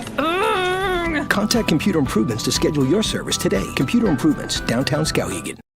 Dixon's Country Market on the Neck Road, Benton has it all. Sunoco gas and 24-hour diesel, plus a jam-packed store with what you need to grab and go. And so much succulent food. Huge sandwiches, delicious wraps, and hand-tossed fresh dough-loaded pizza. They have drinks, snacks, fresh meat and cheese in their deli counter, plus local Lively's products that won't cost you a lot of money. And remember those whoopie pies? Delightful, delicious Dixon's Country Market in Benton, supporting local high school sports. If you have been looking or wanting a complete heating, cooling, and plumbing contractor for residential or commercial all under one roof, Maine Preventative Maintenance is the only number you'll need. Maine Preventative Maintenance is also a registered and recommended heat pump installer with Efficiency of Maine. You may even be eligible for financing through Efficiency of Maine. Emergencies always happen at the most inconvenient times. Don't put it off any longer. Don't wait until something happens. Call Maine Preventative Maintenance today for peace of mind. Maine Preventative Maintenance, 465-4505, 465-4505. All right, the Lawrence boys getting their medals. Runners up in this tournament. Mr. Munster. And a good tournament was. We saw some really good basketball on both sides, the girls and the boys. At the girls' game, you got the just brawl of a championship game. And then for the boys' game, you got the execution of skills. Messalonskee just in the first half couldn't miss. Yep, they just ran away with it. Had as much as a 15-point lead at one point in the first half. It was 11 at halftime. And Messalonskee came out again hot in the second half, ran it up to 22, and for all intents and purposes, it was over. A late run closed the score down to 12, the final, but it was never that close, believe me. Messalonskee was in complete control from the get-go. In fact, they led wire to wire. Just again, we had a brawl. For those, you can go back on YouTube. Anybody that wants to go back and see it, you can. Central Maine Sports.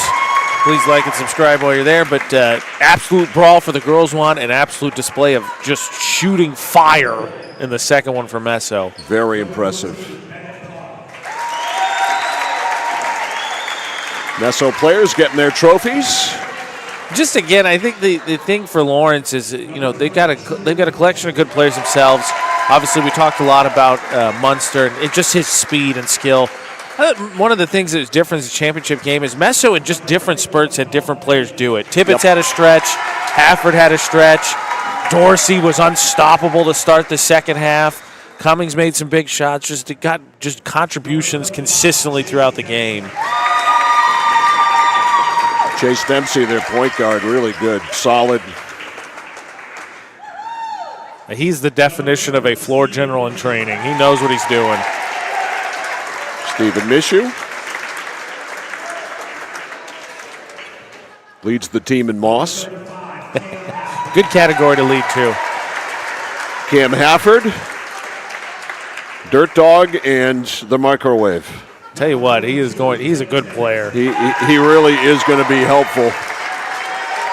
Kind of makes it sense why I think he runs with the second unit, because he's that guy that knows what he's doing, so he can kind of lead the floor. Yeah.